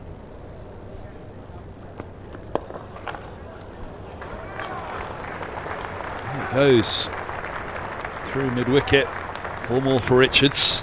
And yeah, I mean, there were a few balls seaming around, weren't there? It's beyond Middlesex's mind now, but we see Richards come out and play like this. That's right, and that's what will give the Middlesex batters a lot of hope. I mean, he's played and missed at a few, and this is the thing on this surface. It's still giving plenty of encouragement to the seamers, but if you miss, as Patterson missed then, that's kind of middle stump, and with the angle and the slope, it was easy pickings for Richards, who's seeing it pretty well. 57 deliveries, 37 to his name.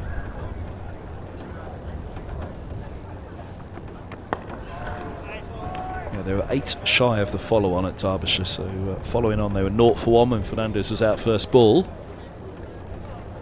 But Eskenazi and Holden with a 160 partnership. Still had to bat until, as you mentioned the runs, they still had to bat, and it was 3rd evening, so they still had to bat until the 4th evening. It was an hour into the final session of the match, and eventually Derbyshire called quits on it. Middlesex got 150 ahead at that point, about 15 overs to go. Derbyshire said fair enough.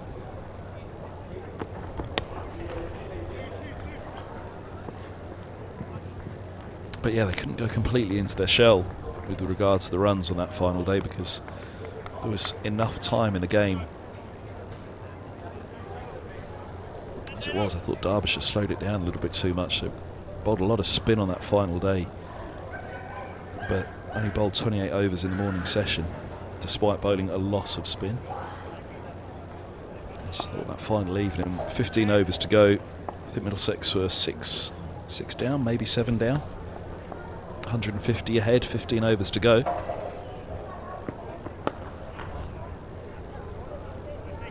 It was their game to play on that final day. I thought put overs into the day, especially when you're bowling the amount of spin that they did, and put the pressure on that. Put the pressure on Middlesex that way as well to put more time into the game. 409 for 6 here.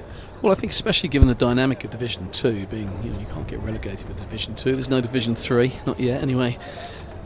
Of course, Kent won Division 3 when there were 3 divisions in the Bobblist Trophy. I don't think they claim that, as you know. I don't think that'll appear on Wikipedia. But I think the only Division 3 winners in the history of the county championship. But yeah, there are 2 divisions. My point is simply that, you know, when you're in Division 1, some teams play cagily because they don't want to lose. 8 points for a draw can be useful. Don't want to slip into those relegation places. Well, Division 2 should encourage attacking cricket because actually there's all to play for, so you get a bit of risk reward there. But we saw last week when Gloucestershire was so late in their declaration that there are teams that still are a touch conservative. I don't think Kent under Hollyoake will be that team.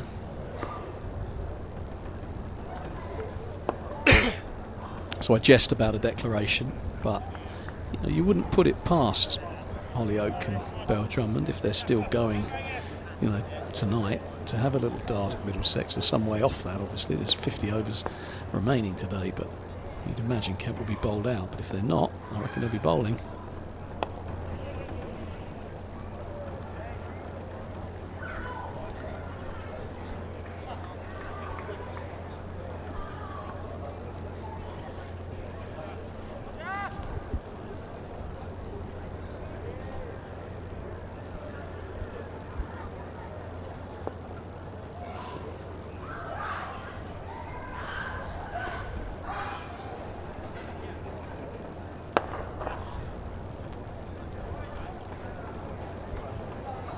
Playing it with more time than I feel they've played it in a long while. This pair, Middlesex, just maybe need to think about something here, whether it is Higgins and Roland Jones. They're their go-to, really. Patterson and Zaffago are offering good control at the moment. Oh, that's a nice ball. Just got a little bit drawn into it, didn't he, outside off. Yeah, well, I think that Patterson's looked less effective from the pavilion end. This one did turn. It was wide. He probably didn't have to play it. Good to see a little bit of spin.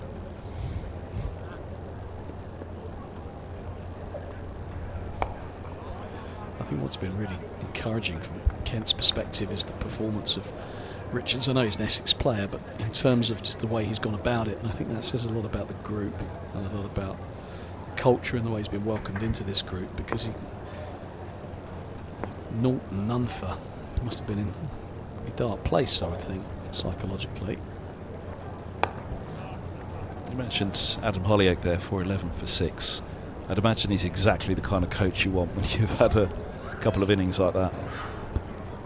Yeah, well, I think right from the start, everyone, anyone, whether it's a second team player coming up, whether it's someone from overseas coming over, this has been the case with Kashi Fally and Keith Dudgeon, or whether it's a loanee in the case of Jamal Richards. You know, once you're part of the group, you're part of the family kind of thing. He was presented with his cap, as was Chris Benjamin. Benjamin's was by George Garrett. A little speech to welcome them into the group, and you're very much part of things, so they'll be wishing him well. And I think what his innings has done is now Daniel Bell-Drummond's just to keep going. You know, we were talking about, does he have to put the foot down? Does he have to try anything to push the score up? The answer's no. And the reason it's no is because Richards has played so beautifully. Bell-Drummond happy, and this is the experience of the skipper as well. You know, there's no ego there. He hasn't gone, well, this loanee at bats 8 has come in from Essex and he's outscoring me. He's like, no, you play, young man, and I'll just support you and knock it about. And together we are building this partnership and this lead. Roland Jones is warming up. He's at mid-off. We'll be ready to go from the pavilion end soon. He was the leading wicket taker comfortably last year. Higgins Player of the Year the last couple of years.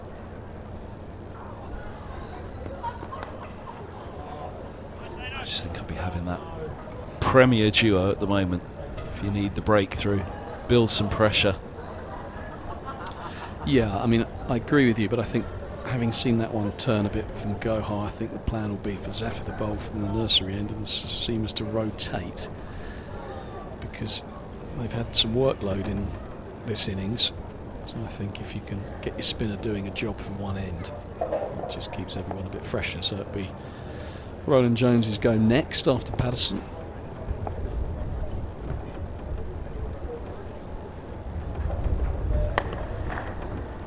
Lovely flow on that bat again from Richards coming through. what you say as a captain in this situation. Is you say, Dane, give me four of your best overs. That's all you got to do. 24 balls, run in for me. Hit your areas hard. Try and get us a wicket. And if it doesn't happen, he comes off. Someone else goes for 4 overs. You just rotate your seamers that way.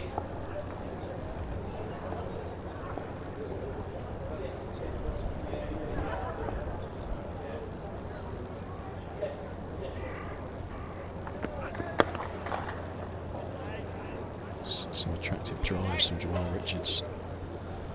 A very different player from the one that chipped one to extra cover when he first walked down on day one.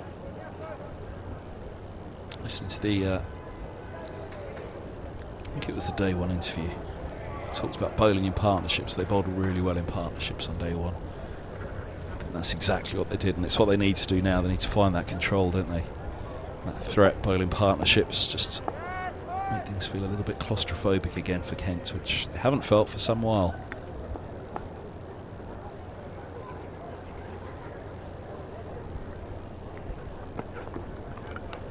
Well, it's difficult from a fielding perspective. You've got a very experienced and high-class batter in Daniel Bell-Drummond, 184 not out.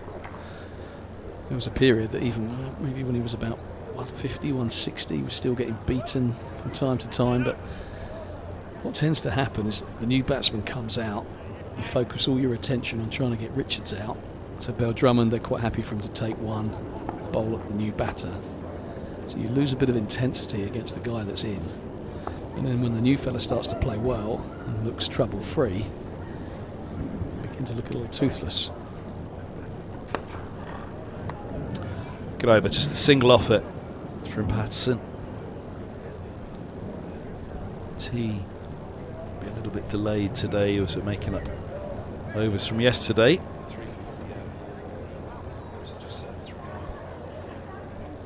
350 T rather than 340 T, so still 40 minutes, just under, till the interval.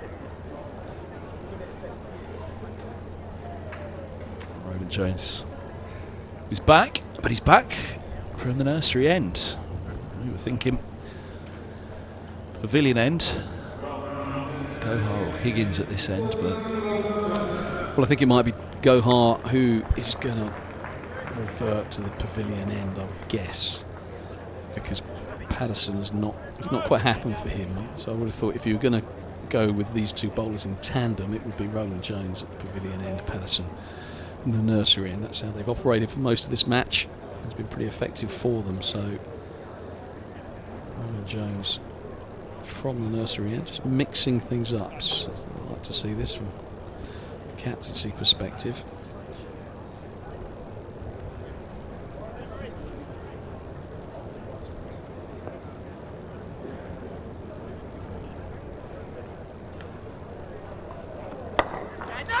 Straight, and Jamal Richards wants the strike, doesn't he? Wants the single, wants the strike. You don't need a silly mix-up at this stage.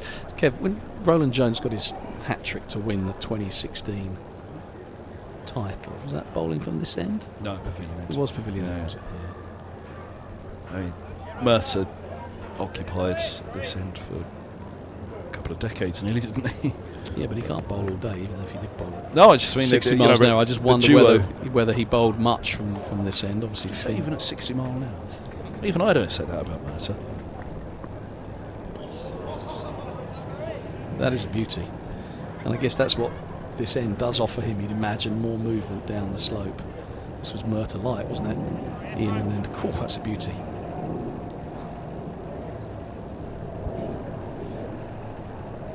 See that big grin from Daniel Bell-Drummond. You can grin when you're on 184 unbeaten and you get those. You don't grin when you're in single figures and you get those.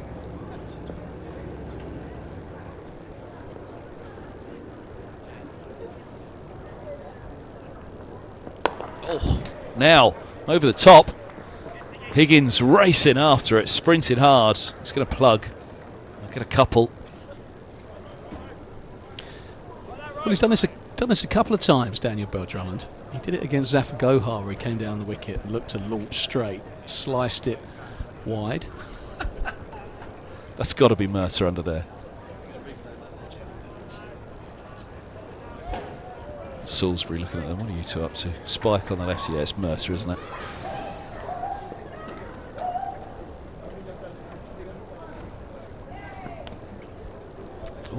away. More frustration for Middlesex. Lead 309 now.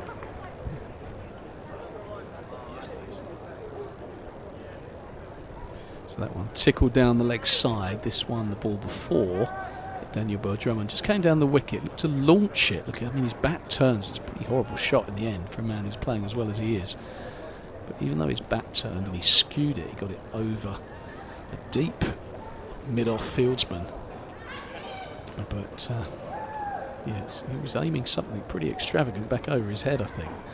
That might have been in response to the ball that beat him. Bit of a counter punch.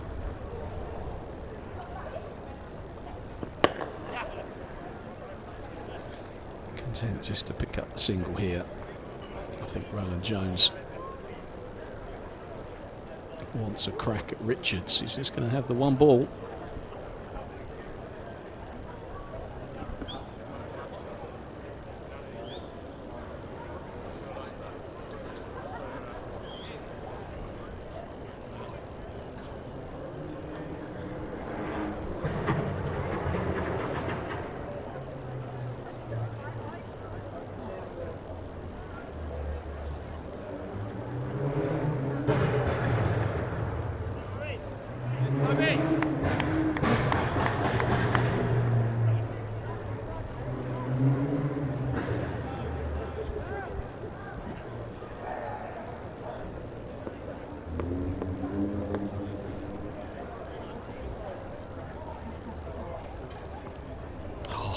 Lovely way to finish the over.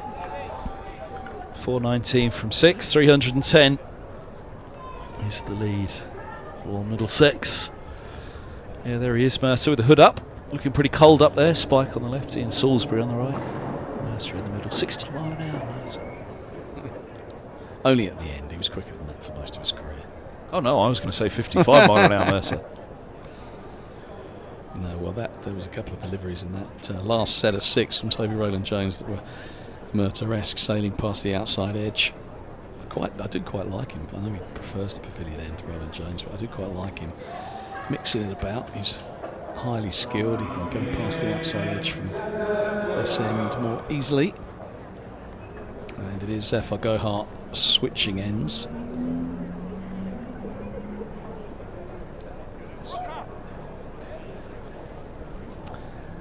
The wind, which is blowing in from behind us, the media centre, but kind of over our right shoulder, and in some ways wasn't really helping the drift that Zephyr Gohart would have wanted to get as well.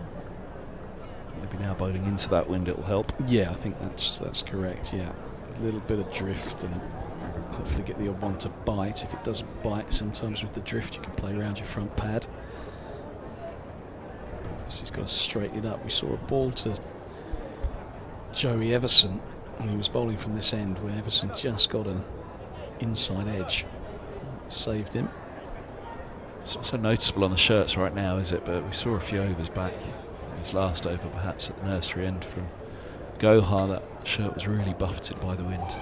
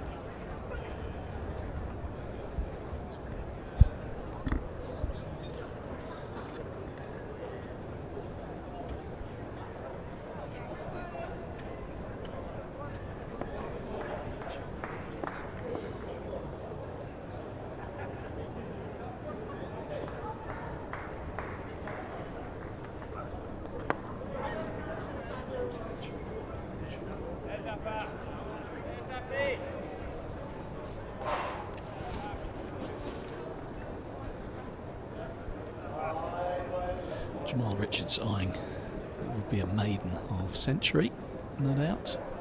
A score of 17.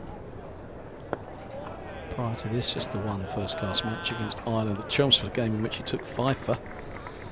But, hasn't played since. That was May 2023, so this is second first-class outing in a couple of years.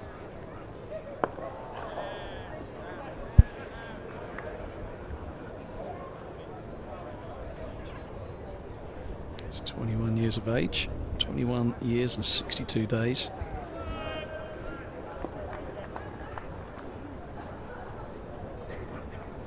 So a ball has turned. First one in a while, it's really that one wide outside off, didn't he? A couple of O's back from Richards.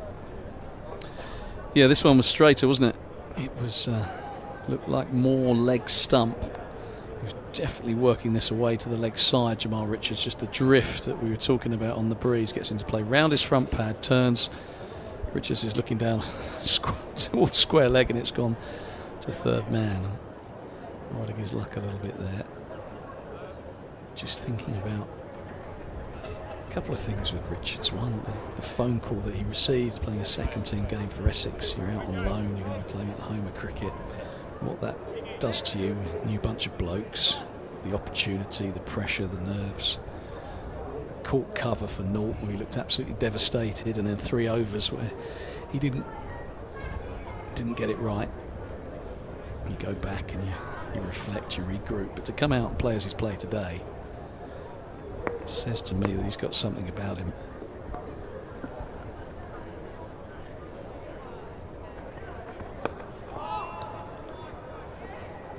Look for a couple there, but it's just a single. Go hard, chasing hard to collect. I think obviously the real test will be when he gets the ball in his hand again.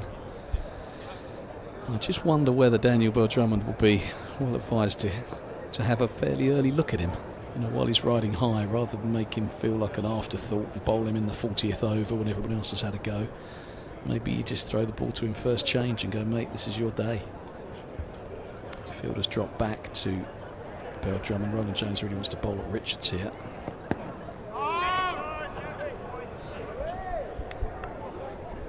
Could barely see him on the offside there. Deep third, deep backward point, deep cover is just out of shot. Extra cover and mid off up, mid on. There's a deep mid wicket out of shot as well as the deep backward square and the long leg. Yeah, it's interesting, isn't it? Because the captain's basically saying, I want to bowl at Richards, I'm going to give him one, but no one else has been afforded that luxury. Cheers, Skip. Yeah, Patterson went to bowl with the field up at Bell-Drummond.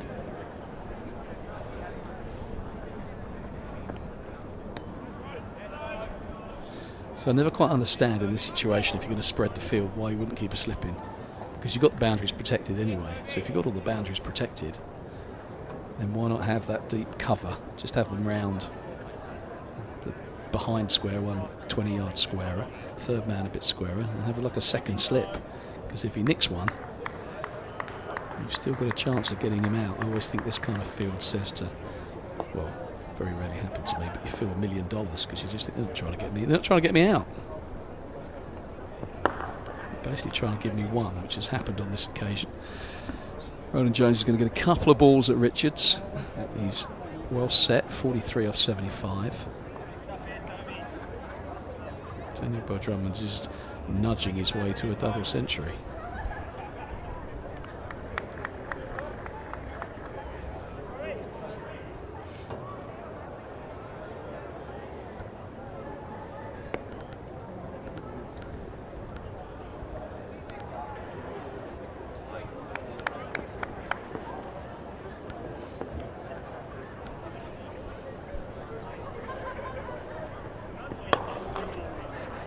Stroke nicely by Richards. It's Brooks in there.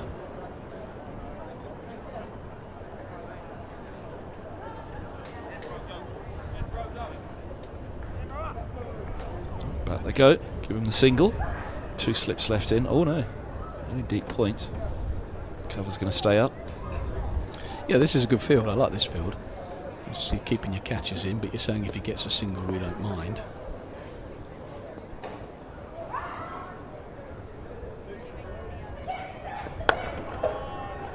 I think similarly, when you're bowling at Belldrummond, you can keep a catcher in and have everybody else back. And you're saying, we're keeping a catcher in, but we don't mind a single. 189 for Belldrummond, 43 for Richards. Solid partnership this. 77 runs, 21 years of age, Richards. What are you doing when you're 21, folks? I was playing a bit of cricket, mate. What age were you when you were nailed on in that first team? Yeah, a bit later than that. I was probably still at uni, to be fair. So, finished university age 22, so this time of year I would have been at university. 90, I mean, I played 93 onwards really, but I was kind of in and out the team, and then 97 onwards I was pretty much established.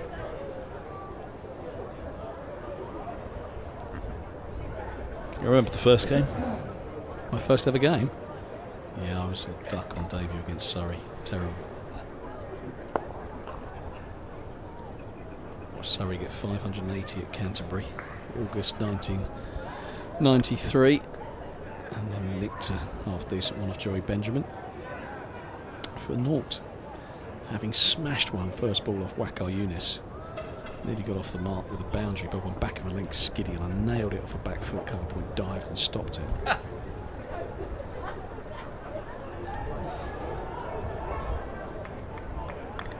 This is a beauty. This is what Zafar Gohar can do. Lovely drift and bite and turn. That's gone nicely. And Parkinson might have enjoyed that delivery.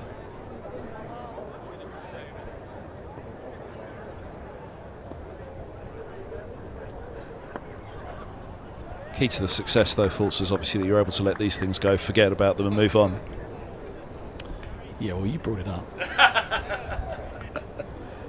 Yeah, my first 3 games, I had Wakar Yunis game 1, had Wesley Macram game 2, and Kirtley Ambrose game 3. So actually, no, Australia were in the middle of that. So I had Australia game 2 with Warne and Rifle Hughes, etc. Game 2. Gone. Richards is done. Plays around one. Looks up at the sky, missing out on the 50 at Lords. Gohar's change of ends works. Yeah, let's see this one again. It needs to straighten with this drift. Did it straighten? Just come across it here. You can see it did straighten. Probably a good decision that. Just with the drift. See how his back comes from that second slip and goes across the line of the ball, trying to work it. Maybe well advised to hit that more towards mid-on rather than square leg. And Anthony Harris' finger is up, and Richards has to go, but he has more than played his part. 43, he's made a really good contribution. But it's just given Kent the edge in this contest. That's what we were talking about, wasn't it, for the change of ends for Gohar, change of fortunes. But I can't take away from what a brilliant performance that was from Richards. There was still pressure, and there still is, of course, but a lot of pressure still on Kent. When he came out to the middle, 315 the lead now, near century stand for the 7th wicket with his skipper for the game. Belldrummond on 190, still there as Parkinson walks out. Kashif Ali, Garrett to come.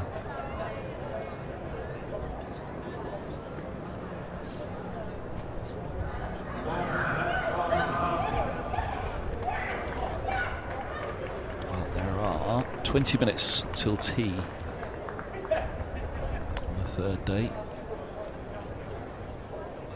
Middlesex would desperately love to be wrapping this up as soon as possible. Start about that chase, not let that lead get up anymore. 315. That was about the number at Canterbury, wasn't it? 315, 316, something like that. But Kent made light work of. I feel that there's a bit more in this pitch than there was certainly latterly on in that match. There was plenty in it early doors, but it changed as the sun dried the grass. To go hard, be sniffing a few wickets here with the tail.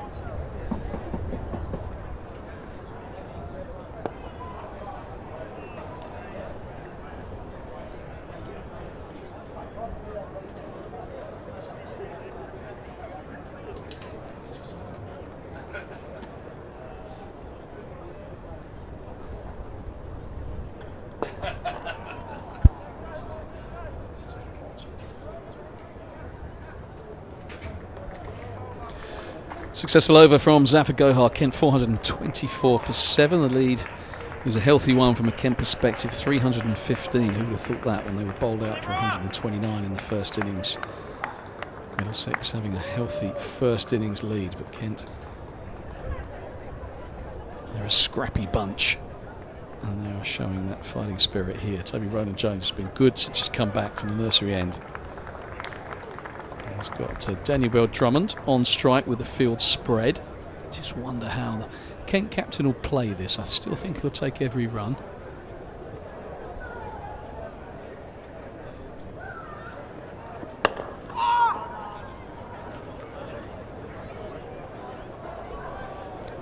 Toby Rowland-Jones very happy to give the single there. He wants Parkinson on strike. He had no effort to go and get that ball, stop that run.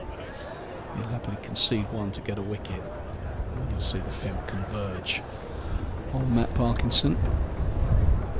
That's the old scrape there on his right elbow, just having a look at it, the skipper. Trying to think what he did now, where he's been diving around. Look, there it is. He's just having a good look at it. Yeah. Keep one or two cricketers off the field, that kind of scrape, Kev, but not your skipper. Mainly batters will be off the field, He's a isn't he? tough boy. Yeah, he's sniffing wickets here. He's got 3 slips. Bring a 3 on the offside, 2 men close in on the leg side. Keep Parkinson on strike.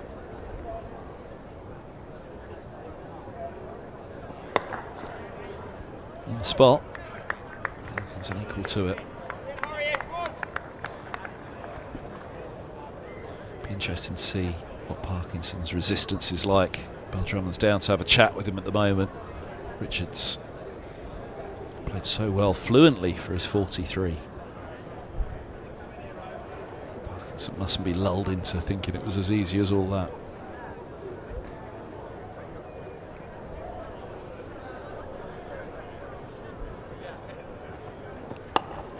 I see him behind again. Well, Parkinson's one of those players who gives the impression that nothing he does is easy. He's kind of, he's just, you know, he's always having a moan about something. He was moaning in the nets the other day that they were green and fresh, and as he's supposed to spin it on that, and then he was hit on the thigh and hitting the ribs. Balls that are nipping back. He was having a moan about that. But what you do know is that when the match comes round, he is going to get stuck in for you.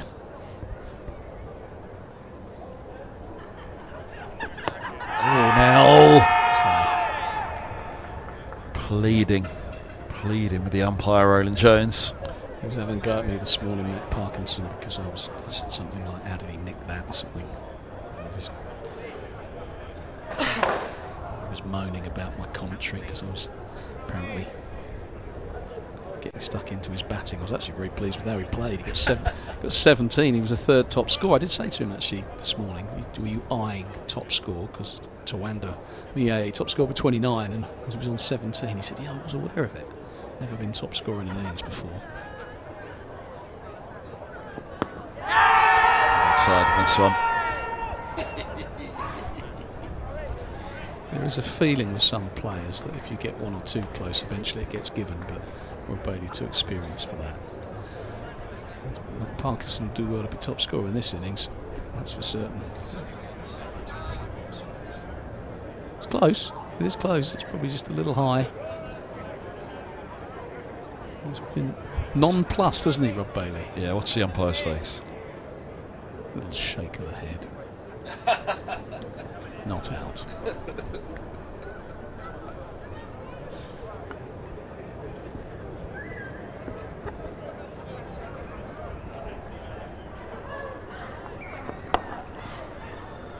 Well played, Parky.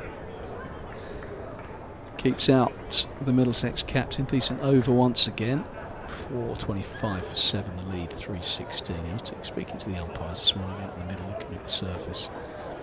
And I said to Rob Brown, I said, how do you give your batsman out? Have you got like a signature move? I'm thinking of the Gunner Gould, the finger over the head, and we were discussing that. I was thinking some sort of, if I was an umpire, I'd have to have a bit of kind of flamboyant kind of disco kind of sort of dismissal. Disco Dave. Disco Dave dismissal. Give the finger down to the hip and then up to the sky. Night fever kind of move. And he said, you know what? I actually don't know. He said, I just kind of give it out. I thought, come on, Rob, you've got to give me more than that.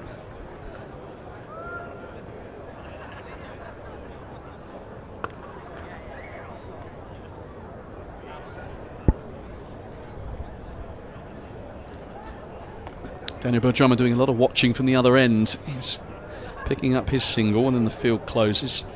He's quite happy to have this watching vigil at the moment. Moves a wicket. I think you might see him look to expand his game. Trusting his leg spinner at the moment.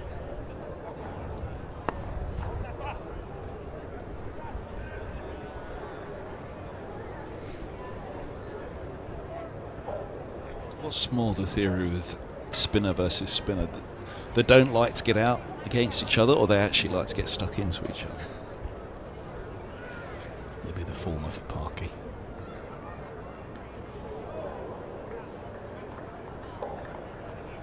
He desperately won't want to get out to go hard. He won't want to get out to go hard. I think it'd be different if it was a left arm, if it was a leg spinner. I think he'd be even more determined not to get out. Where's Luke Holman? Is he warming up?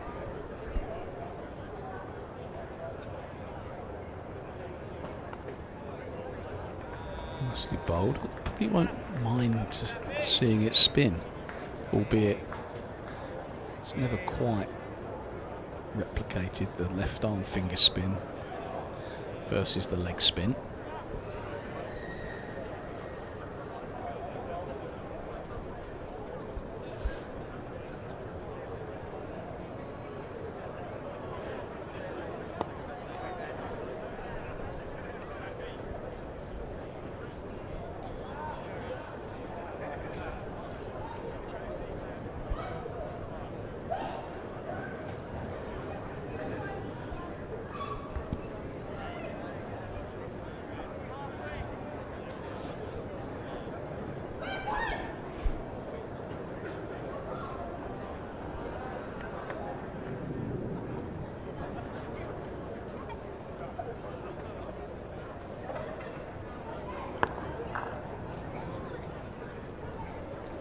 The over, we have got 10 minutes to tea on day 3. 317 is the Kent leads, largely thanks to that man Daniel Drummond. 192. Parkinson 12 balls for his Norse at the moment. I was just looking at that without looking at my iPad. Kev, do you know who's faced the most balls for a duck in Test cricket? I think Parkinson faced about 50 balls for a North at one stage last year, trying to save a game. Not one you're necessarily going to get, so I'd give it to you. 77, the most balls faced in a Test. Give us the year. Duck. It was 1998, 1999, New Zealand. Playing against South Africa. Go on, him. Jeff Allett. Jeff Allett. Was he left arm quick, I think, Jeff Allett. Batted 101 minutes and 77 balls, eventually out for a duck.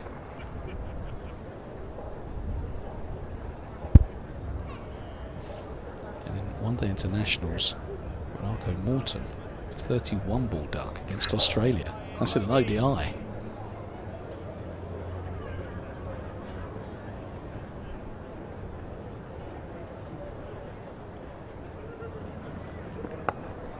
On the floor. That's so frustrating for Roland Jones and Middlesex. Bill Drummond takes a single, they get their man on strike. Full guns blazing at Matt Parkinson, slips her in place, he gets the edge and he goes through the gap for 4. And the only consolation being that he's still very much in Roland Jones's sights. Had him off on day one, didn't he? Raising the ball to the pavilion with a fiver.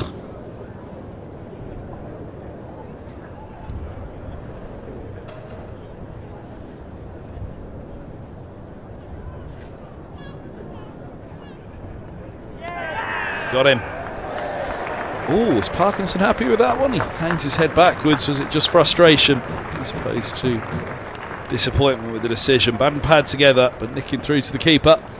In the opinion of umpire Bailey? Yeah, sometimes it means he might have nicked his pad, or he might just have nicked a good one angled in.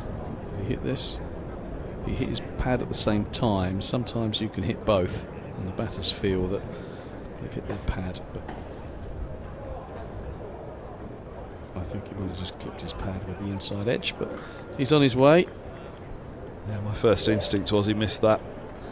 Wasn't his instinct. Wasn't his either. 4 from 14. Aaron Jones has his 8th of the match. Kent 4-3-1 for 8. Yeah, behind a 10 for skipper. A bit more expensive second time around. How will Daniel Bell-Drummond play this now with George Garrett and Kashi Valley to come? He's been content to take the single. Jamal Richards in full flow, and Matt Parkinson is a pretty obdurate customer. But George Garrett has a pretty decent technique, but I think Bell-Drummond, given the seam movement and the fact that Roland Jones is still finding a bit of zip, might look to chance his arm. He might want to get to 200 first, of course. We'll be more concerned about that 322 lead.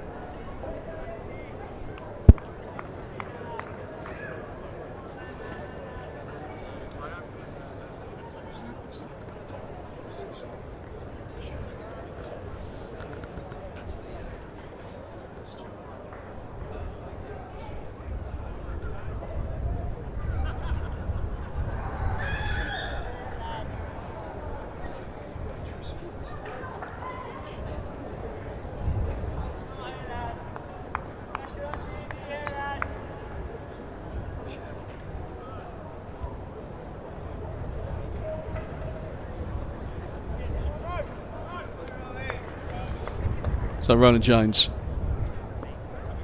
round the wicket to the left-handed Garrett.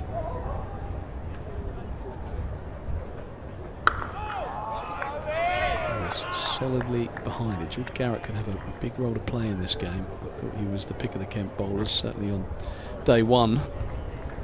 A couple of jaffers. His 3 for picked up Higgins on day 2 with one that nipped down the hill, and he got Eskenazi with a beauty. Not quite the lady in orange from day one, the orange dress, but the egg and bacon.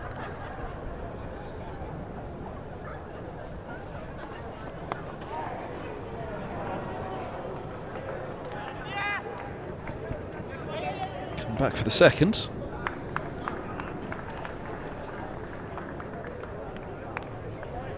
Yeah, just one ball left in the over, so any thought of Daniel Bell-Drummond keeping the strike, probably that was a factor. Just one ball for George Garrett to navigate. I would imagine we might drop a fielder or 2 back, keep the catches and put a sweeper back. Yeah, deep point, deep square going tends to be the way.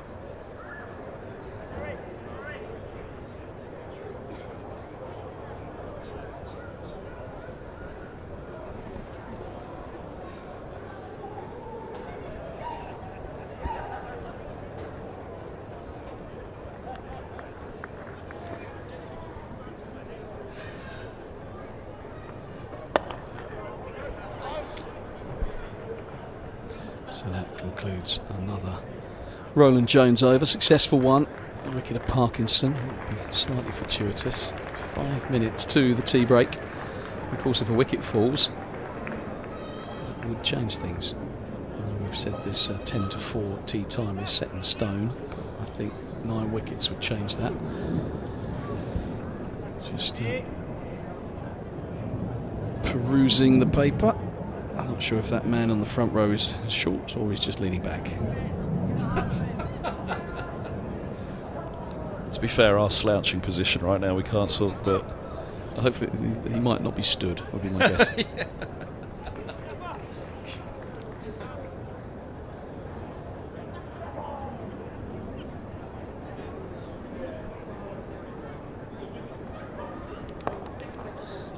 interesting. When Eskenazi comes out to bat, he was the one that asked for the lady in the orange dress to move from behind the arm.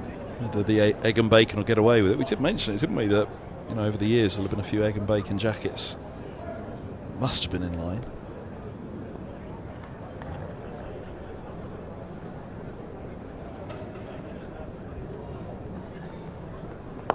There'd be no moving them during a test match, would there? Be saying, where do you want us to go? Yeah, exactly. That's where we sit. Yeah, just wondering here whether that gap over extra cover, it's got a short boundary, is quite inviting. If Zafar Gohar goes anything a little bit of width, maybe Beldrama goes in to out, kind of over that area. Just happy to take the ones at the moment.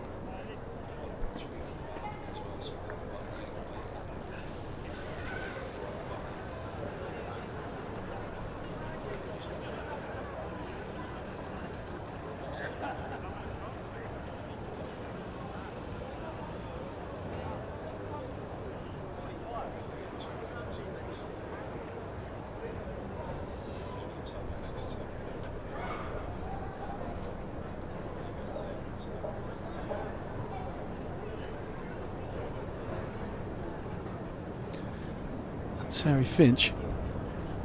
Has he just got the call for commentary duty? Yeah, he might be joining us after tea. He's on 12th man duties at the minute. Text me to say.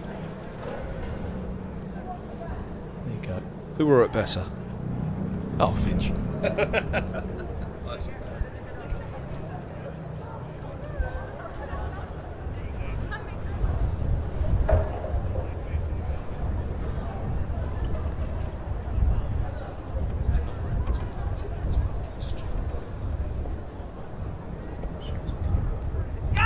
Oh, that's a lovely ball. Now, what has that taken? He's hit him on the back pad, maybe a touch high. I think it was straight enough. Gohar looks nonplussed. Turned through the gate, I think, hitting on the back leg. That's my instinct from here. Yeah, back hip high. It's definitely straight enough. And some good encouragement for the left arm spinner. But Garrett is a tall man. Hit him well above the pad.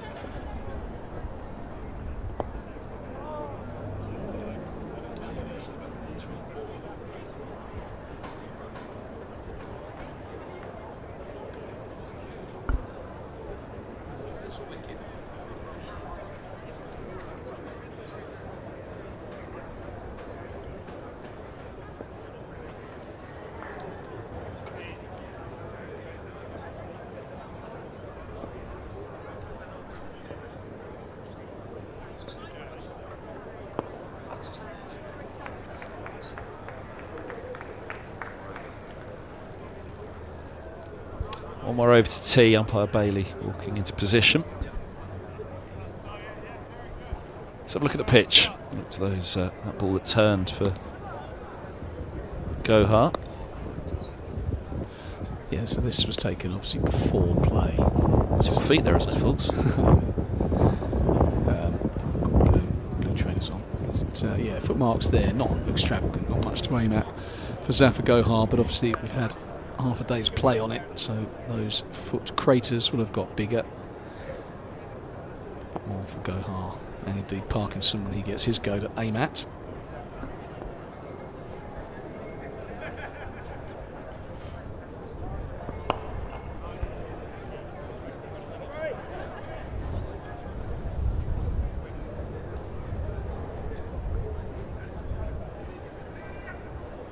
Just wonder here whether Daniel Bell-Drummond might just take the remainder of this over and not actually take a single. He has been taking the ones, but if a wicket was to fall here, then T would be pushed back at least half an hour before the last wicket. He might be quite keen to get off, so we'll just see this over out.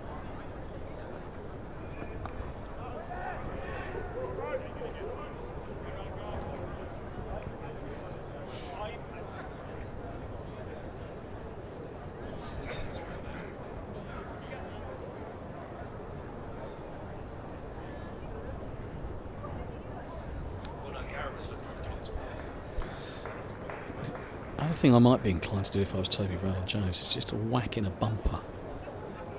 because he's 6 away from 100. He'd be, if he is playing for a break. He's not taking the single. I thought this would be the case. In which case I would definitely think bumper. Almost tease Daniel Bell-Drummond to hit it into the crowd. It's a short boundary. Joe, stop distracting Zafar out there. Put all the fielders back on the boundary, so he's not going to take the ones, wants to get to this break. But actually, you could be tempted with a hook shot, pull shot to that short boundary. It is a chip of a hit. But when you're playing for the close, you can be in two minds. Surprise bouncer could be the go. That's a beauty.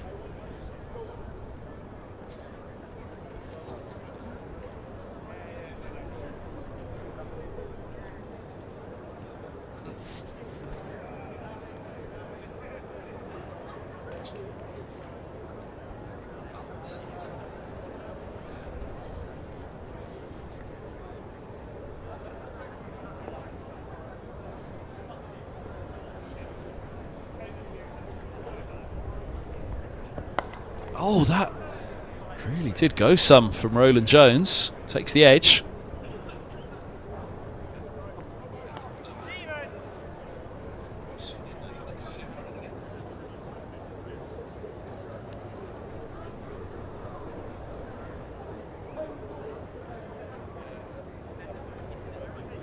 Yes, swing back into the right hander, but also width. So Bell-Drummond try to climb into that. Worked out pretty well for him. Just one ball for Garrett to negotiate. If he does, we'll be climbing into some cake in a moment. Yeah, well, we think so and hope so.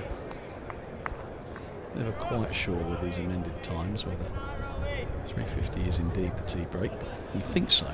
Both umpires have had a look at the clock now, so I think this will be it.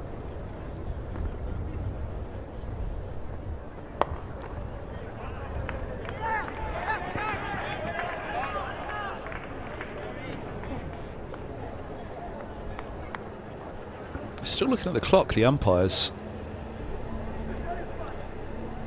but we are going off for tea. So 40 overs to be bowled on day 3. 327 is the lead. Garrett has 3. Bell-Drummond has a quite simply magnificent 195. 327 the lead. Join Dave Fulton, myself, Kevin Hand, back on this live enhanced stream from Dafabet in just under 20 minutes.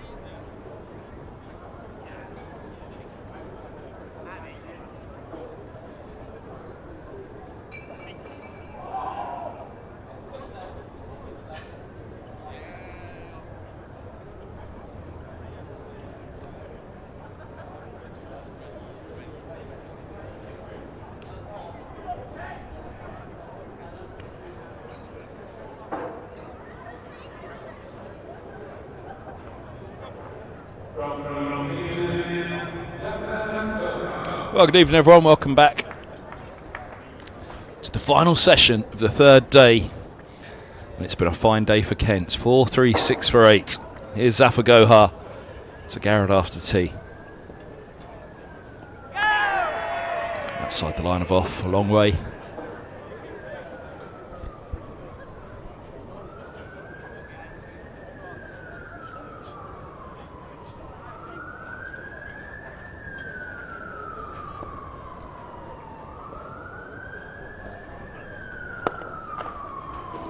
Nice again. Drive from Garrett up to mid-off. Just needs to survive to get Drummond back onto strike to boss the evening session as the Kent captain sees fit.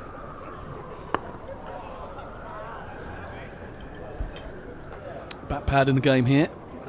Garrett having a bit of a lunge at Zaffago. High just bites. Catches the edge of one of those foot marks. Inside edge straight to short leg. Probably what he's looking for. Not far.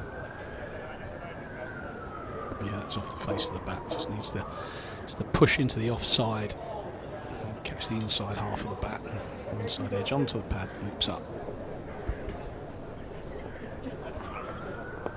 Oh, I was just about to say, you never middled one to short leg? Yes, I did. At 160 though against Lancashire, I smashed one off Gary Keedy. He got caught in the shirt, in the old baggy shirt. The Sri Lanka fielders used to have the baggy shirts with Trescothick getting caught slog sweeping. I drove one hard, uppish, but yeah, straight in.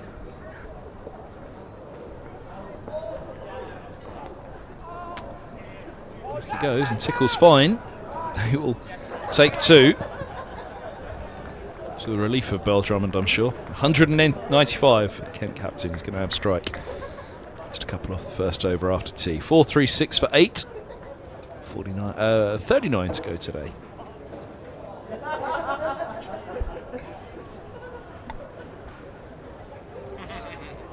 "39 overs remain." That is a hefty number. Sometimes you feel, Kev, you pack your sleeping bag and why venture home?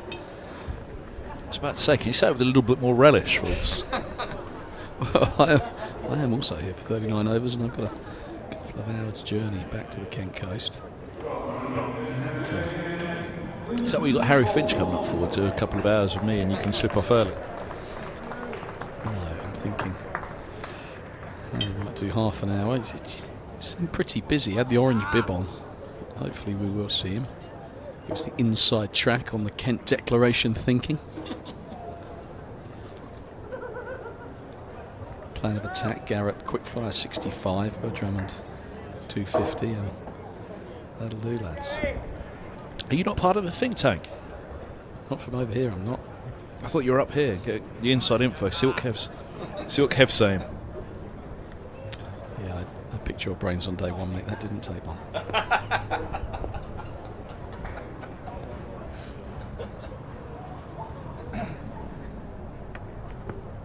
For the first time in the match, Luke Holman is throwing the ball.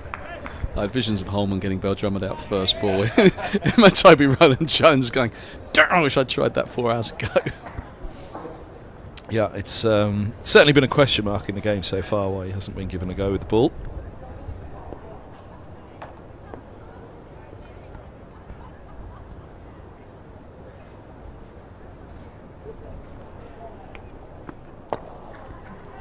When he got that temper at Hove, what number was he batting? I'm guessing 7 or 8, was he? Yeah, somewhere around there. Whereas here he's batting 4, and that's interesting, isn't it? Because he's played predominantly as a bowler, so you tend to get him in the game more.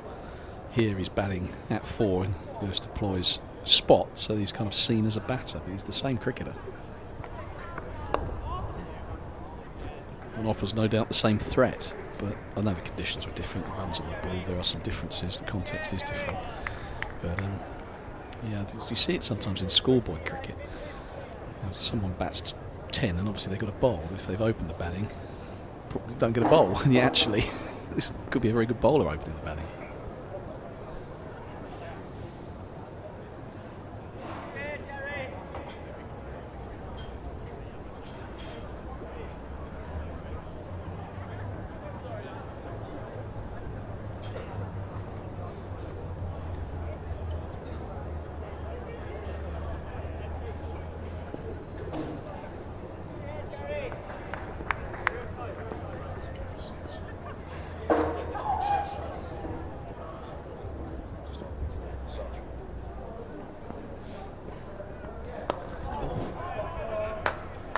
Let that one slide down the slope. It's a good time for him to be throwing the ball, actually. There was a point in the first innings thought it needed to be given a go, and then in the second innings that run rate's been up. It's up at 4.5 yesterday.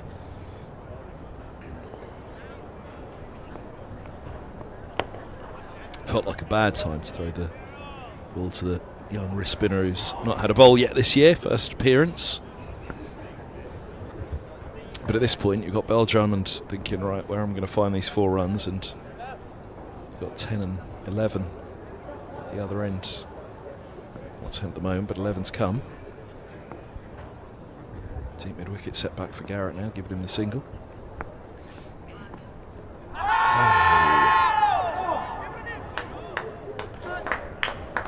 4-3-9 for 8. Holman with a big question, big turn. Wasn't sure there wasn't a little inside tickle on it. Big smile from Zafar Gohar in the background as well. Yeah, he was well outside off stump. There was no question this being LBW. I thought it just snuck through the gate. You saw it turn here. He's right outside the line. Hit him back leg, but even his back leg's outside off stump. But nicely bowled. So Dynamo Drummond 1 boundary away from a terrific double century.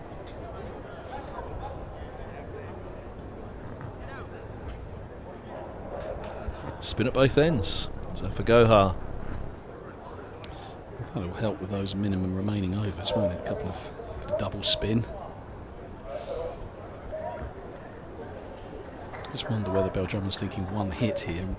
If so, where? You don't get a lot of rubbish from Zafar Gohar. He's not going to drag one down horribly to be smashed over mid-wicket. So you're thinking possibly try and do this in singles, and then you're relying on your mates. That was what I was thinking. Very good time for Luke Holman to get the ball. He'll walk a single, almost reluctantly. Daniel Drummond. Yep. What's he thinking right now? 196 runs and 1 walk. Daniel Drummond. Yeah, you just want Garrett to do his bit for you.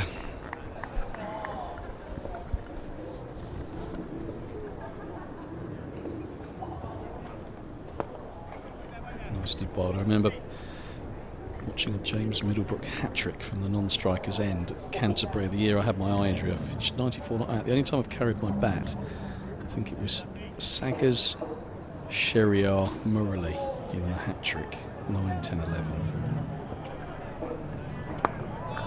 Big turn there from Gohar. Now the footmarks, yeah, Murali came in at number 11. And I went, don't worry, skipper, I'm going to see you to your 100. And then smashed it straight back at him, caught and bowled. And I was like, lovely. Thanks. I like that speech. Oh, wow. Through everything. Thought from Drummond at the other ends as he saw the bat go back. Well, I was convinced this must have clipped the off bail. It looked like it had gone straight through him and bowled him. Oh, it's gone over. I mean, it went a foot over. It did Jack Davies for the bounce. His gloves are where you'd expect the ball to be, and it just did him for height. So that is beautifully bowled.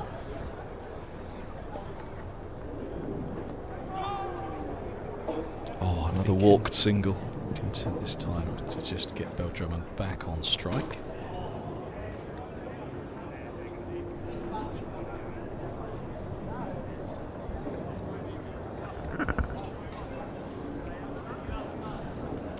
So game on here. Daniel Drummond 197, long off going back. Everybody else, well, deep cover going back as well. Everyone else on the 1. No, in fact, mid-on going back. So this is an interesting move. I've been inclined to kick the field in, see if Drummond wants to go over the top. Mid-wicket's coming in tight, extra cover. So 4 in the ring, stopping the single and a slip.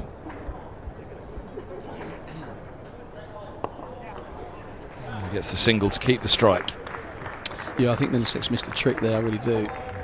I mean, I know you don't want to give Drummond the boundary to get to his double 100, but it is a chance getting him out if you bring everybody in and almost throw the gauntlet down and say, go on then. Zafar's just got a couple to bite quite sharply. Bring them all in. Almost tease him into getting out of his box and going over the top. We've seen him slice a couple. Went down the wicket to Zafar Gohar when he was bowling from the nursery end. Did the same thing to Roland Jones. So as well as he's played Daniel Bertrand, he's had one or two little harem-scarum moments, but he has kept the strike and manoeuvred that one quite beautifully. 2 away from a double century.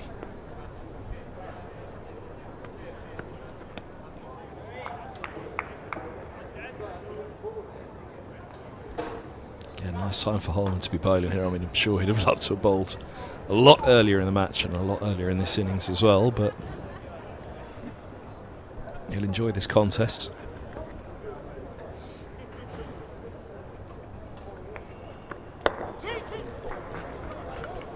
Not going to get the 2. George Garrett will push for it, but he's content just to take the single. That's a short boundary on the angle. Couldn't get back, so Bill Drummond inches closer. Be interesting to see when he's back on strike and what they do. Be inclined again to get the fielders in.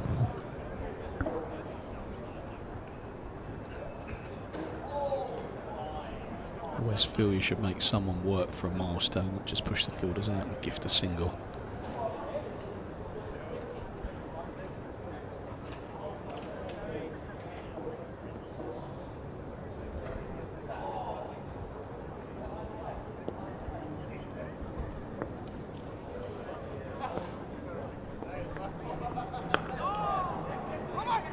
Oh, wow. Question asked. Well, Daniel Bell-Drummond's smiling, but he never seemed to get out of second gear there. I think this was a bit tighter than he thought. Looked like Garrett just knocked it in the gap. I'm watching Daniel from the non-striker's end. He's like, I know he's been out there a long time, but yeah, he was comfortable. What do I know? We're 200 yards away up here. So, 199, field stays in. There's a deep square. Everyone else on the 1. There's a slip.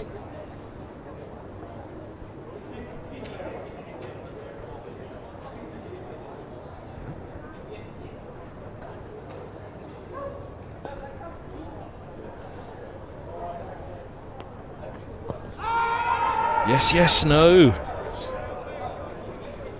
George Garrett. God, you'd be spewing.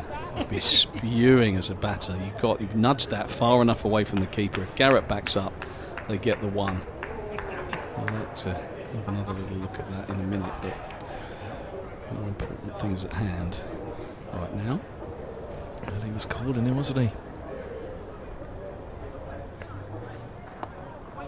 Cut. And stopped. Good from Geddes. No misfield there. A game within a game. As I say, Holman will be enjoying this as well.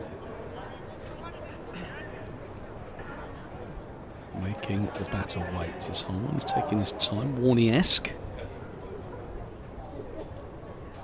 Tossing the ball from hand to hand. Here he goes. Come through this time. There's the double century for Daniel Bell-Drummond at Lord's. 342 deliveries. He might just have turned the game for his side here as well. Off comes the helmet and up will go the bat. 23 fours, 505 minutes, but 200 runs, putting that Kent dressing room into much better spirits than when he walked out there. Yeah, they're all out on the balcony to salute their captain. And the wonderful player. He's a wonderful person, and they know what that means to him. It has been quite a lean start to his campaign. He's not looking so lean now. Not many times in your career you go to double hundreds. He's got 300, of course, against Northants at Wantage Road. Now he's got 200 at the home of cricket.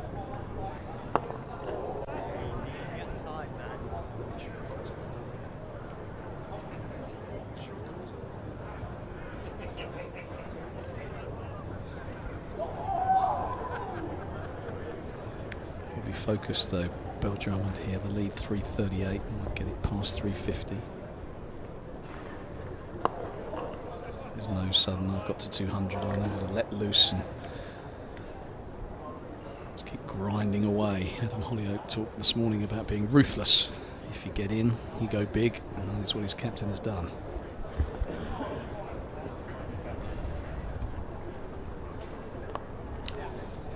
And that's for Middlesex against Kent, but overall this season, they'll probably feel they haven't been ruthless enough. 79 for 6 at Canterbury in reply to 222. Kent come back and win the game. Here 158 for 4 in reply to Kent's 129, and look at the match position now. 2 set batters overnight.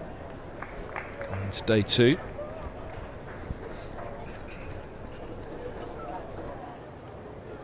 Yeah, I think that second morning was where Kent got themselves right back in this game. You get knocked over for 129.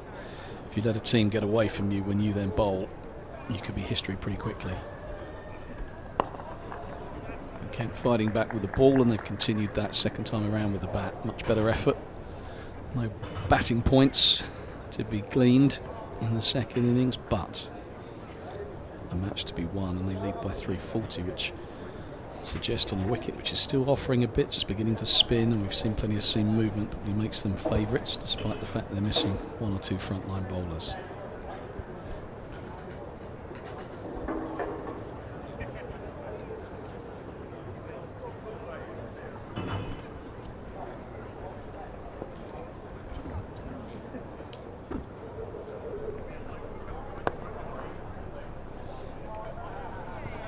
.450 up. 450 for 8. Lead 341.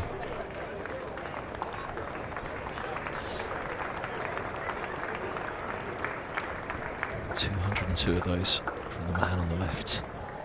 Lead 341, and he's got a big smile on his face now after calling Garrett for that single when he didn't come. Not sure how big the smile would have been if he'd have fallen short. We just want that match alertness, don't you? You know, if you're 199, you want your mate at the other end to be backing up. I mean, sometimes it could be over-eager. He was actually he was beckoning him with his hand, wasn't he? Come on, come on. Come on, big fella. Get down here, I want my 200.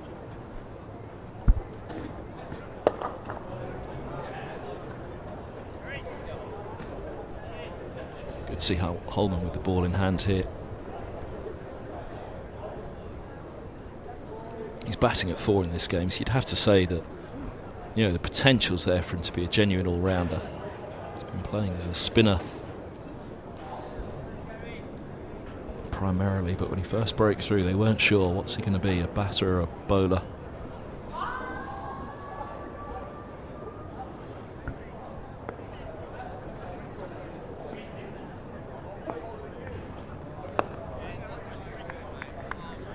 Yeah, well, the real test of the great all-rounders. Can you get in the team? Would you get in the team as a batter? Would you get in the team as a bowler? And if you get in on both counts, you can consider yourself genuine. And this time of year, you don't see too many teams going with double spin. Oh, he's bowled him round his legs. Garrett steps too far across. They're 9 down, Kent. Holman strikes in his 3rd over. Well, there you go. A belated introduction. You can understand why it took so long for Toby Rowland-Jones to introduce him. Just look at this, how far across Garrett gets. He just has to hit it too square. You hit that, he's trying to pick that square leg gap. He just shuffles across too far. And effectively, by going that far across, he's playing across the line. You should be looking to hit that maybe straight mid-wicket, and you don't miss it. But, another contribution, albeit a smaller one, of 8 off 24 balls. He's helped his captain get to 200. So it will be Cash Ali, Kent's last batter, to try and push this lead up above 350. Just think we might now see Daniel Bergdrummond open the shoulders a little bit, because with the greatest of respect to Cash Ali, he is a number 11, and Bergdrummond is well set, so imagine he might keep the strike and to show us those array of shots that you were mentioning earlier, Kev, that 2020 knock from a few years ago. He has got those gears in his locker. Yeah, it could be fun, this, couldn't it? Won't go anywhere right now. Could be over in a flash, or could be some real fun to be had. A little pat on the back. Come on, Cashy. Head down for 3 balls and then let me have some fun. Yeah, of course, he's got to get back on strike, Daniel Bergdrummond. For that to happen, Cashi's either got to get a single or survive 3. To be fair, not much has happened for Luke Holman in terms of turn and bounce off the surface. That was nothing wrong with the delivery, but it wasn't at first glance a wicket taking one. He was rather aided and abetted by a misjudgment by George Garrett.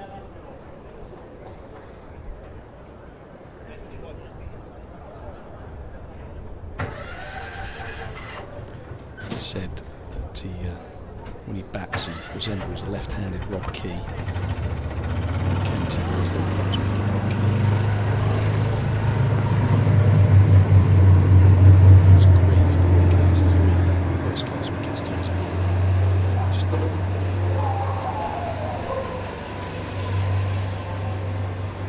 Cash Ali deep in his crease, got to survive 3.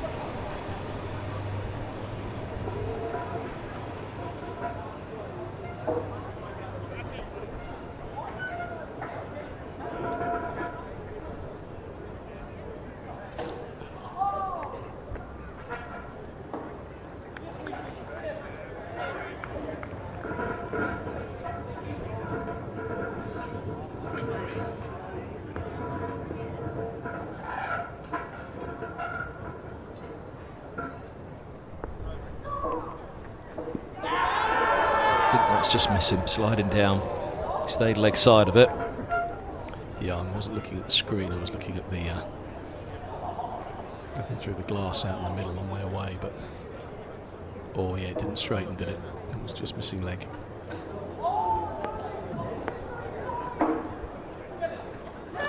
Ball of the over. Can he survive it? Oh, he did his best not to. Well, if Daniel Beldraman wasn't sure about how he was going to approach this next little phase of play, these 3 deliveries might have convinced him that he needs to play a few shots, because, I mean, that was missing by a foot, and he did his best to drag it back on. I say to the kids, if you're going to defend it, only defend it if your wicket is in danger. There was no danger there until he played a shot. So here we go. Zafar Gohar versus Daniel Beldrammons. This should be fun. Well, the problem Beldraman's going to have here is that the field is going to be spread. So he's got everyone venturing towards the rope. So there's a 45, which is not a bad option for a top edge sweep. They're all back on the leg side. Deep mid wicket, deep square. Long on, you can see in front of the pavilion. Long off is going back. So all back. Beldraman will try and pick the right one here. He might go into out over extra. He might try and pick that mid wicket gap, or he might wait till the field all comes up. Last couple of balls of the over. Yeah, I was going to say, does he block it and wait for Holman at the other end? Oh, taking a single. He's like a red inker, the skipper. I'll just take the 200 not out, thank you very much. Well, I mean, there's 2 ways of looking at this. One, foolhardiness, given what we've seen from Cash Ali. The other way of looking at it is, you know what, me old mate, I believe in you. There's a lot of that in Daniel Beldraman's captaincy. I have full faith. He's had full faith in Garrett and Parkinson, certainly Jamal Richards, and if that brings out the best in him, then brilliant. But I think at this stage, trying to force the issue might be the way forwards. But Hollyoake wanted ruthlessness. Beldraman has done exactly that today.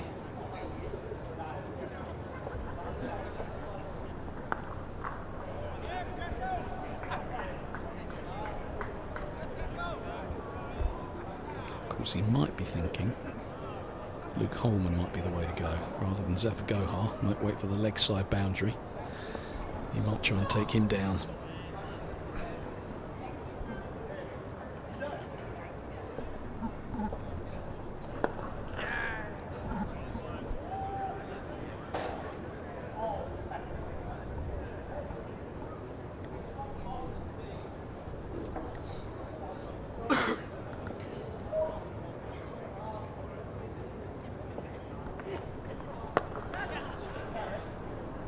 Takes a single. There you go. This is just reverse psychology. Kashi Fadi's gone. Daniel, you just play for me, mate. I got it from here. I'll get us to 400.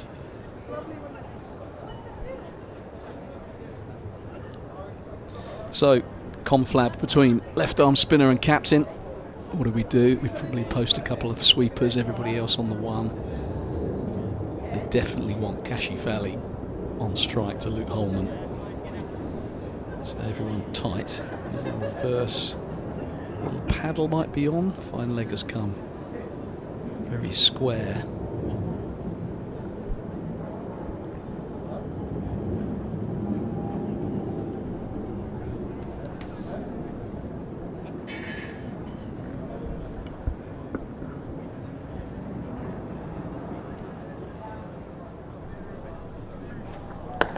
Down the track he goes, over the top, and all the way. It's just great batting from Daniel Bell-Drummond. He got back on strike and thought, you know what, now's my opportunity. The field is not back. Make the most of it. And the man on 200 has played as well as he has. It's gone all the way. The lead is 350. We're talking there, just give me the single, get the single. Hang in there, Cash, get the one. And gives him that short boundary to the leg side.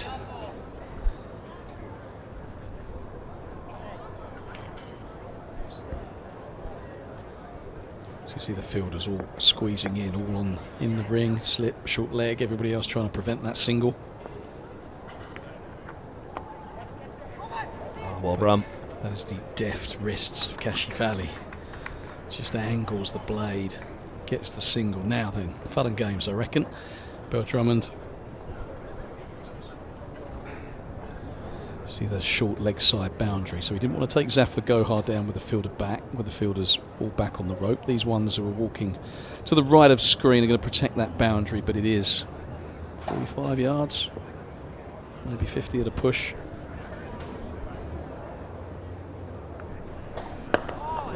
Ooh, maybe one to pull. Skid on him. I think he's waiting for that tossed up one that he can slog sweep into the grandstand.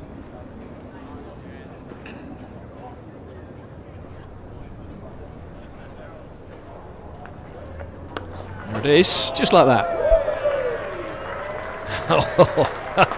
Keep going. Has it come back down yet? I'm not sure that's come back down. That's top tier, I reckon. It's exactly what he wanted. 6 off Gohar, 6 off Holman. Up, up, up, and away. Yeah, that's going to be a nice present for someone next time they open that top tier.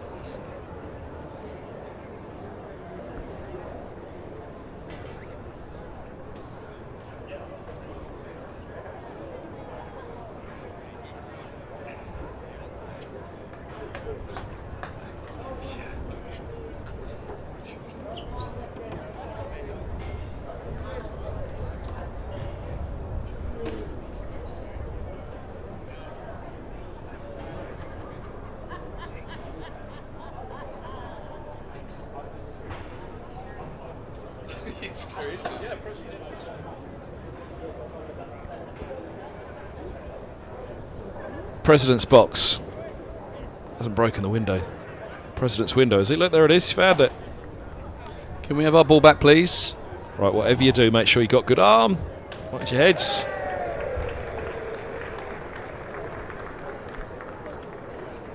I have to admit, I didn't have much faith in that throw. I thought somebody was copping that on the head.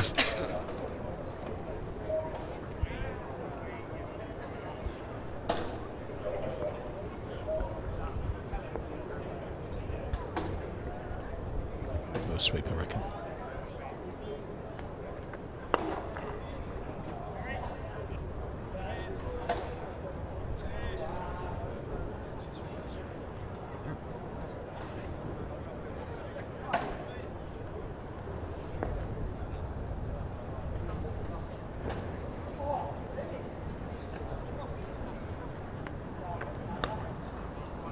Oh, rides a bounce. One's come the over. It's really good batting because I think as a fielding outfit, if Daniel Bell-Drummond just starts slogging at every ball, you know that eventually he'll hole out. But he's been really selective.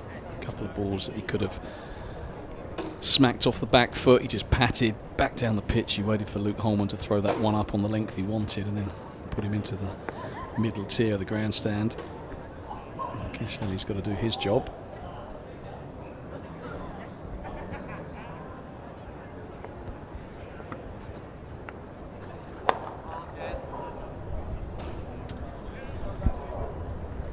.130 overs bowled, keeping them out there. Daniel Bell-Drummond. If he can get a few away, then a lead of 380. It just pushes it again. It just pushes the game that little bit further away from Middlesex. And well, look at the chat now. It's a lot to do. Well, what it does as well is you know, you're thinking the long game, the second new ball is going to be a factor potentially for Kent. Obviously they hope to wrap things up quickly, but that might not be the case. So you look at how long is left in the game, you look at the lead of 358. I think if Middlesex score at 3.5 and over, you're getting that second new ball potentially at a key time late tomorrow. So these are crucial runs to bring that into play. The feeling was from the Kent camp that the new ball is crucial. It's done a lot more and it's been shiny and hard, and that is often the case. So change of bowling. Henry Brooks returns, bowled nicely from the nursery end.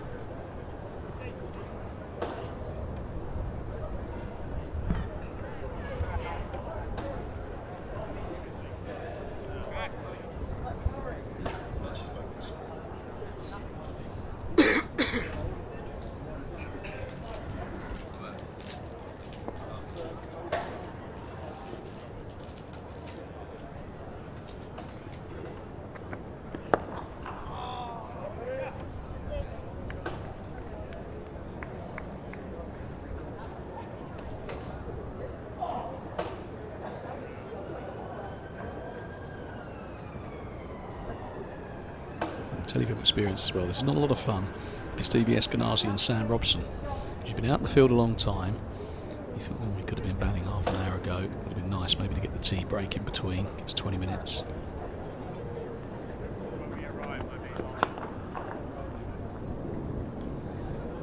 So now it's going to be a 10-minute turnaround. Is it going to happen soon? Is it going to happen 40 minutes from now? So you're already starting to use up a bit of mental energy as much as you try and relax.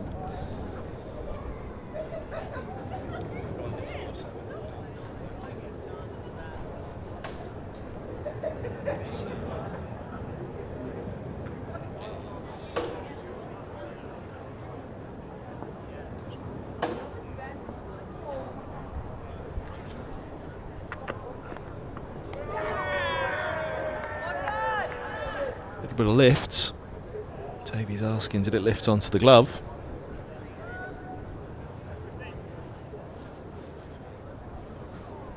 No, I think the way Daniel Bell-Drummond took his right hand off the bat might have just... Well, it might have saved him, but it might have also provoked Davies into thinking that he'd done something. Maybe it touched that glove. It has to be obviously holding the bat to be out. Kasparovich 2005 shouldn't have been out. Oh, now this is big. It's very big, all the way from Daniel Bell-Drummond. Zafar Gohar watches it sail over his head. Yeah, he wasn't trying to keep that down, was he? He got right underneath it. This is a long boundary. He got a good piece of it using the pace of Brooks, swiveled on it, and that has gone 20 yards over the rope. Beautiful shot. 3 sixes and 3 overs now for Daniel Bell-Drummond as he puts the hammer down.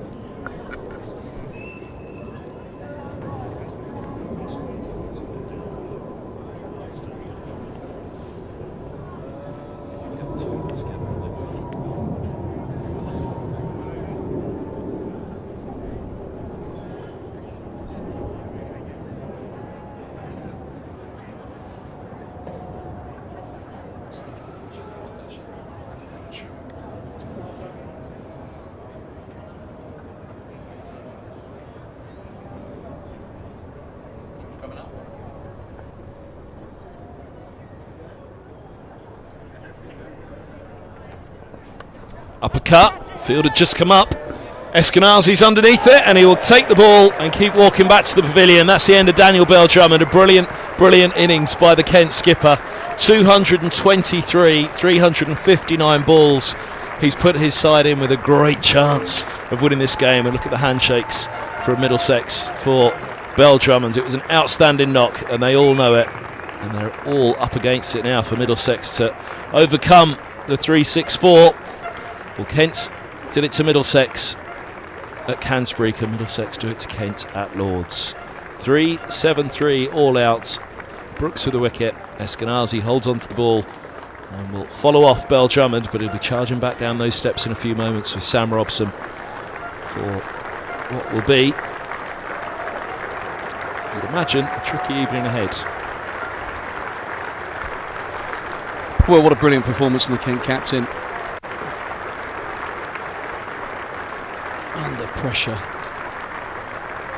at the start of this innings, high score to date 37, but he has responded in some style. He's such a quietly spoken leader. Sometimes that can be confused with not having that kind of steeliness and that grit, but actually underneath he's got that in spades, as he showed today. That is a fantastic innings, and it puts Kent, you think, in the ascendancy, albeit with a second string attack. And Middlesex, if they get some partnerships, will fancy their chances. But that's a wonderful knock. 4-7-3 after the first innings, 1-2-9, gives Kent a really good chance. Well, we'll be back on the stream in just under 10 minutes with the chase. The match set up here at Lords, live enhanced stream with Dave Fulton, myself, Kevin Hand, in association with Dafferbet.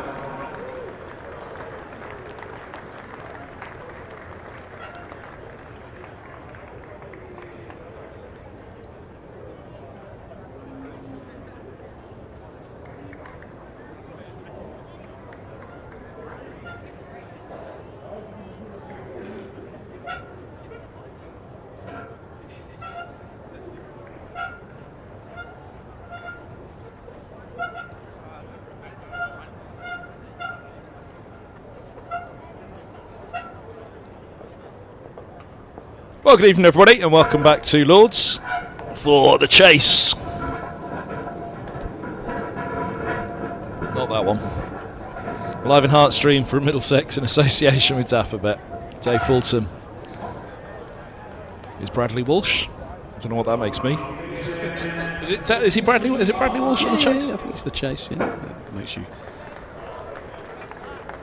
the Duchess. The resemblance is uncanny. Oh dear. Save that one. I thought I was doing faults at the beginning of this session, Dan. What went wrong there? So, let's focus on the cricket. 365 the target. Cash Ali, headband on. Left high and dry by his captain Daniel Bell Drummond at the non-striker's end, just as he was eyeing a maiden first-class century.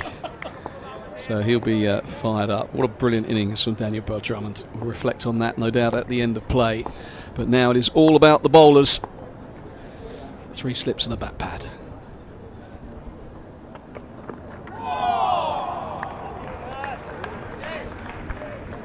Sam Robson back in the sides. Back from paternity leave. His old mate. Back for a rest. I was just about to say, I wonder what the sleep's been like, though. Well, this is where you earn your corn as an opening batter, and even harder as a new father. You've been in the field for 130 overs.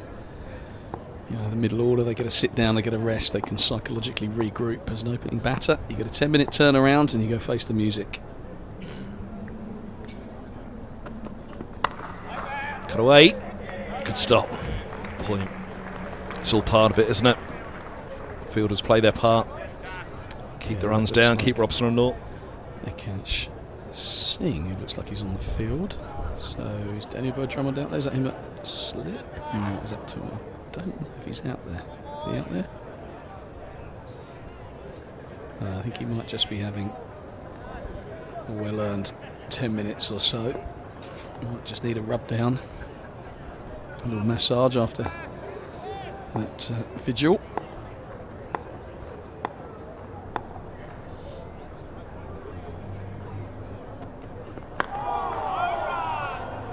Who's his vice captain? Yeah, it'll be Jack Leaning. He'll be running the show out there. Experienced campaigner. A bit of a toss up between him and Daniel Bell Drummond, who's going to take over the club captaincy. There could have gone either way.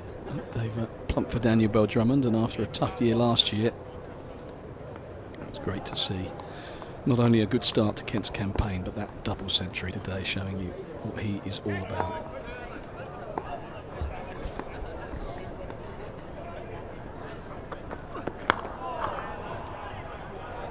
So Kent have got to be mindful here is certainly where Kashi Valley's concerned. He likes to bowl back of a length, hard length, but actually just needs to kiss the wicket, get it a bit fuller. We've seen the ball swing and seam about top of the stumps kind of length.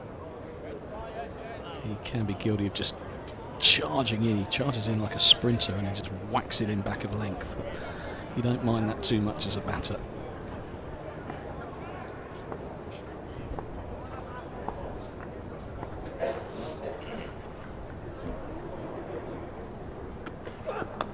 Oh, that came hooping back in. Yes, a better length. Bring the batters forward. Bring that swing, bring that slope into play.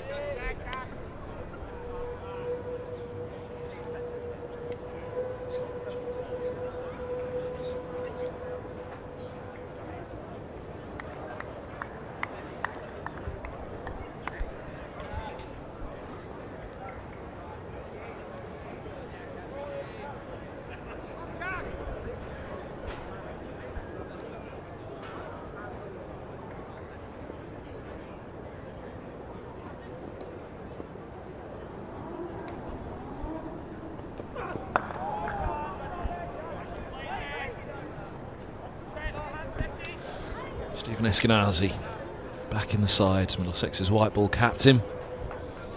Sam Robson, talismanic in first class cricket for many, many years now. Went up into the England side. He was let go a little too soon, Manny thought, and never returned to. Quite to the befuddlement of Manny. Had the best record with Alistair Cook post Andrew Strauss's retirement. Of all the openers that were tried, he was never given another go. Is that right? Compo always tells me it was him and Cookie. Who tells you? Yeah. They all kind of averaged about the same, didn't they? Nick Compton and Robbo, all around kind of early 30s, was it? Kind of 29 to 31 out of Lyth. Was given a go, wasn't he? They tried a few. Zach Crawley getting an extended run in the side.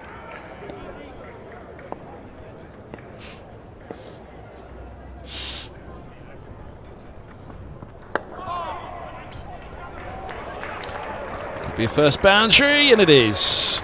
Good chase from Richards. Sprinted away, short boundary up the hill.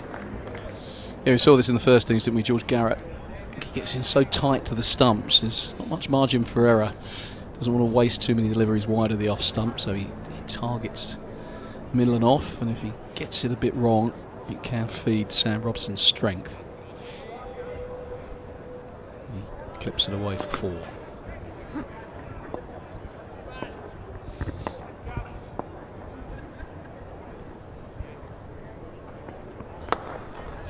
Leg side again. Not ball there to anyone, but especially not Sam Robson. So strong off the body. Yeah, that's a poor one. The first one was middle and leg. That was going way down the leg side, and he'd given him a side to the ball before. So trying to find that little bit of shape. Just needs to pull it across a little bit. You don't mind a bowler starting a fraction wide and you work it in closer to the off stump. You'd rather a fraction wide than a fraction straight.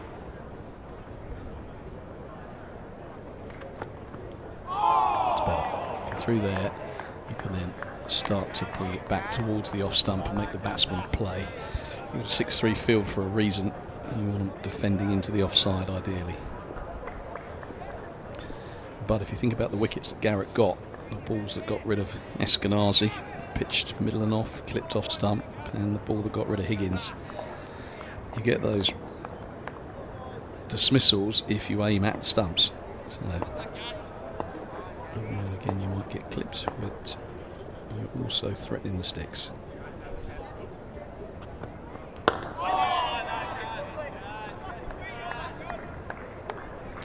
Massive job here for Middlesex to do, isn't it? But 4 sessions to do it. It's basically the Derbyshire match all over again, apart from this time, if you're still there at stumps on day 4, you win the game. Yeah, absolutely, all to play for, both sides. The start's so crucial. If you're 20 for 2, it's a long way back from there. If you're 60-70 without loss and you get there quickly because Kent get a bit over-eager and attack a bit too much. Oh wow, what a ball! Robson's gone! Gone for 9, Garrett strikes. It's taken just 11 deliveries and they've removed one of the biggest wickets in the Middlesex lineup. Well, he's delighted, isn't he? George Garrett, he got clipped earlier. That is from wider of the crease, and that is an absolute perler. Clipped the top of off stump. Just got a bit wider on the crease. Shaping away, angled in, shapes away. What an absolute perler. Points at the off stump, because that is exactly what it hit, and he is delighted. Look where he's aiming that. That is not what you need as an opening batter. Brilliant start for Kent. What a seed from George Garrett.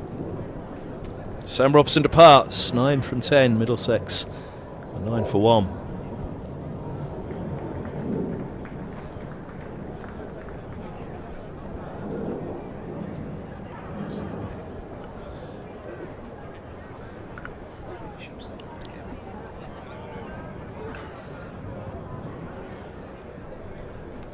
So we'll have another look at this. George Garrett's usually really close to the stumps when he lets go of it. He's wider on this occasion. Reminiscent of Martin Saggers, who's kind of my vintage, just from wide of the crease, angling it in, and then it shapes, and that's what did for Sam Robson. I think if you saw some of those earlier deliveries, he would have been closer into the stumps, and that doesn't happen. So whenever you can get the ball just shaping out, The wider you come on occasion, this changes the angles. That's what it did for Robson. What a ball. Pitching off, clipping off. Man of the moment, Max Holden. A couple of centuries at Lords in a couple of games here already this season. Out in the 90s, having helped to rescue the innings with Eskenazi. They were 0 for 1 after one delivery of the follow-on. Eskenazi and Holden with a partnership for 160 plus. What they'd give for, well, even half of that now just to get them going in this innings. It was a hybrid surface at Derbyshire. It's a little bit more lively here at Lords, and it's certainly a bit more of a pressure cooker at home against the Kent side who've already beaten Middlesex once this season.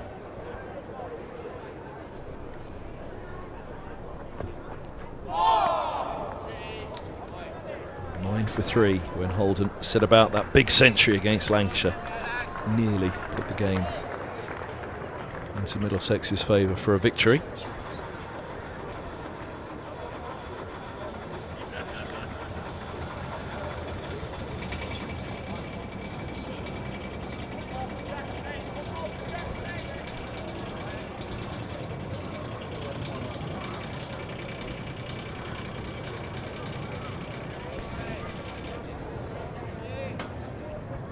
To Eskenazi.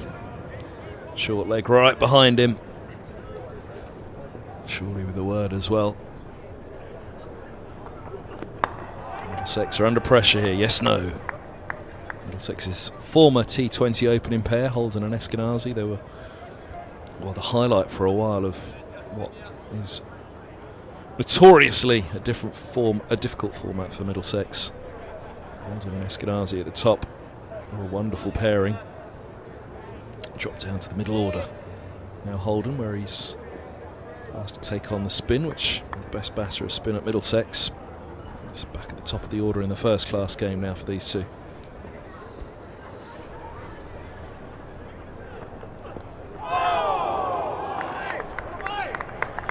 Eskenazi pushing Nathan Fernandez out of the opening spot.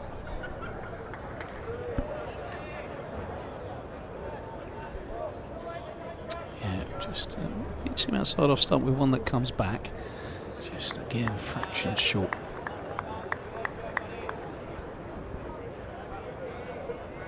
Like this field, 3 slips, back pad.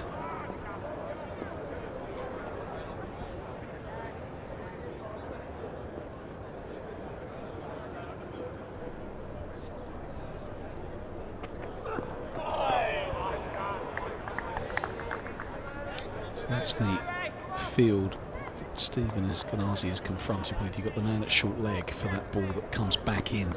Little inside edge onto a thigh pad, balloon up in the air for that man. Anything that's clipped, you've got the mid-wicket fieldsman who's also potentially in the game for a catch, and then the one that doesn't come back as much as you think, and you nick. There are 3 men waiting, so good aggressive field that Jack Leaning has set in the absence of Daniel Bell-Drummond, who you'd imagine is just resting up for a bit after his mammoth innings.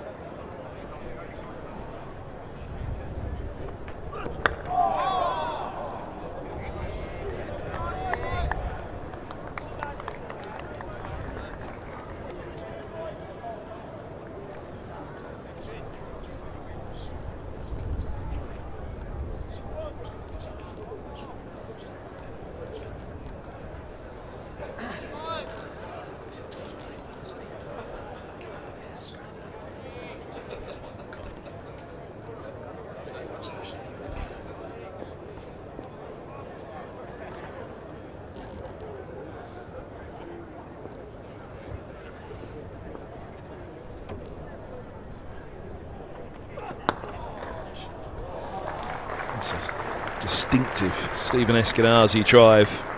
Back foot in the air, pushing it down the ground. Oh, just holding up at the steepest point of the slope here at Lords, up at the Warner stand. Where the Warner meets the grandstand is just the absolute tip of it.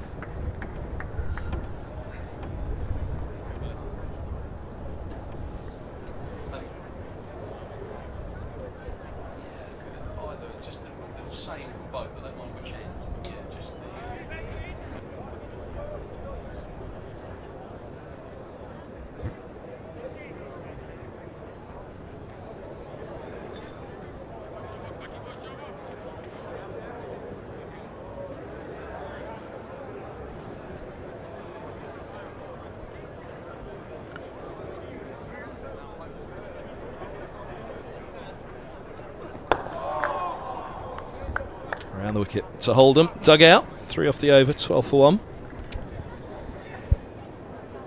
Decent over from Kashi Valley. Going to go back to the last over bowled by George Garrett. I'm really interested in his position on the crease. If we just look at the angles, the ball to Sam Robson. Look how wide he is here on the crease. He's probably mid-crease to just a little bit wider than that. You can see it from the front there. The ball angling in and then just holding. Usually he's closer to the stumps than that, where he is there to the left-handed holder. I know he's a left-hander, but he's releasing the ball from much closer in. See how that right foot, as he comes through, is in front of Rob Bailey. So that's where he was earlier on in the over to the right-handed Robson, and he just came wider, changed the angle. Something I've been talking to Grant Stewart about, where he gets that lovely away swing. If he could be a bit wider on the crease, messes with the batsman.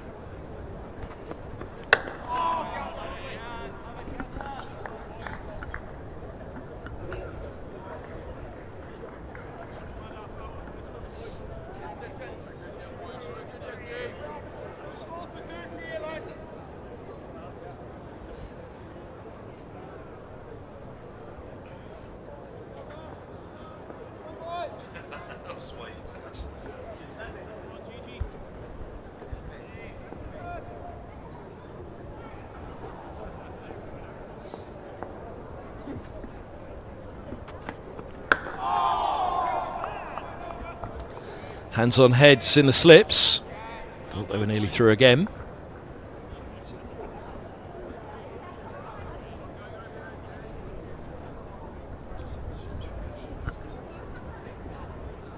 He's just on the money, Garrett, isn't he? He bowled the... Yeah, I mean, Eskenazi played that pretty solidly. The slips all putting their hands up. That's because they're all pumped up and they're willing a wicket. Nothing wrong with that. Eskenazi pretty comfortable there. He also needs to be a foot fuller. He also has a very distinctive way of playing, doesn't he, Stephen Eskenazi? Positions that he gets himself into to play the ball. Yeah, sometimes looks a little awkward. That one was actually a better length. Hands on heads yet again, and then probably back in pockets. Looks a bit fresh out there now. Slip called and looking a bit chilly. Some really big admirers of Stephen Eskenazi when he first broke into the Middlesex Championship side. Wasn't anywhere near the white ball side at that point. Some people that really thought very highly of him and thought that he could go all the way in the first class game.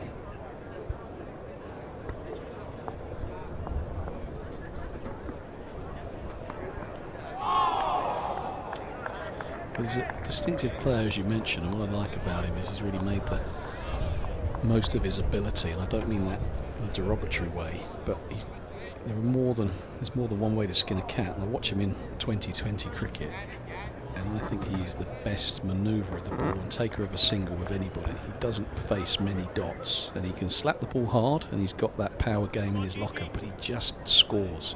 There's so many guys who are crash bang wallop, but they don't have that touch and that feel to knock it into gaps and that nous, and he's got that in abundance. Fourth slip just settling in. Ben Brown joined us on commentary down at Hove a few years back and said there is no player that it is more difficult to set a field to than Stephen Eskenazi. You think you've got everybody in place, but somehow the angle of the bat finds a gap in the field somewhere. How's he got it there is the question every single time. Yeah, and he's also very good at, he's quick between the wickets. He also is one of those players. Zach Billings is in the same bracket where they can nudge it into mid-wicket and get back for two when the field is spread.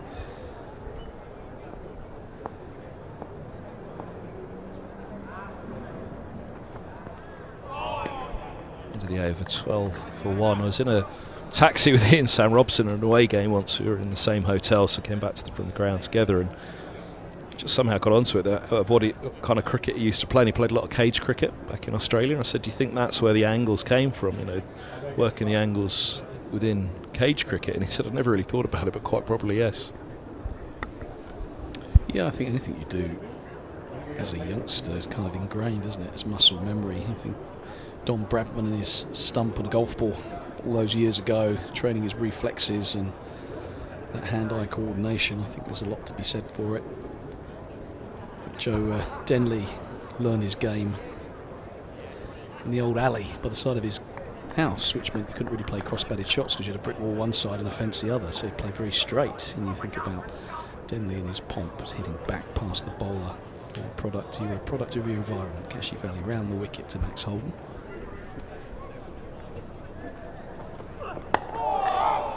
Geoffrey Boycott's stick of rhubarb, of course, influenced him greatly.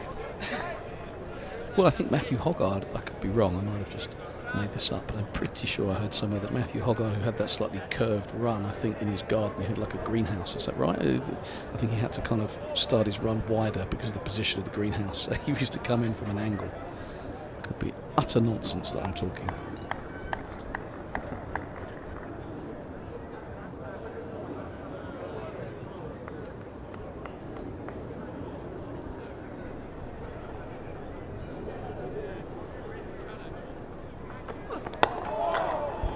All called.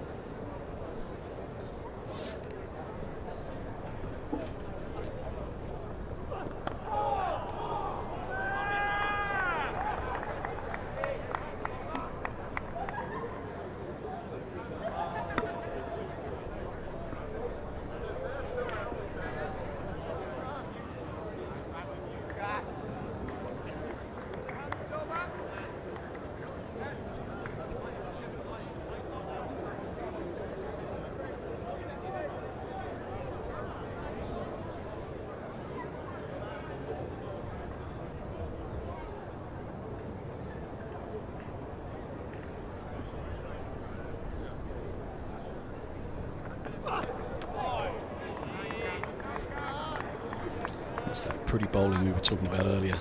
Kind of bowlers charging in, bowling flat out, but not really threatening the stumps, not really asking too many questions of the batter. You can let that one pass through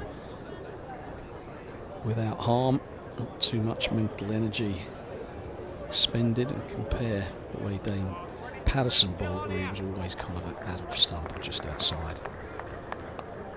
So he was very unlucky in this innings, past the outside edge numerous times.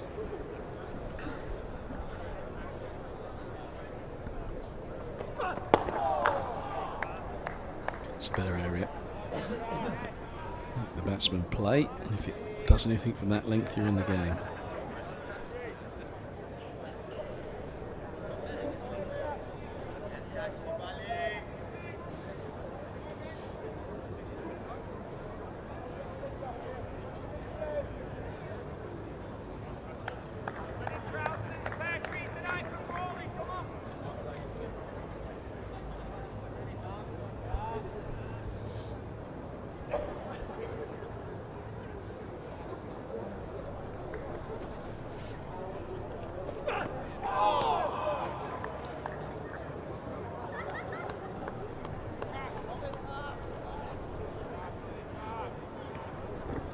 Only just behind the required rate at the moment.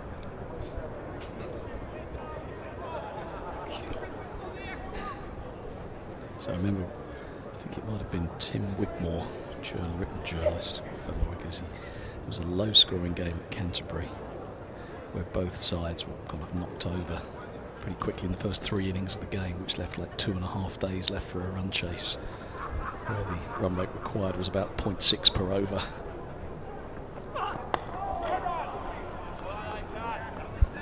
There were still hundreds of overs left in the game, and not many to get. I thought that was quite a nice line. But yeah, it's not a factor at the moment at 2.9, but you'd imagine they tick along at that rate without really even breaking sweat. It's all about wickets and occupation of the crease.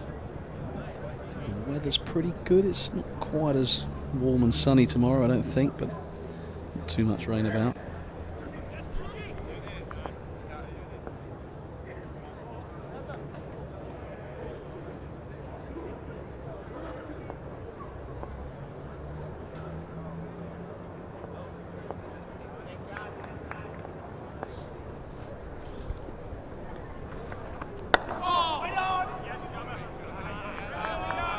Garrett targeting those stumps again. Just wonder if we'll see the use of the crease.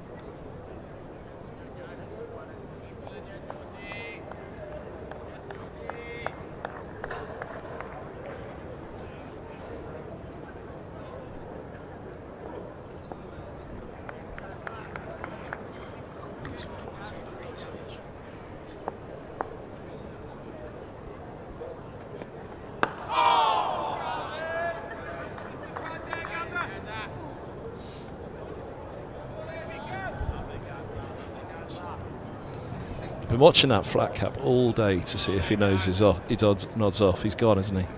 Oh no, he's back with us. Yeah.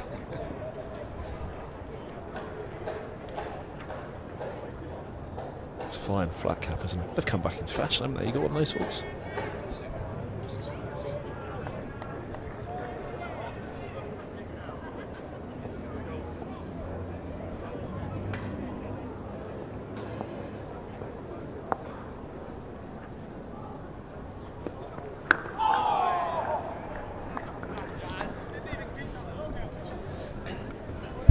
Just some signs. We saw it in the third innings from time to time that there's been a little bit of variable bounce. This was certainly the hope from a Kent perspective. That one didn't stay excessively low. I think Stevie Eskenazi exaggerating the point's not really what you want to see up on the balcony. Opening batsman making it look like an absolute grubber. It wasn't quite that bad, but he kept it out fairly well. It is his way, though, isn't it? His mannerisms. You're exactly right. It's not what anybody else wants to see, but he does. He over-exaggerates everything he does with the bat, really.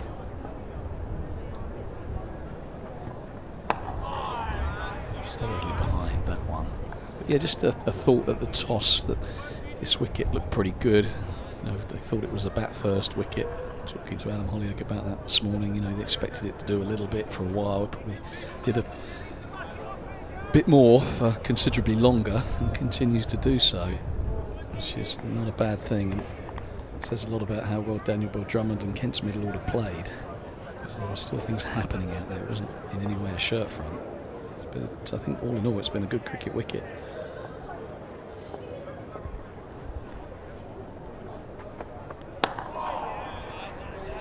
End of the sixth, 14 for 1. Still 23 overs to bowl today.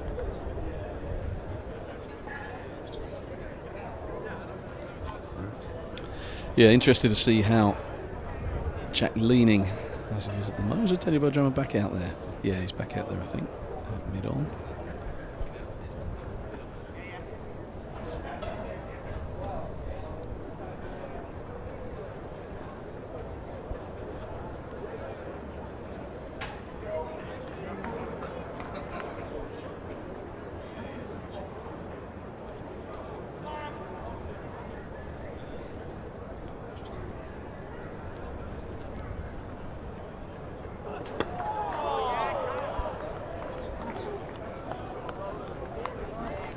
So that is the Kent skipper back out on the field.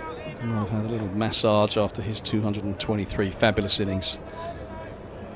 Jack Leaning was marshalling the troops for the first few overs, but Drummond is back out there now, pulling the strings, chatting with his opening bowler. But how he masters and manoeuvres his fielders and also marshals his attack will be so key. Just a feeling that he bowled both his frontline bowlers out in the first innings, bowling kind of 6 overs each, and then there was a double change which released a bit of pressure. So perhaps this time around you might see one of Garrett or Cash Alley just hold, get a bit of Joey Everson on, and then they switch. That might have been the thinking. That said, Jamal Richards, after his 40, might have his tail up. Might want to have an early look at him. So all these things will no doubt be going through the mind of Daniel Bell-Drummond as he's been out there, he knows the surface, he's seen his bowlers, he'll know how he wants them to operate and how he's going to employ them.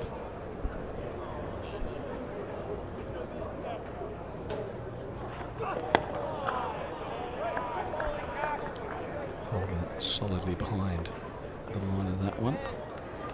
He wants something happening.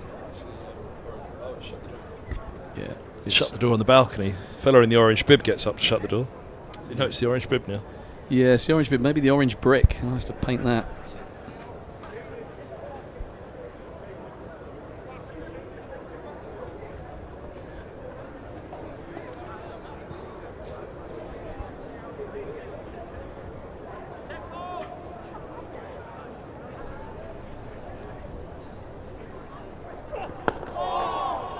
He's going to chip that for a moment, Max Holden. There was a match that Middlesex played at Grace Road many years ago. Nick Compton and Gareth Berg got out with the sight screen set in front of the temporary commentary box that Sky used to build at Grace Road. The sight screen was down below it, but there was a black mesh all across the scaffolding of this temporary commentary box.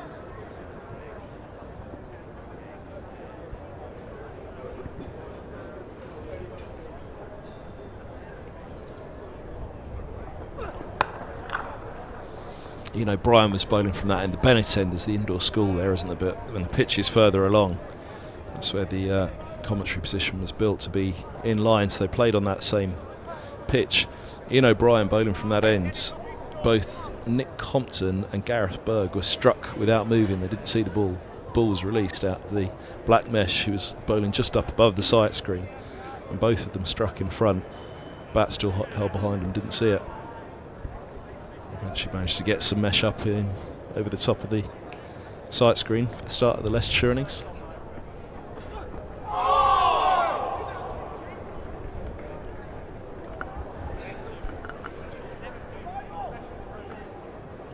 Well, the Kent slip Corden was interested in this one.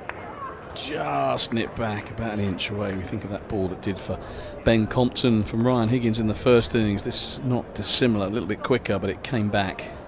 Just not quite as far.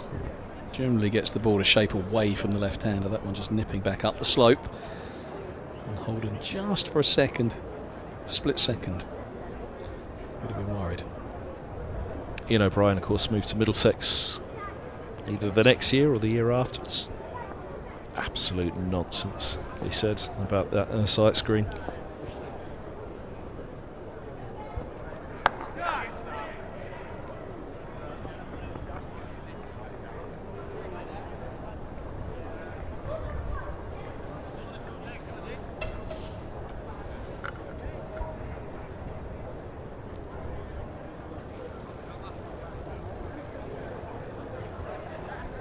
Sun's out again at Lord's. A few shadows stretching around. We lost a few overs last night for bad light. Fair weather front over the back of the Warner stand. It's going roughly in from there, but maybe a little bit more from the grandstand today. It's a bit brighter in the north.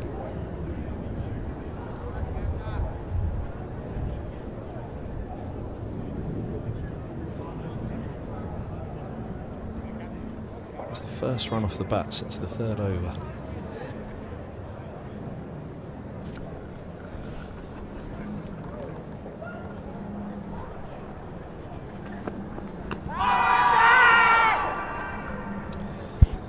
Umpire Bailey having nothing to do with that shout, wasn't much going for it. It was high, it was leg side.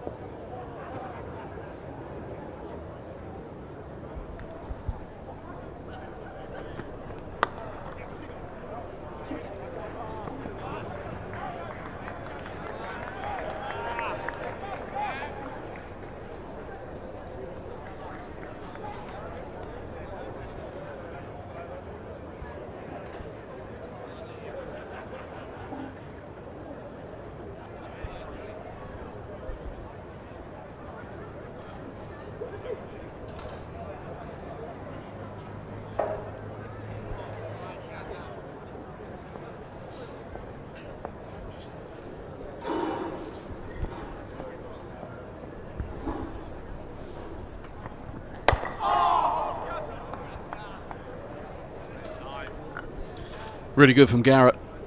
Targeting the stumps, front pad, 4 slips waiting, hitting a great length. Every now and again gets a fraction straight, but you don't mind that with 360 on the board. He's going to bowl maybe 5, maybe 6 overs. You want them all to be played. Every ball an event, you don't want to waste it outside off stump.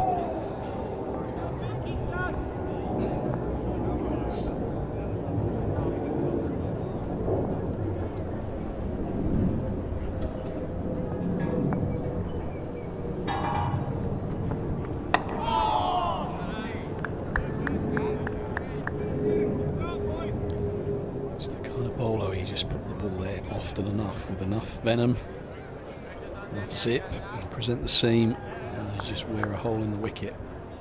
And it's Fraser style.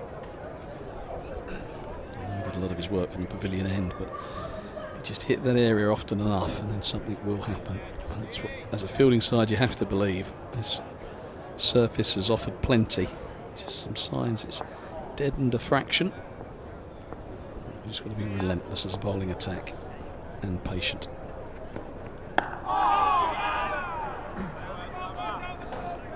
Garrett has been excellent, and Eskenazi very watchful. He will know that things will get easier. This ball gets softer. You've got to get in.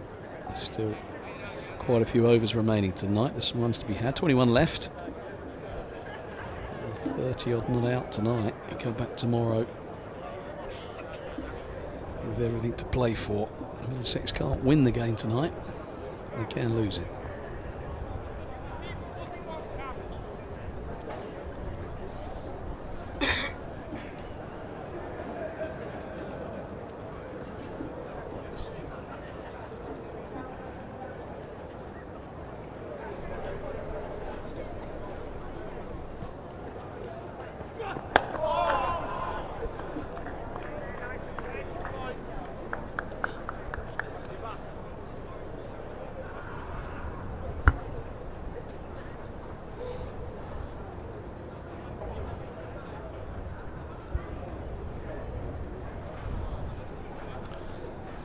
There was about 12 of them all lined up in their back facing the play. Thought they were all doing the Poznan, but obviously what I've realised is they're all watching the stream. Tuned in intently as well. Keep it down at the back, lads. We're listening to Fultz and Kev.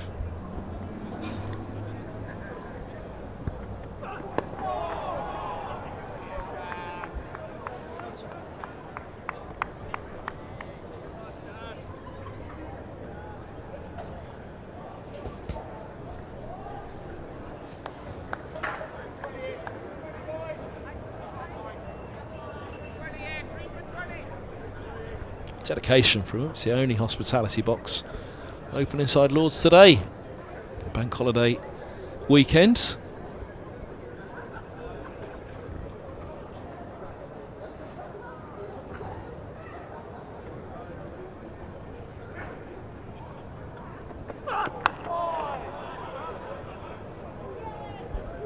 It's nice batting. Soft hands from Holden.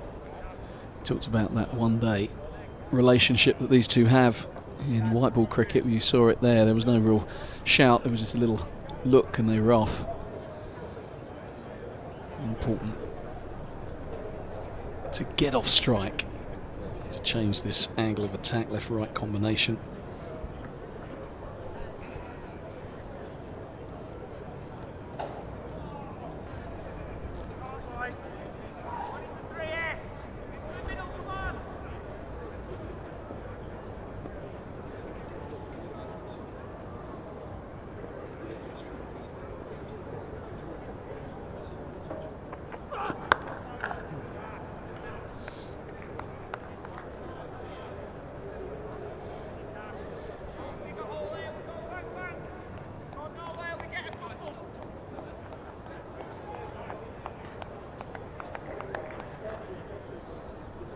Been one of the busiest spots in the ground a few minutes ago. Everybody packed in there. It's not the busiest Sunday at Lord's, bank holiday weekend. A bit colder today, as you mentioned. You can see Stewart down the bottom there, wrapped up.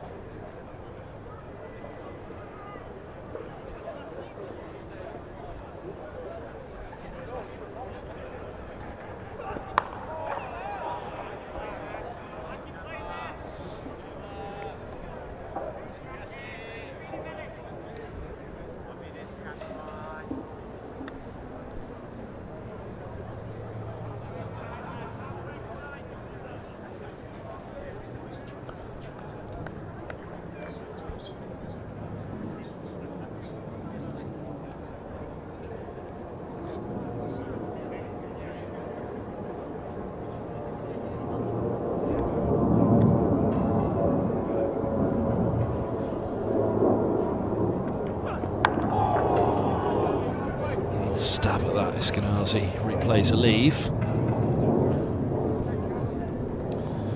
Yeah, this was a bit of length for Kashif Ali. Always tends to hammer that back of a length. Love to see him in English conditions slightly fuller. This was fuller. Of course, it wasn't full. I mean, Eskenazi could have easily gone back to that. Tries to get on the front foot. Yeah, not sure that was a forward defensive length. Sometimes you do misjudge it as a batter. You're like, oh, crikey, why am I going forward to this one? But played it well enough in the end in his own quirky style. Might not always be pretty, but it's mighty effective.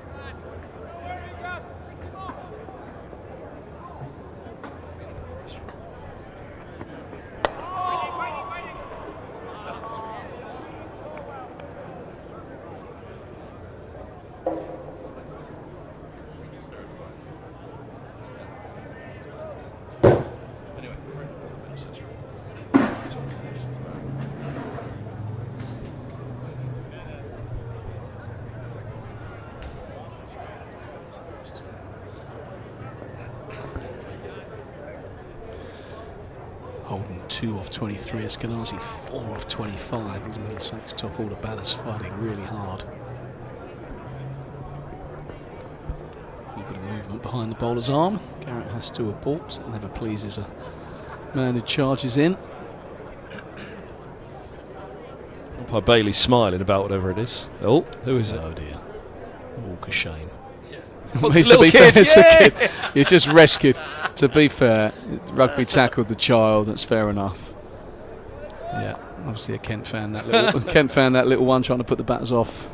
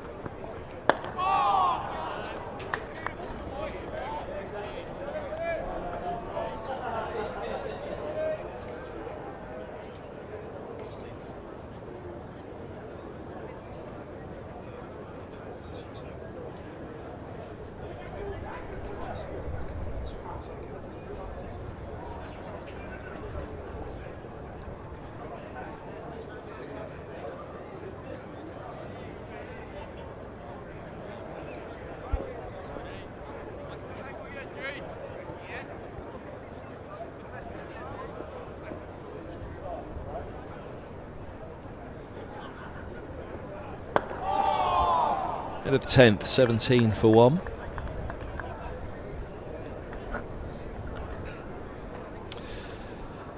Another cracking set by George Garrett. Max Holden, really good touch.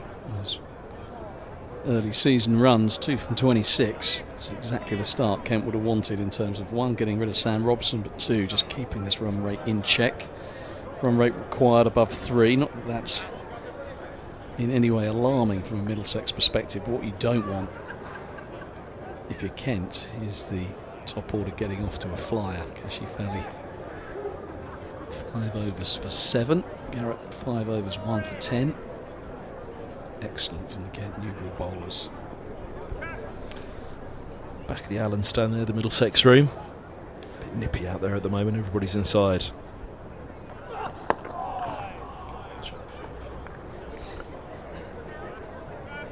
You can see the Allen stand on the left, everybody's behind the glass. And below the scoreboard there, Pavilion, I reckon the long room will be pretty busy today.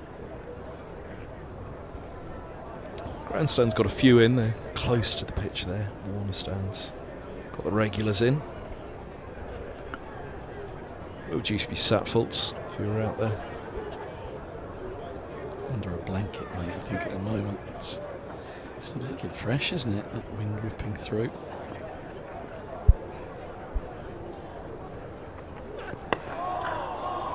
It's usually how you're exiting places, isn't it?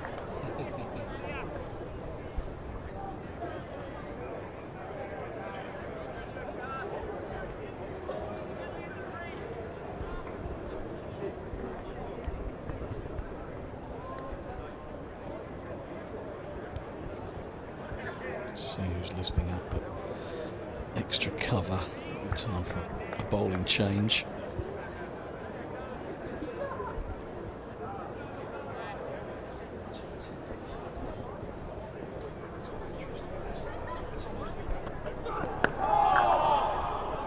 Kashi Valley on the money again, just a fraction short. Like to see him induce the drive.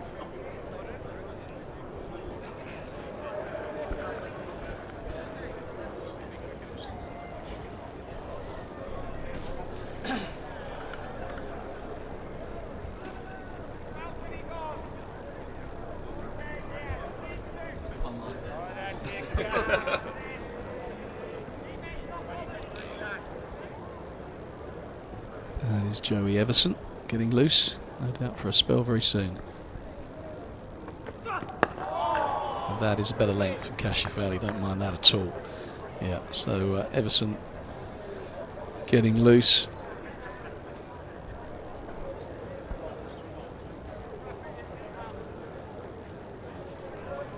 Took 3 wickets in the first innings.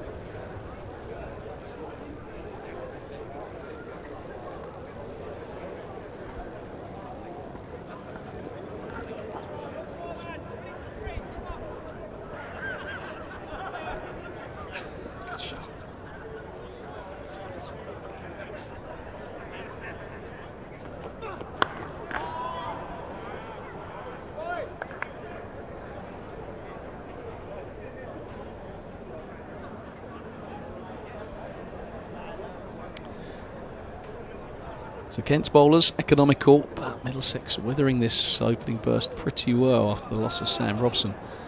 They're not going anywhere, but they won't mind about that. Just see this opening spell off. They know that the change bowlers of Everson and Richards and Parkinson, although the wicket did start to take some spin for Zafar Gohart, there might be some easier fare coming their way. I'll go shake these opening bowlers.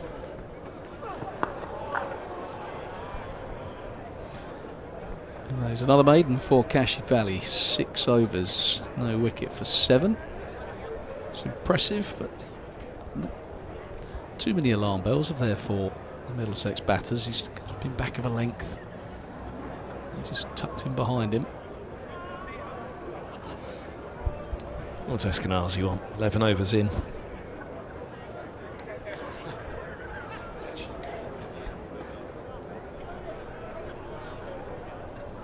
What would Esky be asking for? Coffee? Can you get me one? They're all in behind. There's Rory Coots. assistant coach. Doors shut. Everybody keep it warm inside. Listening to the stream as well.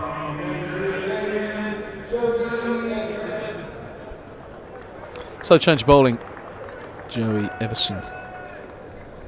Giving a go for the nursery, and I would imagine Garrett will follow Kashi Valley. I think that's the way they'll try and do it. Probably would have held him after 4, but he's a strong, fit boy, can keep going, so I'd imagine he would. Cash might have a couple more, where you can eke your front 3 bowlers, frontline 3 bowlers out for a little bit longer, rather than a double change. I could be wrong. What do you reckon they'd all be doing in there right now? Nobody watching the cricket on the balcony. It's keeping them entertained.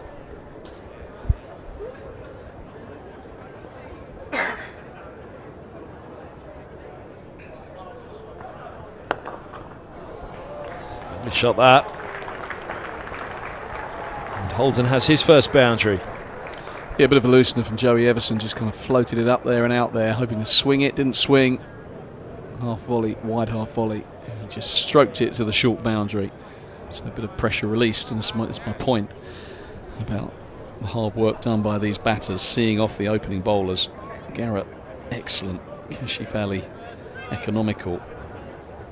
And Joey Everson is a genuine all-rounder, but perhaps doesn't carry quite the same threat.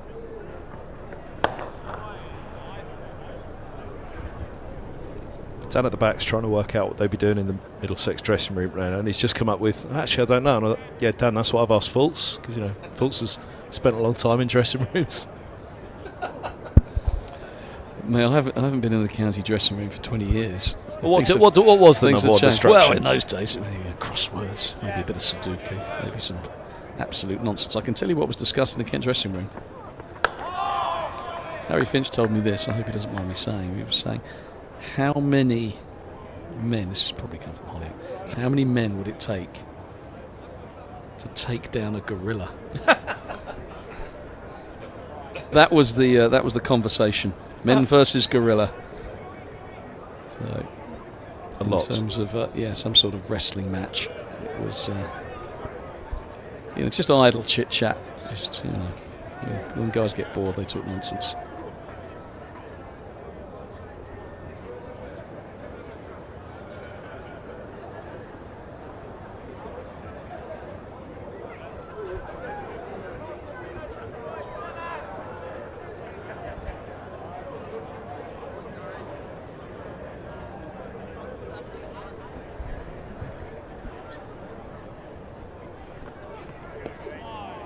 Benjamin up to the stumps. Everson trying to find that swing. He got it to really curve in the first innings.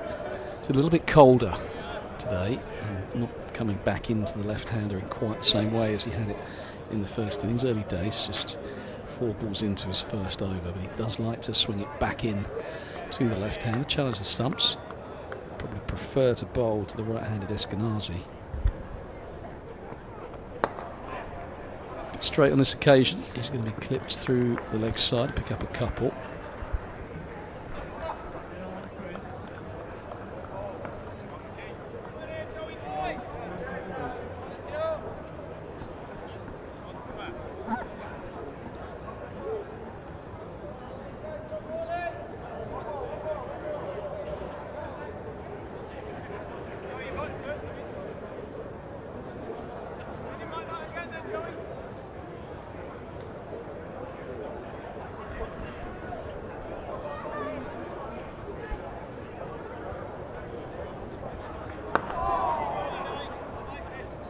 Top ball 20 over, 23 for 1. There are still 17 to bowl on the third evening, 12 gone. Change of gloves for Eskenazi. Yeah, good contest this, 342 more to win, 23 for 1. Pretty decent start this for Kent, getting the big wicket of Sam Robson.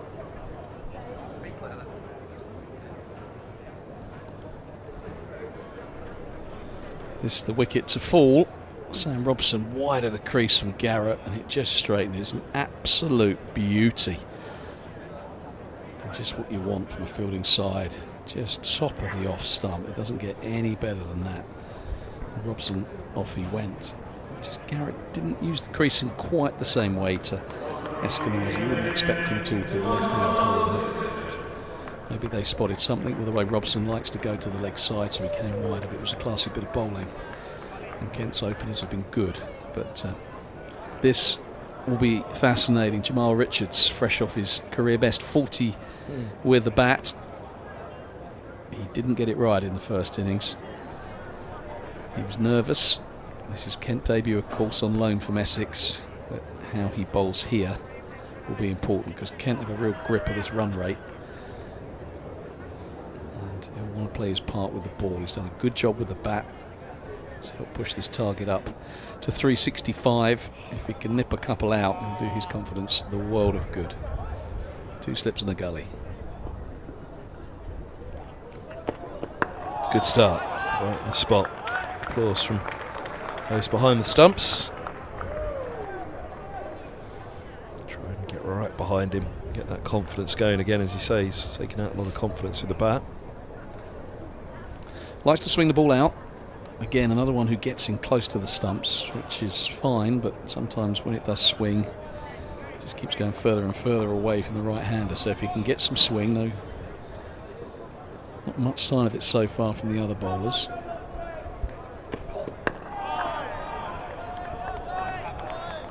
He's on the money here. Good start. First 2 on target. Good length.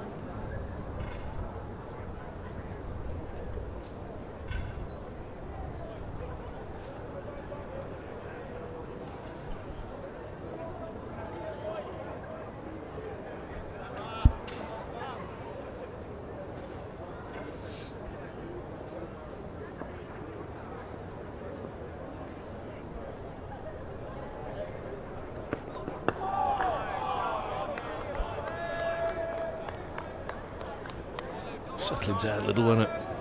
Put the balls onto the spot. It's amazing. We talked this morning when he was having a bat, actually throwing a few balls against him. Just if he can get himself a few runs, it might just settle him into this contest. A duck and none for 21 off 3.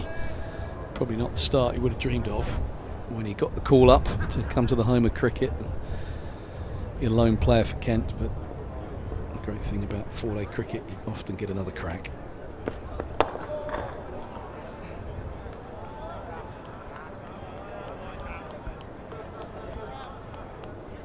Yeah, it's none for 21 off 3, but there were a couple of byes that got away for 4, weren't there? Yeah, a couple of 2 sets of 4 byes that Chris Benjamin could do nothing about. They were ill-directed. They counted against the keeper, but it was offline Richards bowling that produced those 4 byes, but he's right on the money here.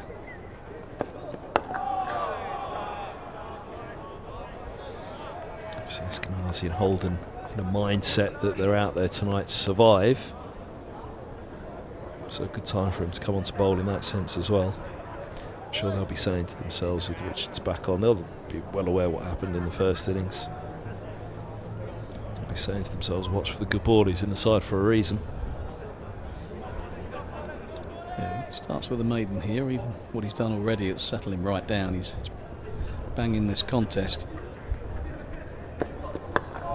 Maiden is excellent over from the youngster, 23 for 1.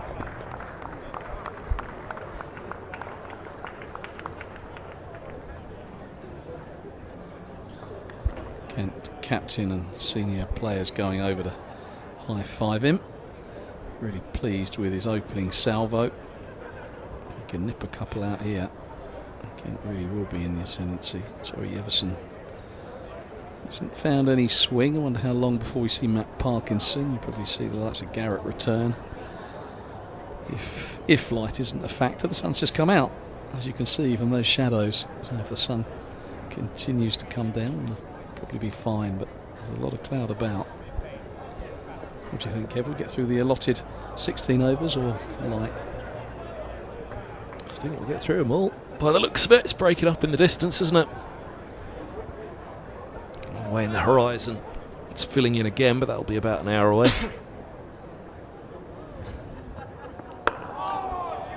It's Everson round the wicket hold, and we saw this in the first innings. Holden much more watchful this time. First ball round the wicket, having faced Everson from over the wicket, and he just pushed at one, nicked it to leaning. Just looked like a lapse of concentration. Man, has been a really good touch, as Kevin Hand has mentioned.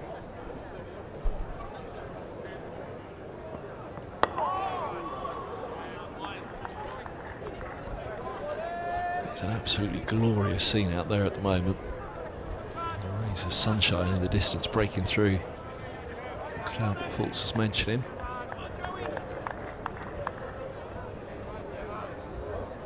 What better way to spend a Sunday evening? Sat here with Dave Fulton.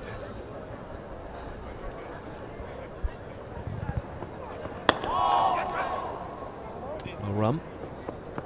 Yeah, a quick single, but of alert running from Max Holden.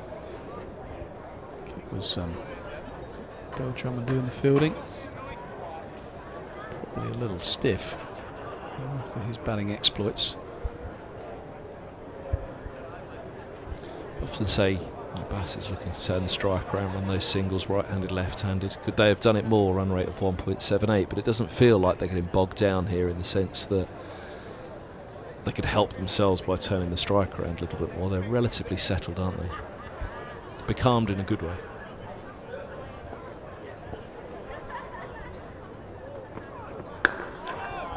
Yeah, I say to young players when I'm coaching them, one-day cricket, white ball cricket, usually a dot ball is a victory to the fielding side. And actually, red ball cricket, quite often a dot ball is a victory to the batting side, because you don't expend a lot of energy when you're batting, but all you're doing is you put miles in the bowler's legs. They've got to go back 20 yards to try again. They're getting tired. Nasty bowl from Everson. Proverbially running into a brick wall. Yeah, exactly. And it's kind of an old school way of thinking, especially in this Bazball era of crash bang wallop, long form batting. And there's certainly a place for that. But I think in this situation, if Middlesex can just see the evening through, they're one down at the close, they'll pick up their runs, the ball will get a bit softer. And the key is not to get too much in this mode. If you get a half volley or you get a short wide one, you still want to be there ready to pounce on it and put it away. The over 24 for 1. That's the one major criticism or talking point really of Bazball. Then one real negative of that style of play is, one, you're not putting the overs into the legs of the opponents, but two, you're not giving your teammates time to rest. Yeah, I think that's a legitimate criticism. There's times, I think we saw it in the Ashes, didn't we? The amount of overs that England bowled compared to the amount of overs that Australia bowled, and it can catch up with you later on in the series. But time will tell, won't it? I mean, it's a legitimate question, isn't it? But yeah, absolutely. I mean, I think if you can get bowlers into their third and fourth spells, then they don't like that as much, and England score quickly. But yeah, the bowlers are back out there quickly, and that can backfire. As long as you're winning, it's all right. But if you start not winning, then that's when the questions arise within the dressing room as well. Yeah, but I think that the picture of the Bazball has got to be viewed positively. You think what we were, one win in 17 before McCullum, Stokes and Key, that kind of that axis. It's been largely positive since. Here's Richards again. Once again, he's on the money. And the brand of cricket that was played, especially in that first year when, yes, it was crash bang wallop, but Johnny Bairstow playing the way he did. The emergence of someone like a Harry Brook, the freedom that people played with, Zach Crawley in the Ashes. I know he's had some criticism either side of that, but that was a brilliant series from a man under serious pressure. He showed what he was all about, and the brand of cricket has brought people back to Test cricket, which has been a positive. Yeah, I was about to say I'm a big fan of it. Don't take it that I'm criticising it while offering the alternative to it at the moment. It's just a sharp contrast to what we're seeing here, isn't it? In terms of, this is the other alternative. Put the overs into the legs of the bowlers, see off that new ball, take a little bit of time out of it, a little bit of sting out of it. Well, England, of course, didn't come up with Bazball. It's very much a concoction, a media concoction. They will talk about Rob Key all the time, and he's someone that I see quite a bit of, and know well he talks about soaking up pressure and putting pressure back on. There's a nice shot. Talking of putting pressure back on, Eskenazi finds his first boundary. Yeah, a bit short and wide this time from Richards. He's been very straight. That one sat up a bit and said, hit me. And Eskenazi obliged. That's when you get in tight to the stumps. And that short ball keeps going further away, so he's creating width. That's why I'd like to see him slightly wider on the crease, angling in before he goes out. But yeah, so it's soaking up pressure, which Middlesex have done, and if you can apply it back on the bowler, then you look to do that. It's just a couple of boundaries in, what, 11 overs now since Robson was out.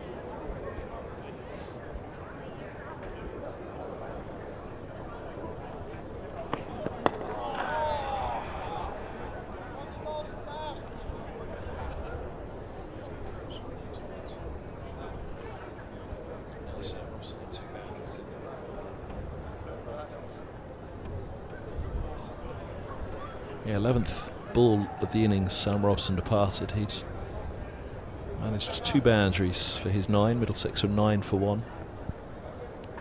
Holden, now Eskenazi just finding their first boundaries.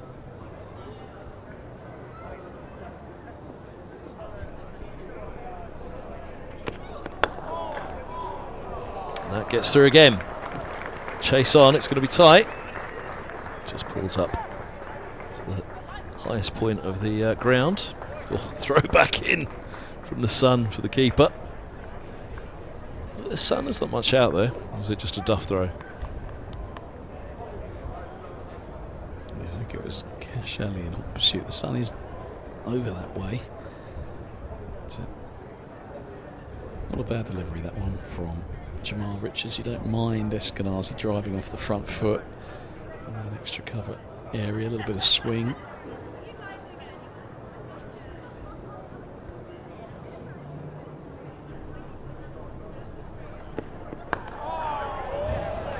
Finish from Richards right back onto the spot. 31 for 1.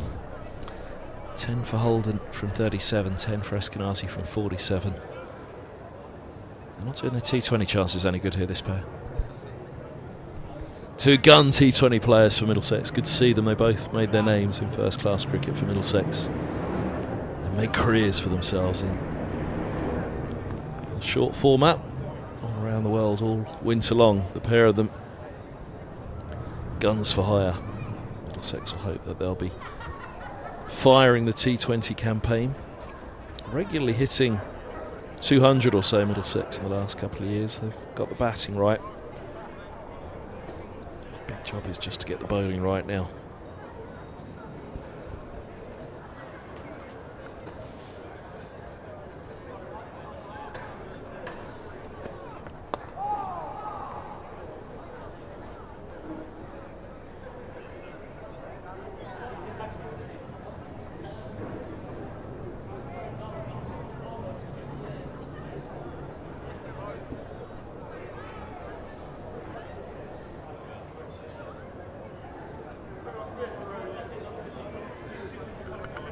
Interesting to see what Daniel Drummond does with his leg spinner. Matt Parkinson could be an important figure as the game progresses.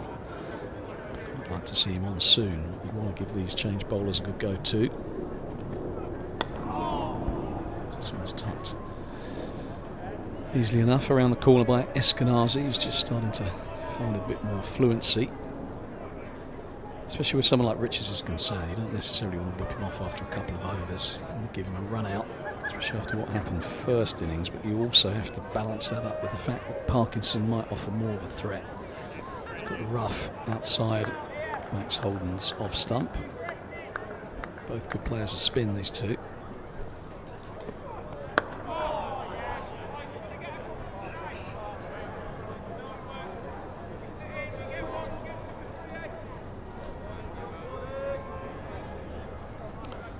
Sam Robson on the left there, Elias Deploy, there he is. It's that boot. He's got a foot heavily strapped. And Coots in the middle. Jack Davies on the right.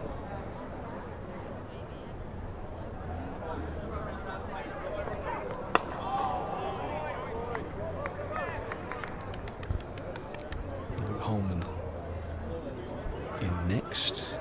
He was picked up by Parkinson in the first innings. We saw a couple turn quite sharply for Zafar Gohar. Parkinson can give it a real rip.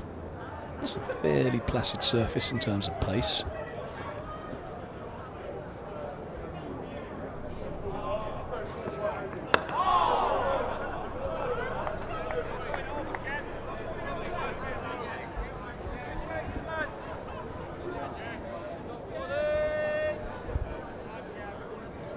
Just a few stretches there from Joey Everson on the way back to his mark. Had a couple of niggles in the last couple of weeks. They won't want any of those to develop into anything more substantial. He's an important man for Kent.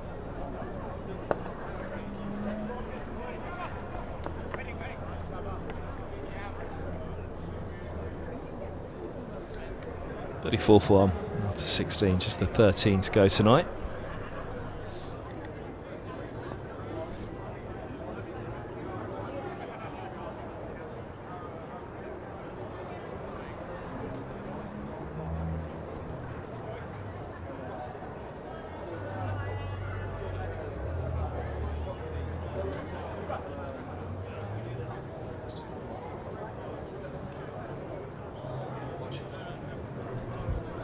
Pavilion lights over there looking pretty bright. The chandelier in the committee room, the left of the pavilion, you can see a couple of the lights shining through from the stairwells as well. Usually a bad sign, but there is a lot of blue sky around as well.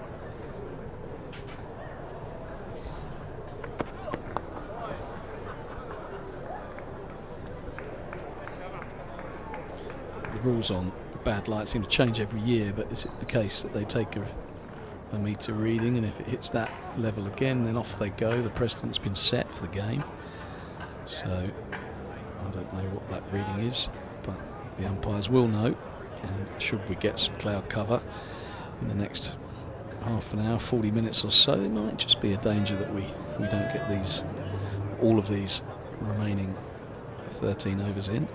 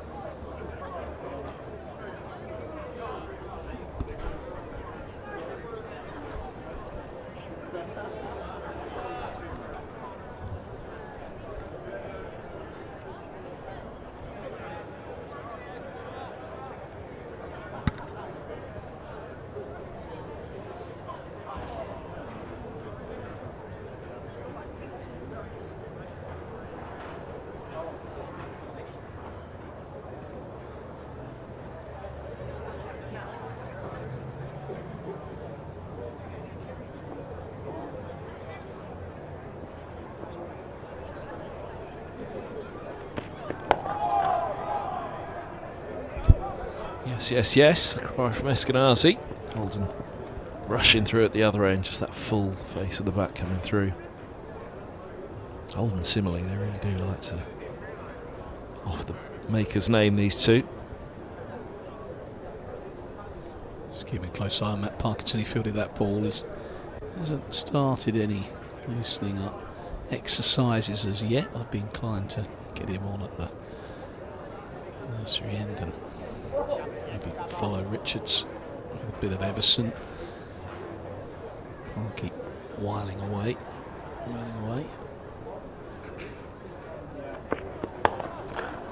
Oh, did he get a fingertip on it? He didn't, because there's no appeal. That is Parkinson, completely wrong-footed by the stumps, but did well to pounce on that. Nice shot again. You talk about the maker's name, Kev. There's an example of it. Bang, look at that. Straight back at the stumps. Missed. Tell you what, just as well it missed. Fingertip as well would have been a disappointing way, as we talked about earlier, for Eskenazi to go. Would have been close, I think, although the umpire also had to get in the right position. I think he might just have been home, but good cricket all round, really. Nothing wrong with the delivery. Maker's name, Parkinson diving stop off the ricochet. Seeing it off going in.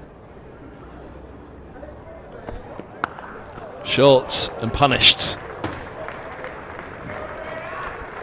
The welcome boundary for Middlesex.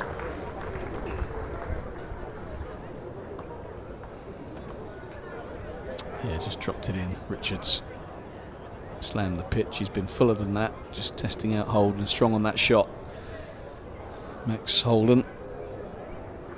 Seen that number of times in white ball cricket. The ball sails into the stands this time, just content to help it on its way for 4. Just finding a bit of fluency, these two. Eskenazi 12 of 48, Holden 17 of 45. Middlesex's form man. Looked in good touch, I thought, in the first innings. Just had that one lapse of concentration when Everson came around the wicket.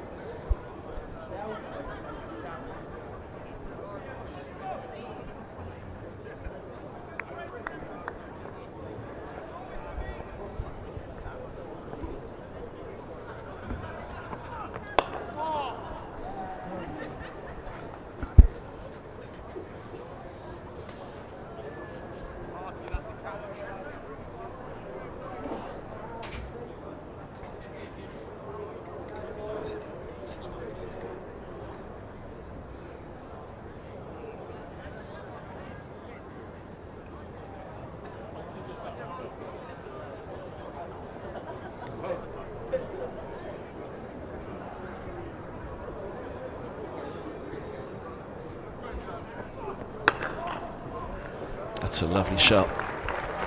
Stroked away by Holden.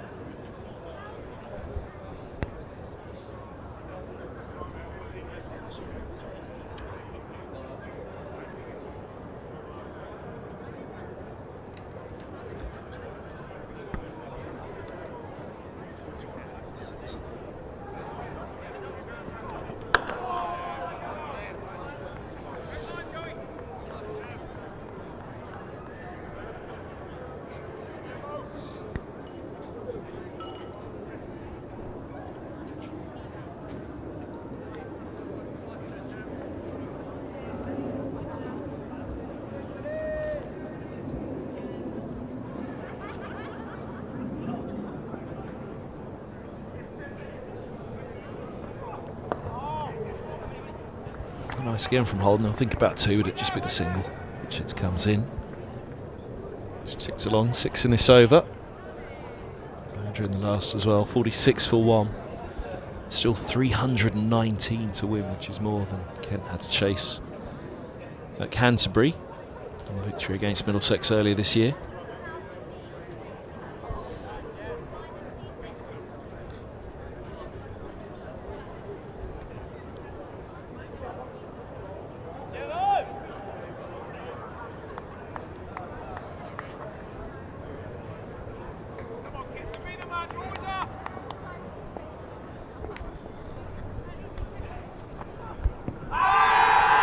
I reckon there were some big appeals from Kent, from Middlesex indeed, against Kent earlier.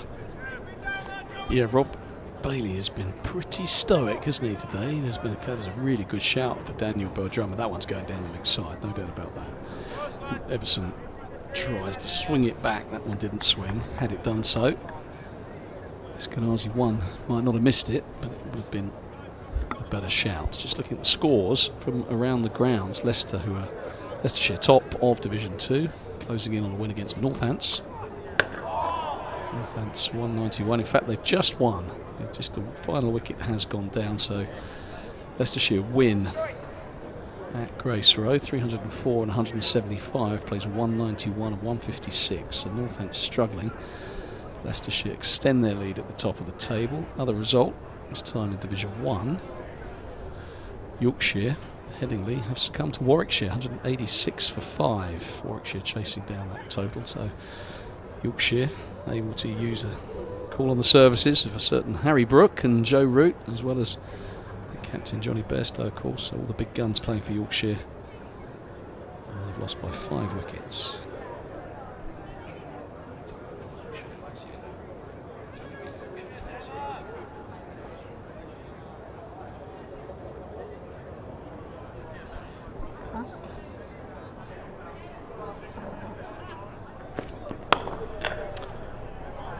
Yorkshire has in Lords last year, they had all the big guns out for that one. Middlesex won the game, and I think that was why there was frustration that Middlesex did just miss out on an immediate return to Division 1.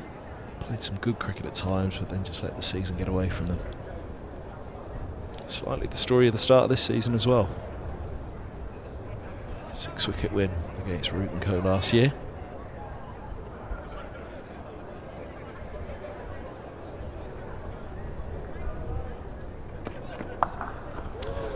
That's hooked away. And that's 50 up for Middlesex in their second innings, 50 for 1. Yeah, a couple of times that Richards has banged it in back of a length and Holden just swivelling on both of these and smacking it for 4. Not sure Richards quite quick enough to trouble Holden. If he's going to explore the middle of the pitch, he might be better off doing it to Eskenazi with the leg side boundary a lot bigger for the right-hander.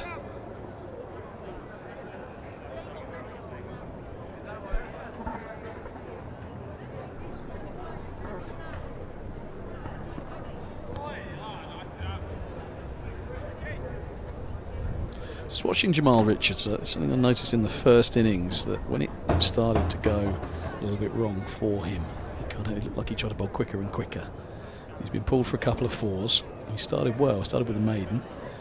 He's just, looks to me like he's charging in, trying to bowl as quick as he can. Yeah, that's fair enough. Can't have a decent amount of runs on the board for him to play with. Trying to make something happen, but just needs to settle into a line of length here. Short and wide this time.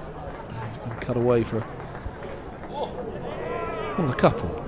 Kicked up horribly there on Garrett. Really nasty bobble. Been just on the edge of the square. Oh, yeah. That's on the old bowler's foot marks. That's where they bowl in the morning on the kind of run-ups on the practice wicket, and that is hopped off. I was going to say the hello turf, a bobble like that, but there is a reason for it. Everyone can relax.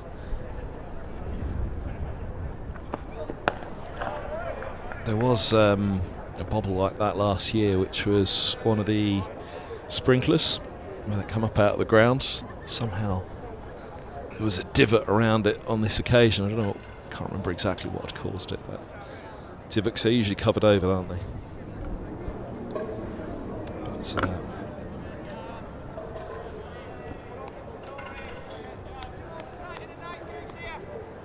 just hit the lip of it.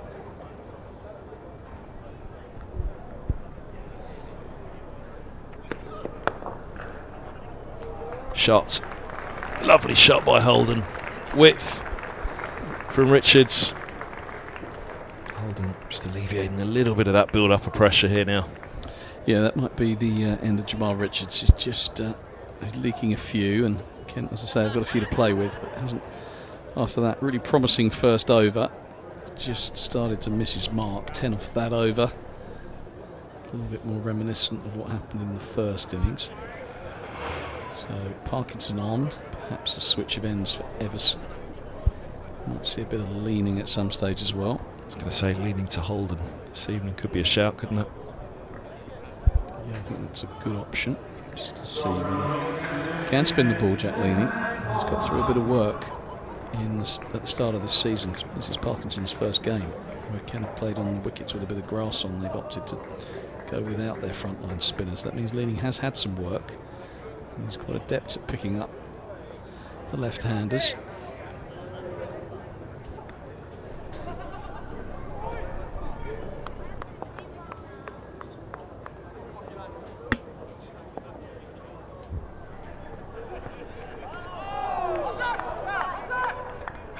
Good ball to a left-hander.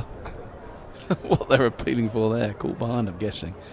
He appealed and turned to Rob Bailey. That's a ball that got Holman, wasn't it, in the first innings?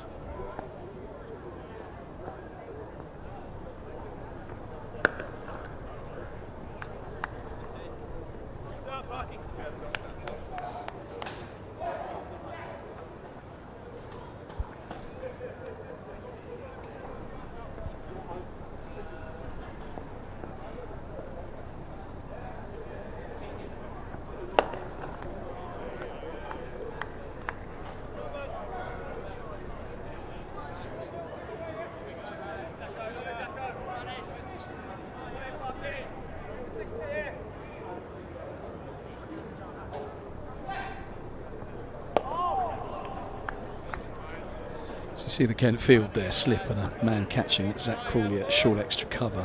Matt Parkinson likes to toss it up and make it dip and juice the drive. Maybe something chipped in that area. Ben Compton behind Crawley, slightly square of him.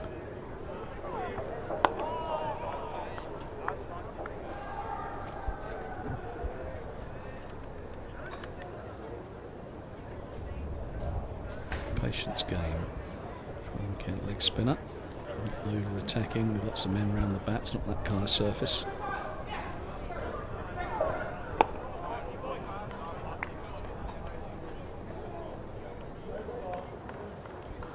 Nine to go on the third day.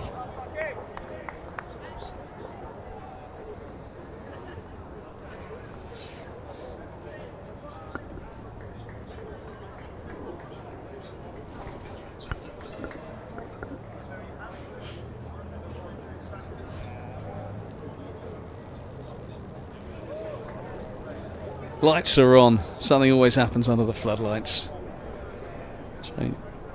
Change of ends for Joey Everson, so as predicted, in the end of Jamal Richards started with a maiden. His 3 overs in the first innings cost 21.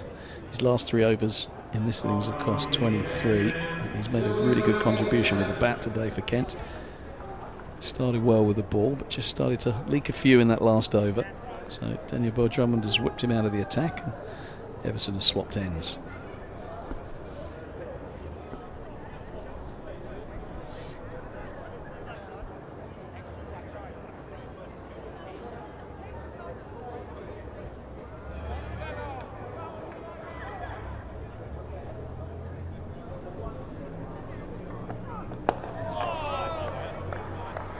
It's that pink ball game down at Canterbury, floodlights used in it. I can't remember whether it was yourself or Rob Key that I was listening. Probably Keysy, to be fair. I don't listen much to what you say, folks, but one of the two of you, I remember on a broadcast, was saying that the floodlights at Kent always used to have an effect day-night games. In white ball cricket, obviously, it's the first pink ball game that had ever been played down there, but the heat from those lights used to just bring some moisture to the service at Canterbury. Well, it wasn't me, but I can't believe it was Keysy either, with that kind of level of technological know-how. With the heat and the moisture being, sounds like something apocryphal. Yeah, what I do remember were the early floodlights, and it would have been right in the beginning of floodlit cricket, is that we only had 4 at St Lawrence Ground, Canterbury, and I didn't see too well, with the 1 and a bit eyes, and one of them was parked behind the tree.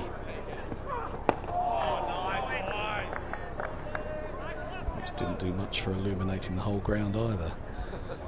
So yeah, it was quite tricky. If you got that dusk, that kind of mid-June evening where it doesn't get dark till gone 10 o'clock, around about 8 to 9 o'clock it became quite tricky to see. The lights there nowadays much better lux. LED lights here at Lord's now. So no heat emitted from them. So that was the theory in a lot of the grounds, to be fair, that the heat of the lights just seemed to affect the ball through the air. Yeah, I think it's a trick missed though, isn't it? Poor punters. Freezing cold, as it quite often is for day-night cricket. Park yourself near the lights for a bit of heat.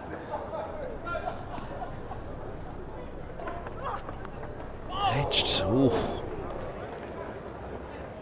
4 more. Got Bob, go and get the ball. Stuart Bob down there, the media steward. Nicely bowled by Joey Everson.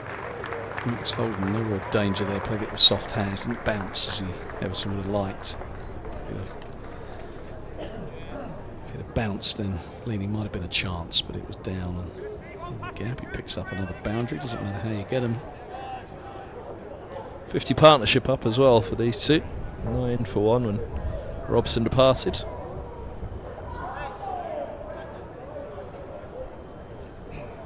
Just 1 or 2 worrying signs, I'd suggest, for Kent. Obviously, they can regroup overnight. At 9 overs left, they'll hope to nip out at least 1 more tonight. But regardless of whether they do or don't, they can regroup. But this pitch seems to have lost some of its earlier spite. That's nicely guided away as well. Sweeper back, so just the single to end the over. 61 for 1. And you know that Middlesex would like to return the favour after what happened at Canterbury. And there was plenty of spite in that wicket for the first day and a half, and it changed. And 316 chased down with some aplomb by Toenda Miye and Ben Compton. And these two probably remember that.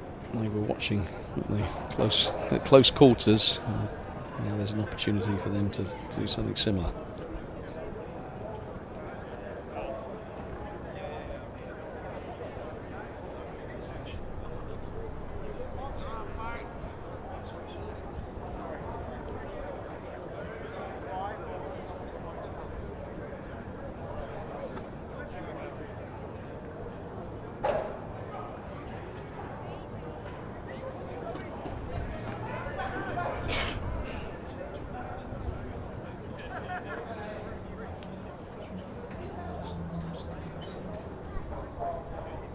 So Parkinson to Holden round the wicket. He's going to operate here.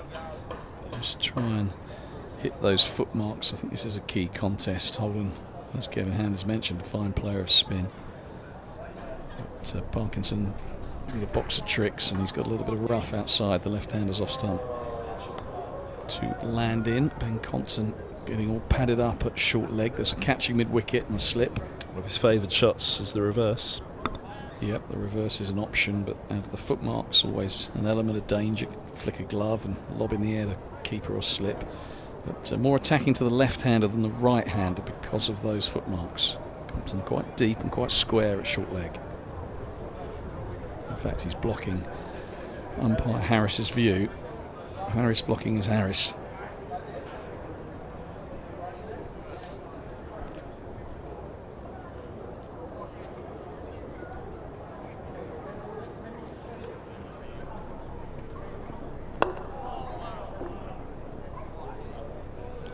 Crawley in there, big wingspan for him. Takes up, covers a lot of ground.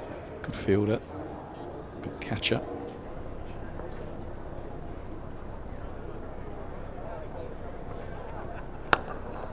Funny light at the moment as well. You can see the 4 shadows around the fielders there, around Parkinson as he picks up the ball next to Eskenazi. It's quite evident all across the square, the shadows of the fielders, but there's a fair bit of blue sky around as well.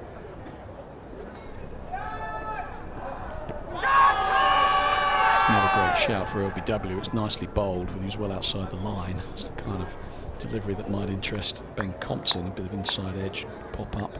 Yeah, I've never quite got the whole natural light being overtaken by the floodlight. To me, it just seems like nonsense. You've got floodlights on and we go off for bad light.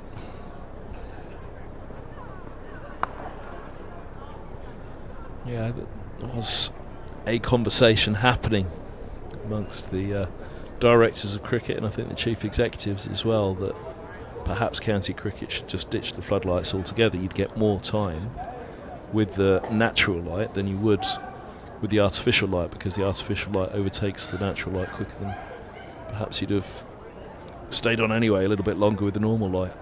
Yeah, I'm not a big fan of that argument either. I just think, yeah, sometimes the light closes in and it gets a bit gloomy and it's not especially safe, but you put the floodlights on for a reason. You know, like you turn your lights on at home, Kev, so you can see what's going on. You turn the lights on, everyone can see, and then we wander off. Don't do that, fools. Cost of living. Well, absolutely, keep them to a minimum, but MCC can afford it. They can turn the lights on.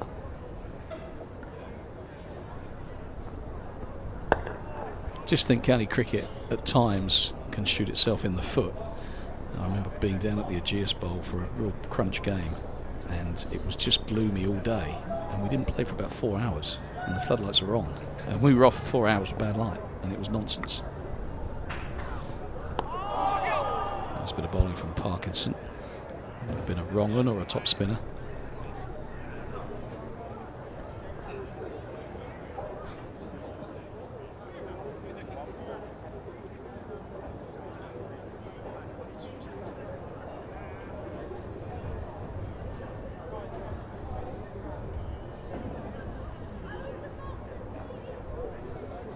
Also thought about if the red ball is an issue, then what's wrong with saying, okay, we've had however many overs, 22 with this, and the lights closed in, we've got the floodlights on, we'll give you a 22 over pink ball to finish the day with. Don't mention the pink ball at a Middlesex match. No, I know, but it's just like, you know, let's keep the game going. What would the punters rather see? No cricket or pink ball being introduced?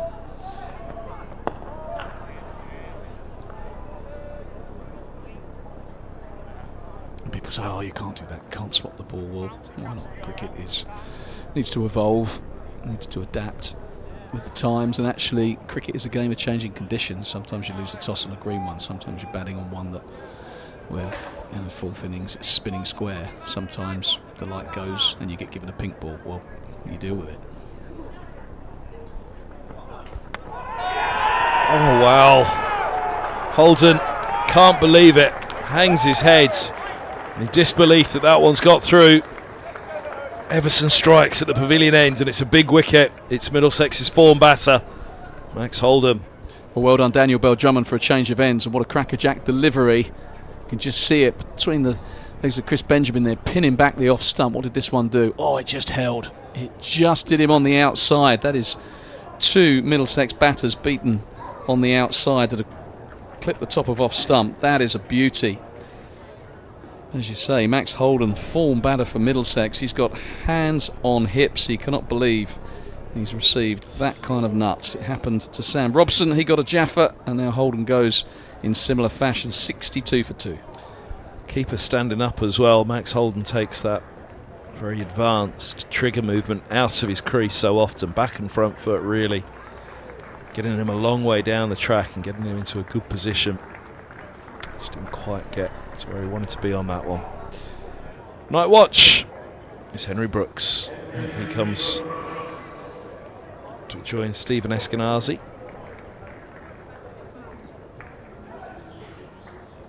6.4 overs to go tonight. Cullen was sent in at Derbyshire with roughly 6.4 last week. Managed to get a 40 to his name. Yeah, good opportunity. I think night watchmen, some of them are pressed into action reluctantly. Henry Brooks has a smile on his face. This is an opportunity. If he's still there at tea tomorrow, he can make a real name for himself. Why not? I've seen it happen before. Neon bat swinging under the lights. Yeah. We block him with his neon bat tonight.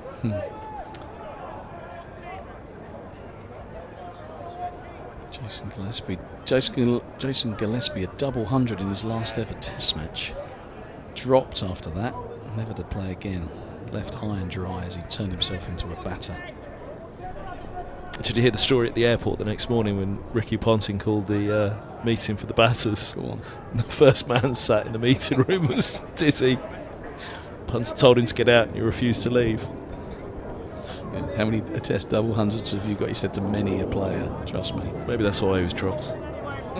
Wouldn't leave the batters meeting. Yeah, the whole night watchman thing, we used to always do it, anything more than 6 overs. The number 4 in this case would go out there. Anything less, fewer than 6 overs left, it will be the night watchman. 6.4 is that kind of borderline territory, so opportunity for Brooks. Batted really well with Jack Davies in the first innings, Brooks. Must have been about 18 balls for naught. Just blocked out happily. Didn't err at all, and that's what Middlesex will look for from him tonight. Yeah, I think you do your job tonight. You see it. You take as much strike as possible. You protect your mate at the other end. Eskenazi, established batter, you want him to face as few deliveries as possible as the day comes to a close. And then tomorrow, it's a kind of blank sheet of paper. You've got an opportunity to play perhaps a few more shots. Just play your game and start to chip away at this target.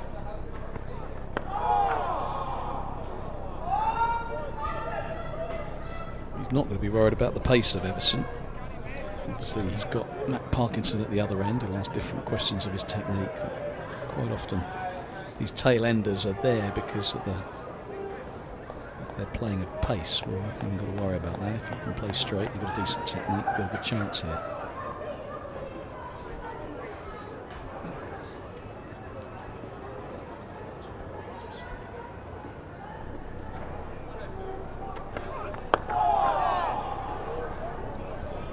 Joey Everson, at times he just looks kind of innocuous and no great pace. 70 miles an hour is about his top whack.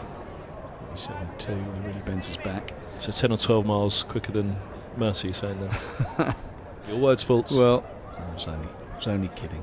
Mercer frontline bowler, quality bowler, 1,000 first-class wickets plus, but Joey Everson, genuine all-rounder, but he has this knack of picking up wickets. 3 in the first innings. Big one to hold him this time around. Just asks good questions.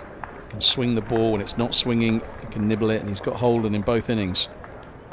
This one just went down the slope.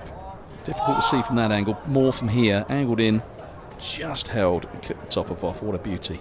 But also watch side on his trigger movement here. He's deep within his crease. He usually be a long way out of his crease. He hasn't really got forwards that at all, has he?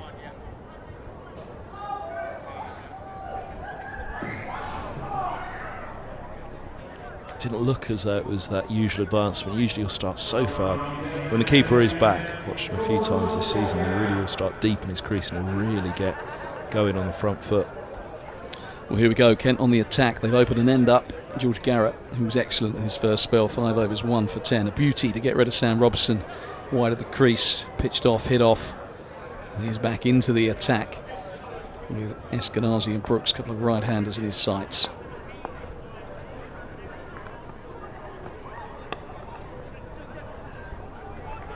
Sun's out. A single for Eskenazi gets Brooks onto strike. Ben Phillips, 1997. And I opened the batting with Matt Walker. We were something like 70 for 5 overnight. It didn't start till about 4 in the afternoon. Greenest wicket I've ever played cricket on at Old Trafford. The announcer said something like Lancashire have won the toss and will break. That's how green it was. It was like the bays of a snooker table, and we thought we'd done quite well to get to 70 for 5 because it did all sorts. Ben Phillips was there as night watchman. Next morning he dried out a bit and he got 100. Alan Wells got 90, and we ended up taking maximum points, 24 points. It used to be 16 for a win, and ended up with a good win at Old Trafford, courtesy of Ben Phillips' night watchman 100.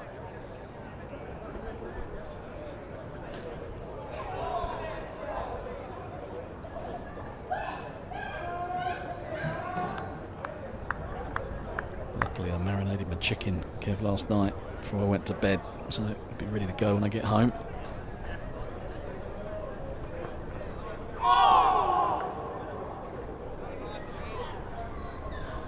Just getting a bit peckish. Just trying to think, what time is it now? 7:15, 6 overs left. Be home about 9 o'clock for my dinner. Maybe past.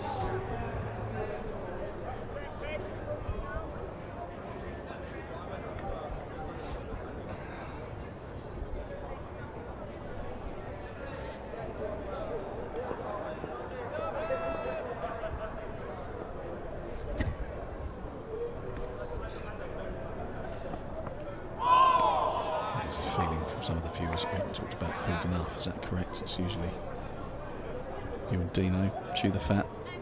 Chewing something.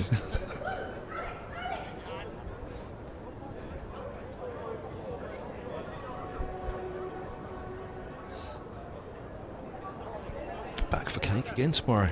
All thanks to Bell Drummond's big score, taking this match to a 4th day.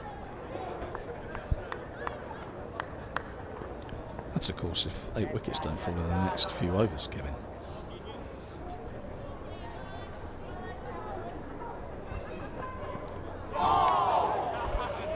What are you trying to say about the Middlesex batting consultant? Oh, I'm not saying anything. I'm just saying that, I mean, alternative, how many runs required? 365? It might be going some. Yeah, I think Kent will be pretty happy with 2 down tonight. That partnership, Holden and Eskenazi just looked untroubled, didn't they? But this pitch has always had something in it, even though it's got a bit flatter. So there were some worrying signs for Kent, but they've been pretty accurate, pretty relentless, and they got their rewards.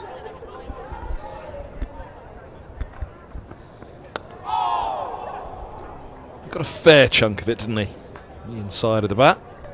I think he missed it. Rob Bailey might have been in action for the first time today. He's been pretty stoic, hands in pockets for most of it.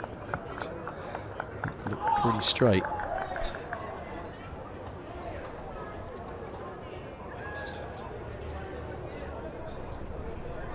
So this was this single from Henry Brooks. It felt straight. Yeah, I think that would have knocked the lot out. Thick inside edge. Look at the fielders behind the wicket. They all couldn't quite believe he got an inside edge on that. Came across the line of it a bit. Eskenazi offering him some advice. Probably play straight.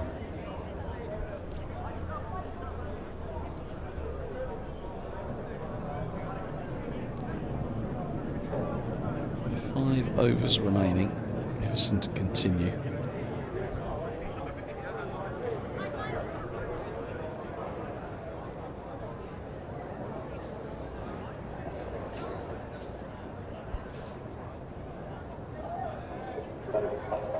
Day for Kent. Started 226 for 4, a lead of 117. Good contributions from Everson, Benjamin, Richards in the middle order in support of the captain Daniel Bell Drummond, who was last man out for a wonderful 223, 365 then the target. Oh, that's close. Well, long shake of the head from the umpire there. They almost went him a second time. Bat. Everson imploring Ant Harris. Let's have a look at this one. It looked close. Yeah, snicked it. Snicked it. Good decision. A couple of decisions in the first innings. We looked at, ooh, but they have got a lot right today, these two. They're very good. So much scrutiny, isn't there, with streams and social media. They've done a good job. Oh. Searching for that one, wasn't he? Hasn't quite got his bat swing straight, Henry Brooks, at the moment. He's just coming across that front pad a little bit and then trying to straighten his bat up at the last minute. Just have a little look at this one. It was full and swinging, so he starts well there, and then the bat comes some kind of first step across, and then at the last minute he just straightens it up. It's just as well he did. Right on that length, I think Kent would be well advised to get it very full.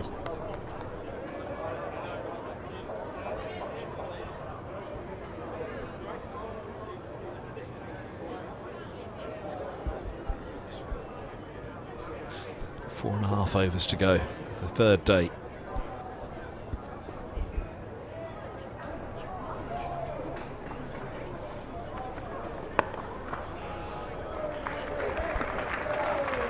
Good that. Yeah, that was nice, and that's my point about the lengths that Kent need to bowl to him.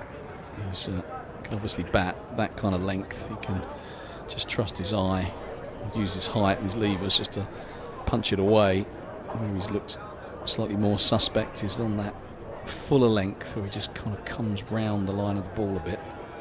So full and straight, get him on that front dog.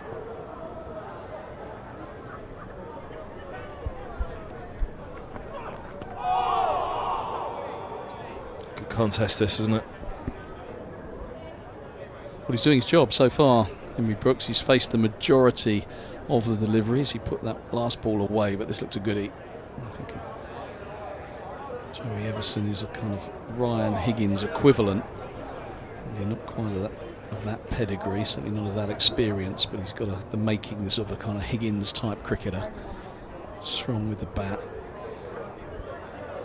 smart with the ball. Inside out. That is the length. That is the length. So just getting my batting, coaching head on, just to.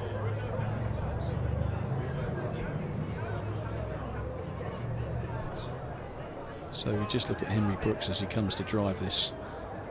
Just back comes from first slip, and look where it finishes. It's finishing wide mid-on. So if you drew a line from first slip, where Tawandamiye is, the path of that bat's going from first slip to mid-on, and the ball's coming from kind of more of a mid-off line. So he's actually not playing straight down the line of the ball.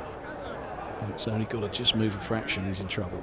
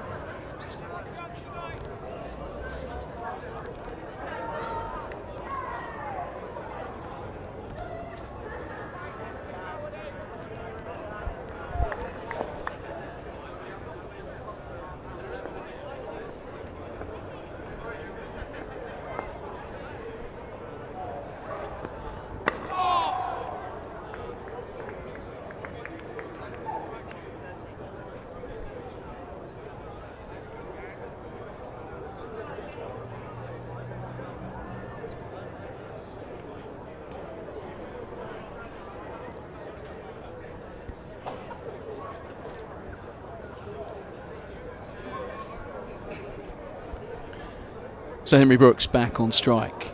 Going to be examined by George Garrett, who's surgically extracted Sam Robson earlier in the piece with a beauty. 4 slips and a bat pad. And he's going to be full and at the stumps, you'd imagine, George Garrett.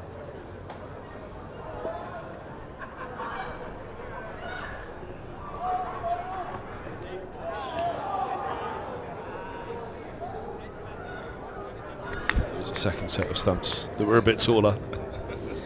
Yeah, it's a funny one, isn't it? Because it's almost like, I mean, Kent would have spotted where to bowl at Henry Brooks.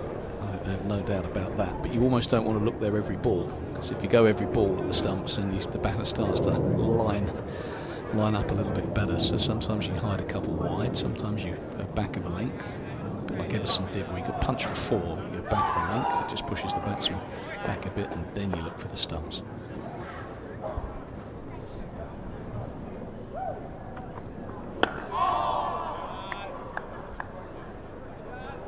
I think that length he's actually got his bat down okay. I'd almost just go straight half volley, just with as much energy behind it as you can.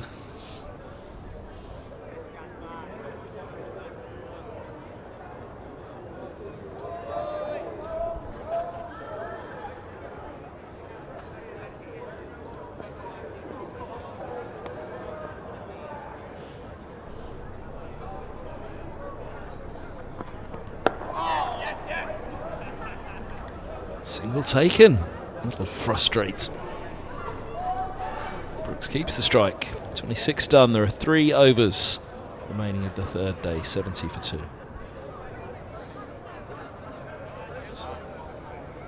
Henry Brooks has a career best of 84. 650s. So there's no mug with the bat.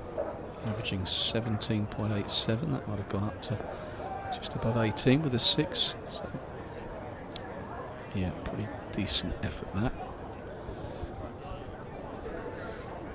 Opportunity here that he wouldn't have been afforded too often. Opportunity to battle day and win a game.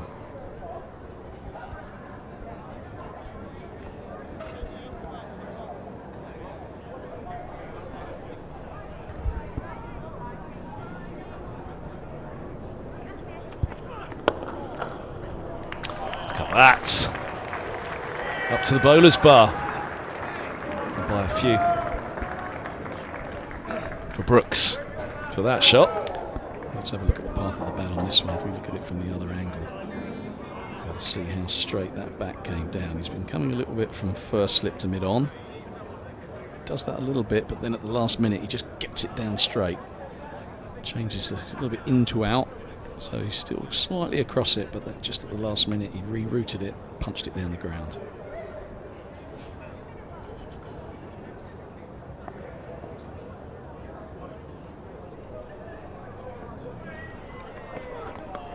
Edged and gone. Third slip with the catch. Crawley rolls in front of second. Brooks departs for 10. Fine 10. He's taken out, what, 20 deliveries of this third evening. Fine catch from Zach Crawley. He's a good slipper. Just a little bit of a fend at path of the bat. He's got those long arms, Zach Crawley. Think of the catch that he was put down by Sam Robson. Similar, probably went a bit quicker, his one. But Everson gets it full. He just has this knack of picking up wickets. The night watchman so nearly did his job. Middlesex now 3 down. Brooks couldn't quite see the evening out. Sumptuous straight drive to kick the over off. And Everson got his man the very next ball. Good catch from Crawley. Kent's catching has been good. And Crawley one of the best. So Luke Holman, he's coming out. He was protected by the night watchman. You do see some sides employ a second night watchman, but then what happens is you get your proper batters batting so low they can't impact the game. So Holman comes out, and this is not the ideal scenario for him. We've got very little to gain with 3 overs left and everything to lose. Confident character. You do your best to try and enjoy these situations and rise to the challenge, but never that nice. I always quote you at this point when I'm doing a commentary, because it was another conversation that we had about 8 overs, 3 overs, and you said, well, 8, 10 overs, you feel like you can get into it a little bit, you can get a start, some good that can come of it, but 3 overs, no good can come of it at all. Yeah, very little good can come of it. 8 overs, you get a chance. That's Harry Finch. He was going to join us on commentary, but he's been quite busy carrying those drinks out there. Have to wait for another day. The Finch Meister. But Luke Holman just trying to get the feet going. Showing Rob Bailey the maker's name. And he squares up to Joey Everson, who's bowled nicely here. A couple of wickets from the pavilion end. Coming round the wicket. Trying to find that delivery that did for Max Holden.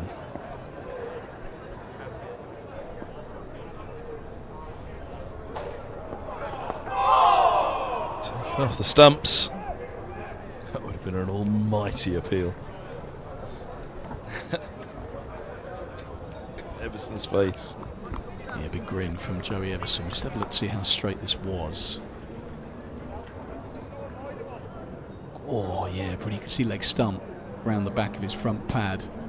Just would have been better advised. Just punch that down the ground, but he's away, Luke Holman. With those ones you just don't want to miss them.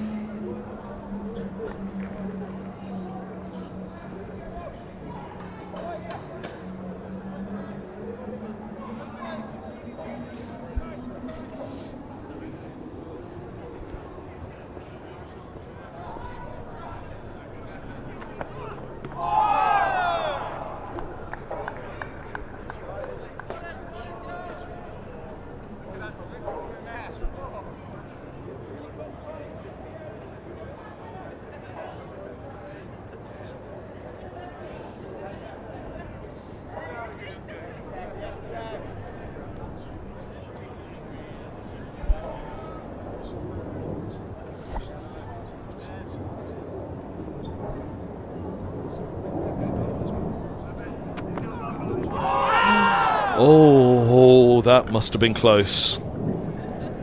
That must have been very close. Just waiting to see the bails pop there. Well, I'm just looking at the demeanour of Chris Benjamin. I don't think he can quite believe that this is missed. It just went over the top of off stump, and this will be a good angle. Yeah, it wasn't maybe as close as they're suggesting. It was a good seed. Very reminiscent of the one that Higgins got Benjamin with. Shake of the head from Everson. I think they've even convinced him that it was close.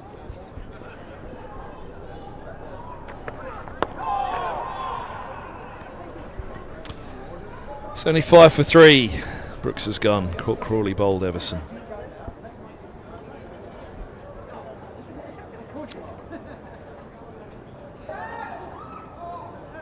Yeah, good spell.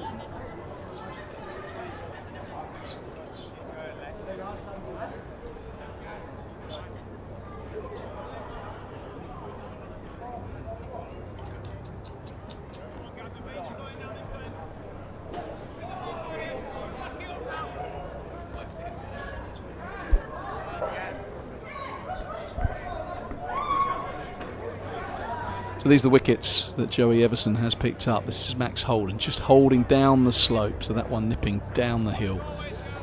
Absolute beauty. And then this one just goes the other way, just enough. Henry Brooks fencing at that one. So just a reminder that this pitch has done this throughout this contest. Just enough seam movement to interest the bowlers. Everson right on it.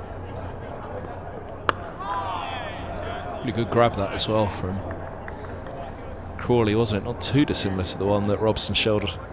Crawley's edge in that Kent second innings. Yeah, it wasn't as good as my one in warm-ups, but it was still pretty decent. He got two hands to it. There was no price of me getting two hands to it. 6 foot to my left, but just height and reach, and you get there, don't you? Even at 53.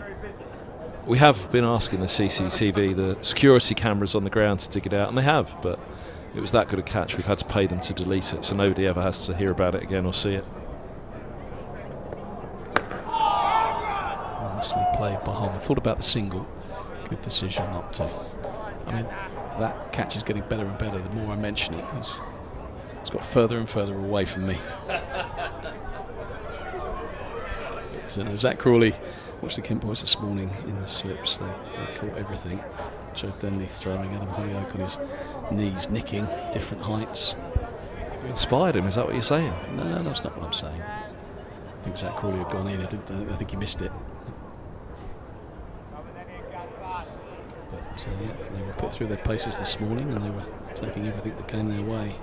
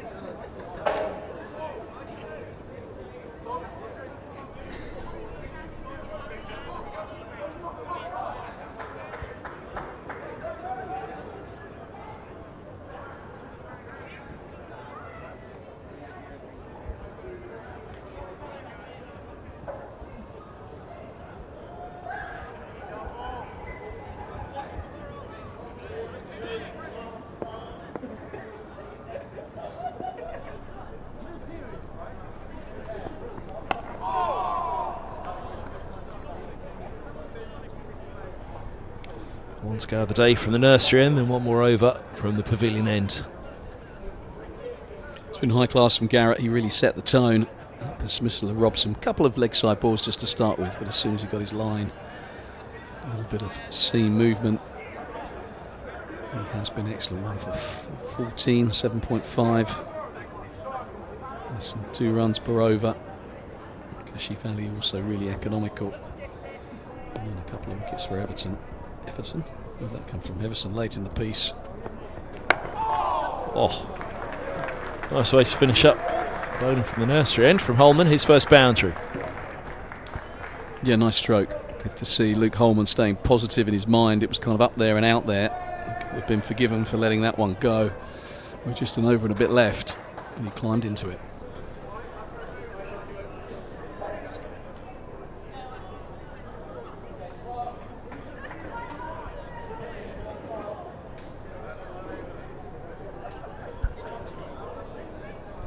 The wind dies down on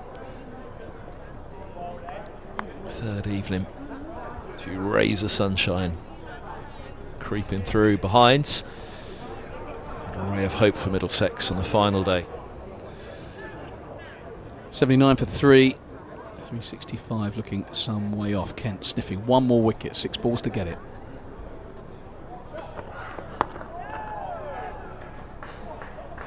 Effort ball from Everson, a little bit on the short side. 2 for 30 for him. Kashi Ali, 6 overs, 2 maids, none for 7. Didn't look especially threatening, but kept the run rate in check.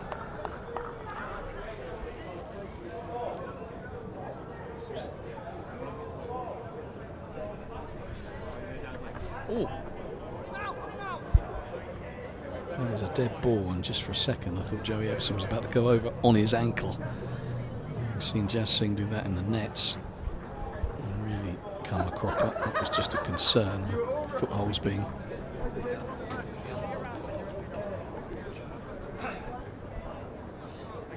Ryan Higgins had that one tumbling over.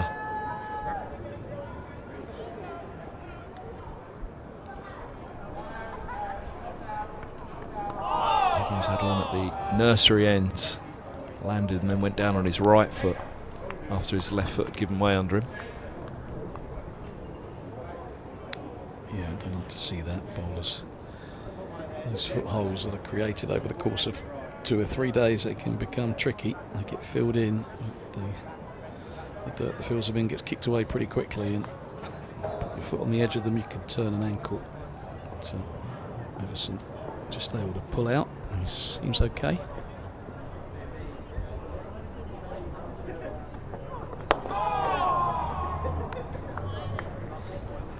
Sun shining on Stephen Eskenazi. So this is the one before when Everson, you just see how his bowling foot as he lands here, just goes over a little bit. It doesn't seem too bad. Yeah, feet seem to clip each other, so maybe open up the footholes. Yeah, it was at this end that Higgins had the problem, the nursery end. 5 slips wait.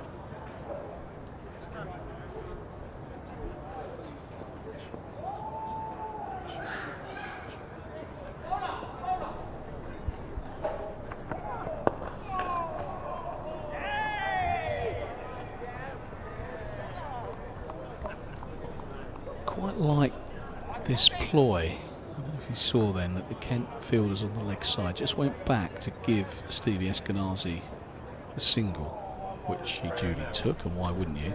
But what it does do is it brings Luke Holman on strike, who started pretty well, but sometimes as a batter you can sit on your bat at the other end thinking my job's done. Eskenazi looked like he was going nowhere, just content to block the day out. Suddenly you've got to face the last ball of the day. And if you're not mentally attuned, if you're not expecting it, suddenly you're like, oh, there we go. 5 slips in place. Keeper up to the stumps. Leg gully. Bill Drummond on the attack.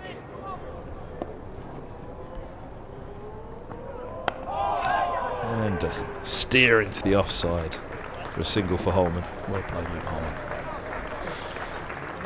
End of the third day. Middlesex need another 284. They've lost a night watch at 81 for 3. Brooks gone for 10.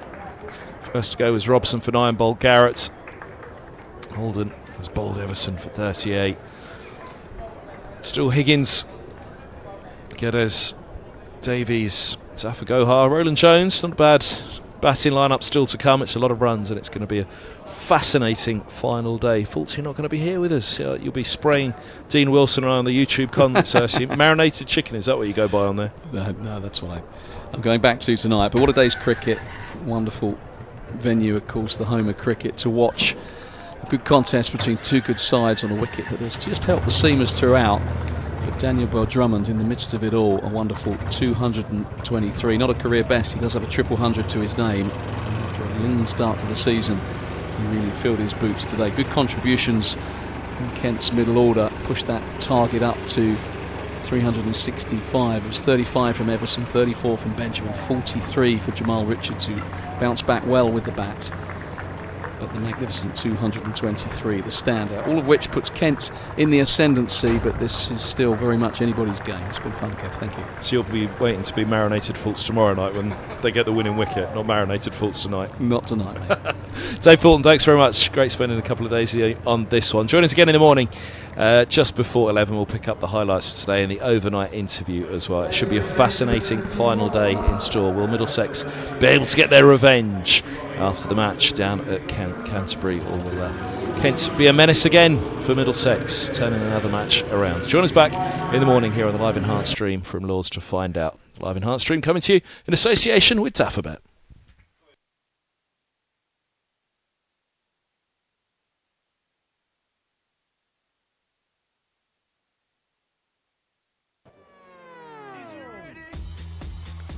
Or charge them and deposit them into the grandstand. He hasn't, he has! What a catch! Edged and gone first ball, second slip takes the catch. Unbelievable.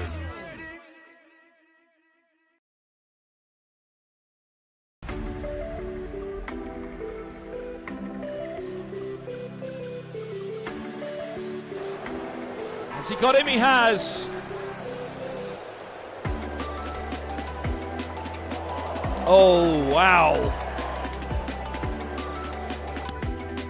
Now, that is some pickup shot.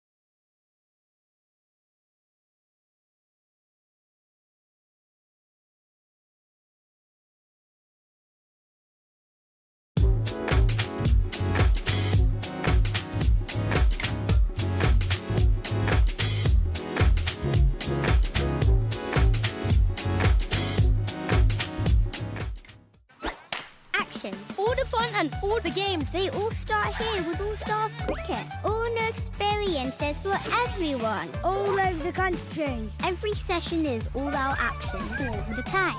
All well kept, all invited. Even mums and dads. Skills, friendships, smiles, dreams. It all happens here. All you need is delivered right to your door. Best of all, it even has your name on it. All the activators are fully trained. And all they want is for us to have a great time. Always. That ball. Catch. Well, try it all. It's time to go all in, all together. And it all starts with All Stars. All you need to get started is at allstarscricket.co.uk.